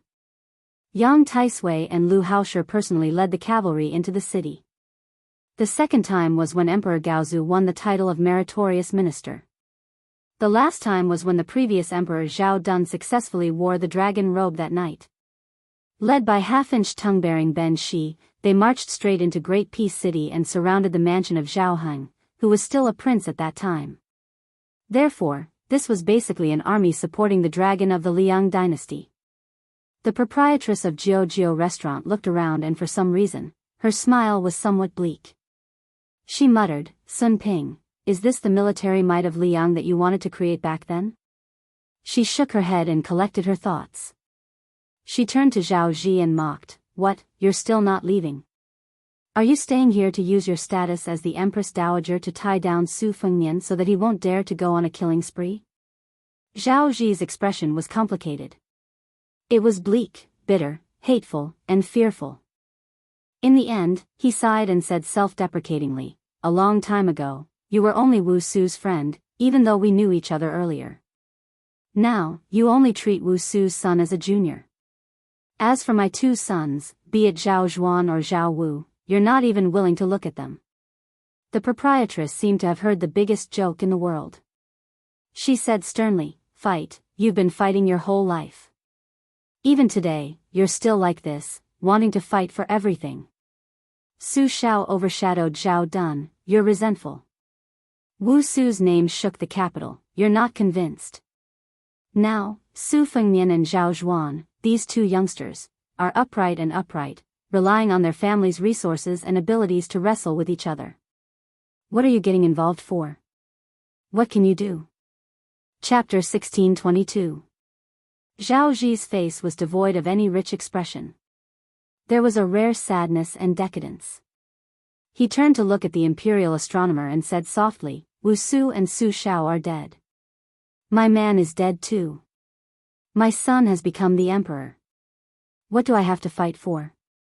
But you don't know what the imperial astronomer means to the Zhao family. The saber armor Qi Lianhua has killed all the Qi cultivators from the imperial astronomer. It has already affected the fate of the Zhao family in Liang. If Su Fengnian insists on killing people today, he will destroy the formation built by the previous Taoist masters of Mount Longhu. As a result, the items sent to the capital by the previous saint of the Zhang family, Yansheng Gong, will be destroyed. Do you know what kind of catastrophe this will be? You definitely don't know why the Empress of Beimang's million-strong army didn't even break through Beiliang's pass. More than 300,000 people died, but she didn't immediately strip King of the Southern Courtyard Dong Zhuo of his position as the commander-in-chief. She was waiting for Beiliang to see the hope of another victory after the great victory. She wanted Su Fengnian to enter the capital to ask for the transport of grain and fodder. During this time, she came to the imperial astronomer to settle the old score and destroy Liang's foundation. Therefore, the people who are watching the imperial astronomer now are that old woman and Beimang's Taiping commandant, West Chu's Chao Changqing, Nanjiang's Yan King Zhaobing, and Liao's Gu Jiantang. Of course, at this very moment, Mr. Xia and the king of Shu are standing in the imperial astronomer. Zhao Ji sighed and said, "Is the imperial astronomer really just about the life and death of Su Fengnian and 3,000 soldiers? The Beiliang cavalry, West Chu's rebel army, Nanjiang's army, and Liao's border army are all involved. If we're not careful, Beimang's million-strong army will ruthlessly trample on the territory of the Central Plains. Even if they're eventually beaten back and driven back to the desert and grassland, how many people will die in Liang?" The lady boss deliberately showed a frightened and terrified expression. She covered her chest and said, "You scared me to death." The corners of Qin Yu's mouth curved slightly. The lady boss suddenly walked toward Zhao Ji. She raised her hand and was about to slap him. Zhao Ji remained motionless, his eyes cold. The lady boss smiled and retracted her hand. "Forget it, I'm afraid of dirtying my hands. Although this old lady's Jiu-Jitsu dojo is a small business, at least the things I make are clean. As for you big shots meddling in the affairs of the country, I don't give a damn about how you worry about the country and its people. In any case, I only know one thing. With Wu Su's son here, as long as Su Fengnian is alive, no matter if he is in Great Peace City or in Beiliang, no matter if he dies in the Imperial Astronomer today or on the battlefield in the future, in the end, I feel satisfied. Because it makes me feel that not only is my man a fool who dares to risk universal condemnation, but also the father and son of the Su family, Su Xiao, and Su Fengnian." The landlady walked towards the carriage, and Qin Yu followed closely behind. After the landlady sat down in the carriage, she looked at Qin Yu who was bending down to enter. She teased, "Do you regret it now?" Qin Yu's bright eyes were smiling as she looked at the landlady. She did not speak. The landlady said in bewilderment, "If he was just a wretched lecher in the past and you did not like him, why are you still not moved?" Qin Yu hesitated, her expression strange. She finally said, "In the past, he only wanted to take me back to Beiliang and give me to his younger brother, Su Longxiang, to be his wife. Aunt Hong, do you think I would have agreed? My teacher, Huang Longsher, was depressed for many days when he learned of this news." The landlady resisted for a long time and then laughed. She wiped the tears from the corner of her eyes. "This boy is even more of a bastard than the young Su Xiao." Zhao Ji also returned to the carriage. He saw his daughter with a sad expression, Princess Sui Zhu Zhao Fengya. Zhao Fengya lowered her head and said, "Fourth brother promised me not to marry Qin Jibao." Zhao Ji said angrily, "I do not agree." A horse galloped with all his might. He rushed past the armored cavalry at the end of the street and headed straight for Su Fengnian. Su Fengnian was only 20 steps away from the gate of the Imperial Astronomer. He sighed when he saw the young man who had fallen off his horse. Yan Qiji, the Huang men of the Hanlin Academy and the younger brother of the current empress, stood in front of Su Fengnian with a face full of sweat and tears. He choked with sobs and said, "Brother Nian, don't go any further. His Majesty said that Beiliang can lift the ban on the transport of 3 million Dan. However, for every one of the 3,000 armored soldiers who dies today, 1,000 Dan will be deducted." Su Fengnian said softly, "Go back and tell Marshal Addict Kong that we are still brothers." Yan Qiji suddenly grabbed Su Fengnian's sleeve and said with tears streaming down his face, "Brother Nian, don't go. I beg you." Su Fengnian said softly, "Don't worry, I won't die. No matter how many people I kill, Li Yang will not dare to take a single Dan less from the transport of 3 million Dan." Then Su Fengnian shook his sleeve and broke free from Yan Qiji's grip. He scolded jokingly, "Get out of here. If you stay here, I will be distracted." Yan Qiji was conflicted. He gritted his teeth and did not say anything else. He suddenly turned around and mounted his horse again. Without turning his head, the young man raised his hand and gave him a thumbs up. Su Fengnian looked at the Imperial Astronomer. He held the old cold blade hanging from the left side of his waist. His left hand pressed lightly on the hilt. A pale-faced leader with a copper fish bag took 5 or 6 steps out of the formation and shouted, "Halt! Immediately retreat 50 steps from the gate of the Imperial Astronomer." The next moment, this Ministry of Justice official flew high into the air like a kite with a broken string. He fell heavily into the infantry formation behind the gate. Unknowingly, Su Fengnian was standing where he was standing just now. "Bailiang, you can fight or die, but you cannot retreat." Even facing 1,000,000 troops of Beimang was like this, let alone 3,000 soldiers of the Zhao family. Chapter 1623. The 300 imperial guards held the hilts of their swords at the same time. Even though the masters of the Ministry of Justice were repelled by the young king and were ready to break into the Imperial Astronomer, the 300 Zhao Kingdom's elites still didn't immediately draw their swords to kill the enemy. Of course, this didn't mean that the royal guards were all pretty but useless. It also didn't mean that the royal guards had a good temper. If it had been anyone else standing at the door, the 300 royal guards with the secret edict would have already rushed up and killed them. However, for some reason, the young man in front of them didn't wear the king's robe. After all, he was the son of General Su Shao, who had 300,000 Northwest Iron Cavalry. He was also a martial arts grandmaster who was as famous as Chao Chongqing and Dong Tai. In terms of Jianghu, he was probably more famous than the other 2 Earth Immortals. Whoever drew their swords first would die first. The reason was that simple. The consecrator of the Ministry of Justice was sent flying. The deputy commander of the Imperial Guards could only brace himself and take his place. This tall and sturdy peerless master of the Imperial Guards had an imperial saber with the name, Eternal Hui Tian, hanging from his waist. During the reign of the late emperor, it took the palace master 5 years to forge 18 swords. The first 3 swords were kept in the palace guards. Only when the late emperor wore the golden dragon armor and participated in the hunt, he would wear one of them. Until the end of the Yonghui dynasty, in addition to the 3 palace guards, the Yonghui Tian 16, 17, and 18 were given 3 swords. According to the rules, the position of the palace guards commander was not hereditary, but the golden swords were hereditary.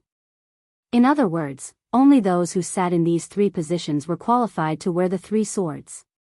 Gu Jiantang of the Great Pillar State, Chen Zhibao of Shu, Lu Baijie of the Tangxi Sword Ferry, and Wu Zhongshuan, who had just arrived at the capital to attend the imperial court. Each of the 4 ministers of the Ministry of War of the Liang dynasty was bestowed with a sword and kept it for generations. Among the 8 generals of the 4 campaigns and 4 towns, other than Wu Zhongshuan, only the general of the northern campaign, Ma Lulang, received this honor. However, no one knew the exact number of the 5 insignia sabers. After the current emperor ascended to the throne, he ordered nearly 500 new imperial swords to be replicated according to the Eternal Hui Heaven Sword. He personally named them the auspicious talisman Day Swords, or Day Swords for short. The scabbard was made of wood with a golden peach leather sheath. The guard was an oval-shaped hollow plate made of iron and gold.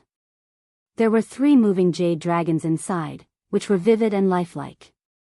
The deputy commander of the royal guards took a deep breath. His tone was no longer as stiff as the unlucky guy from the Ministry of Justice. He said in a low voice, "King of Bailiang, please don't make things difficult for us." Su Fengnian, who was standing with his hand on the blade, did not make a sound. He did not take out the old cold blade that had been forged very early on. Instead, he gently tapped the hilt of the blade with his finger. It was like the sound of Bailiang's drum. Being able to become the deputy commander of the royal guards in Liang, he naturally would not be a coward. The burly man smiled. He had a bit of the spirit of a man who was willing to die for the emperor. He probably knew that he was going to die. He did not have the old-fashioned attitude of a servant beside the emperor in the palace. He looked at the northwest vassal in front of him and laughed heartily, Yang Dongping, a wild warrior from the old Dongyue countryside. 12 years ago, I entered the capital as a royal guard's guard. I have been away from Jianghu for 12 years. This is the last battle of my life.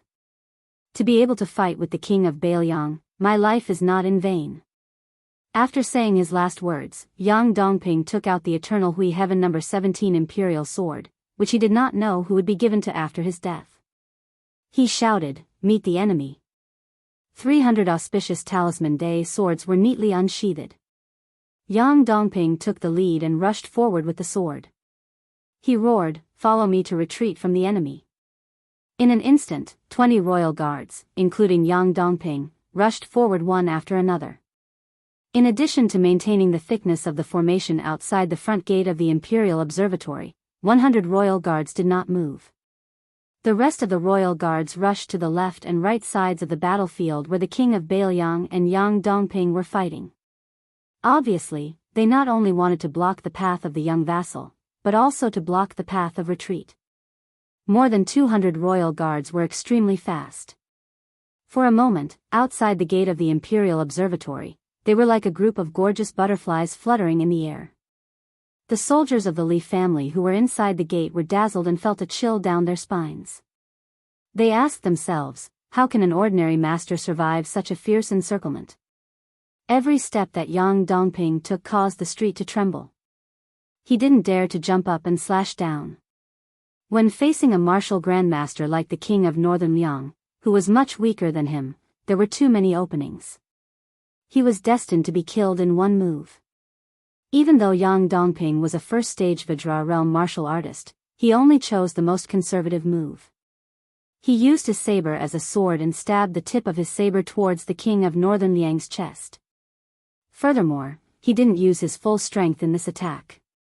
He left 30% to 40% of his chi in case he couldn't defeat the king of Northern Liang. Although Yang Dongping had been away from the Jianghu of the Central Plains for more than 10 years and was not well known, he did not dare to slack off for a single day in the palace where countless martial arts manuals were stored. The path of martial arts was like sailing against the current. If you did not advance, you would fall behind. Yang Dongping, who had outstanding talent and constitution, had endured loneliness for more than 10 years. He did not care about the false reputation of being a Xian finger expert. Instead, he trained his Vajra realm cultivation to be extremely solid. The move before him was a combination of several supreme arts that had not been passed down. He had also received guidance from the former head of the ceremony directorate, Han Xingxian. This move of his had almost reached the realm of returning to simplicity. Yang Dongping did not dare to underestimate the new grandmasters in the world. However, he soon realized that he had not faced a top grandmaster for many years. Once he encountered a figure like the king of Bailiang, a slight mistake could be fatal. Yang Dongping's original intention was to avoid the king of Bailiang when he saw that the situation was not good. Otherwise, he would retreat on the spot. With the palace guards behind him filling in the positions and helping to delay the battle, he would still have a chance to survive. At that time, he could continue to fight. Unfortunately, Yang Dongping did not expect that he would die because he did not overestimate himself but seriously underestimated his opponent. The young man in white did not try to stop him. He allowed the Eternal Radiance No. 17 Imperial Sword, which could cut through iron like mud, to stab his chest. At that moment of choice, life and death were on the line. Yang Dongping, who thought that he had an opportunity, suddenly increased the chi between his 5 fingers. He stopped accumulating power and the 3 jade dragons in the Imperial Sword's guard immediately let out sonorous dragon cries. When the tip of the Imperial Sword was about to touch the linen cloth on the young man's chest, it would be able to penetrate his body. Suddenly, a huge force was transmitted from the body of the Imperial Sword. The Imperial Sword in his hand was like hitting a mountain, like an egg hitting a stone. Yang Dongping had decisively given up this precious Eternal Radiance Imperial Sword. However, just as he let go, the king of Bailiang had already stretched out his palm. Yang Dongping's whole body seemed to have been hit violently by a battering ram. His body was still slightly moving forward, but his whole chest instantly caved in and a large part of his back protruded at the same time. Yang Dongping, who was in the first-grade Vajra realm and the deputy commander of the palace guards, died on the spot. Yang Dongping's body flew out and hit a guard who was waiting for an opportunity to pounce on the young lord. The unparalleled momentum caused the guard to have no time to dodge, and a large amount of blood splattered wantonly in his chest. There was a guard behind him who tried to reach out and stop his seriously injured colleague. With a crack, his arm exploded. There was no chance for him to regret. The two people who were retreating without any signs of weakening slammed into him. Then, the three corpses flew out together and slid out on the ground. The corpses slowly stopped in front of 100 palace guards who were as motionless as mountains. On the ground, a scarlet blood flowed. The dead were already dead, and the living were a ghastly sight. After Yang Dongping was killed by a palm, the Eternal Radiance Heaven Blade, which was supposed to be passed to the next deputy commander of the palace guards after the war, flew out of his hand. Su Fengnian casually waved it. The imperial sword that was thrown high out of its sheath paused for a moment, and then began to fly like a flying sword controlled by a sword immortal.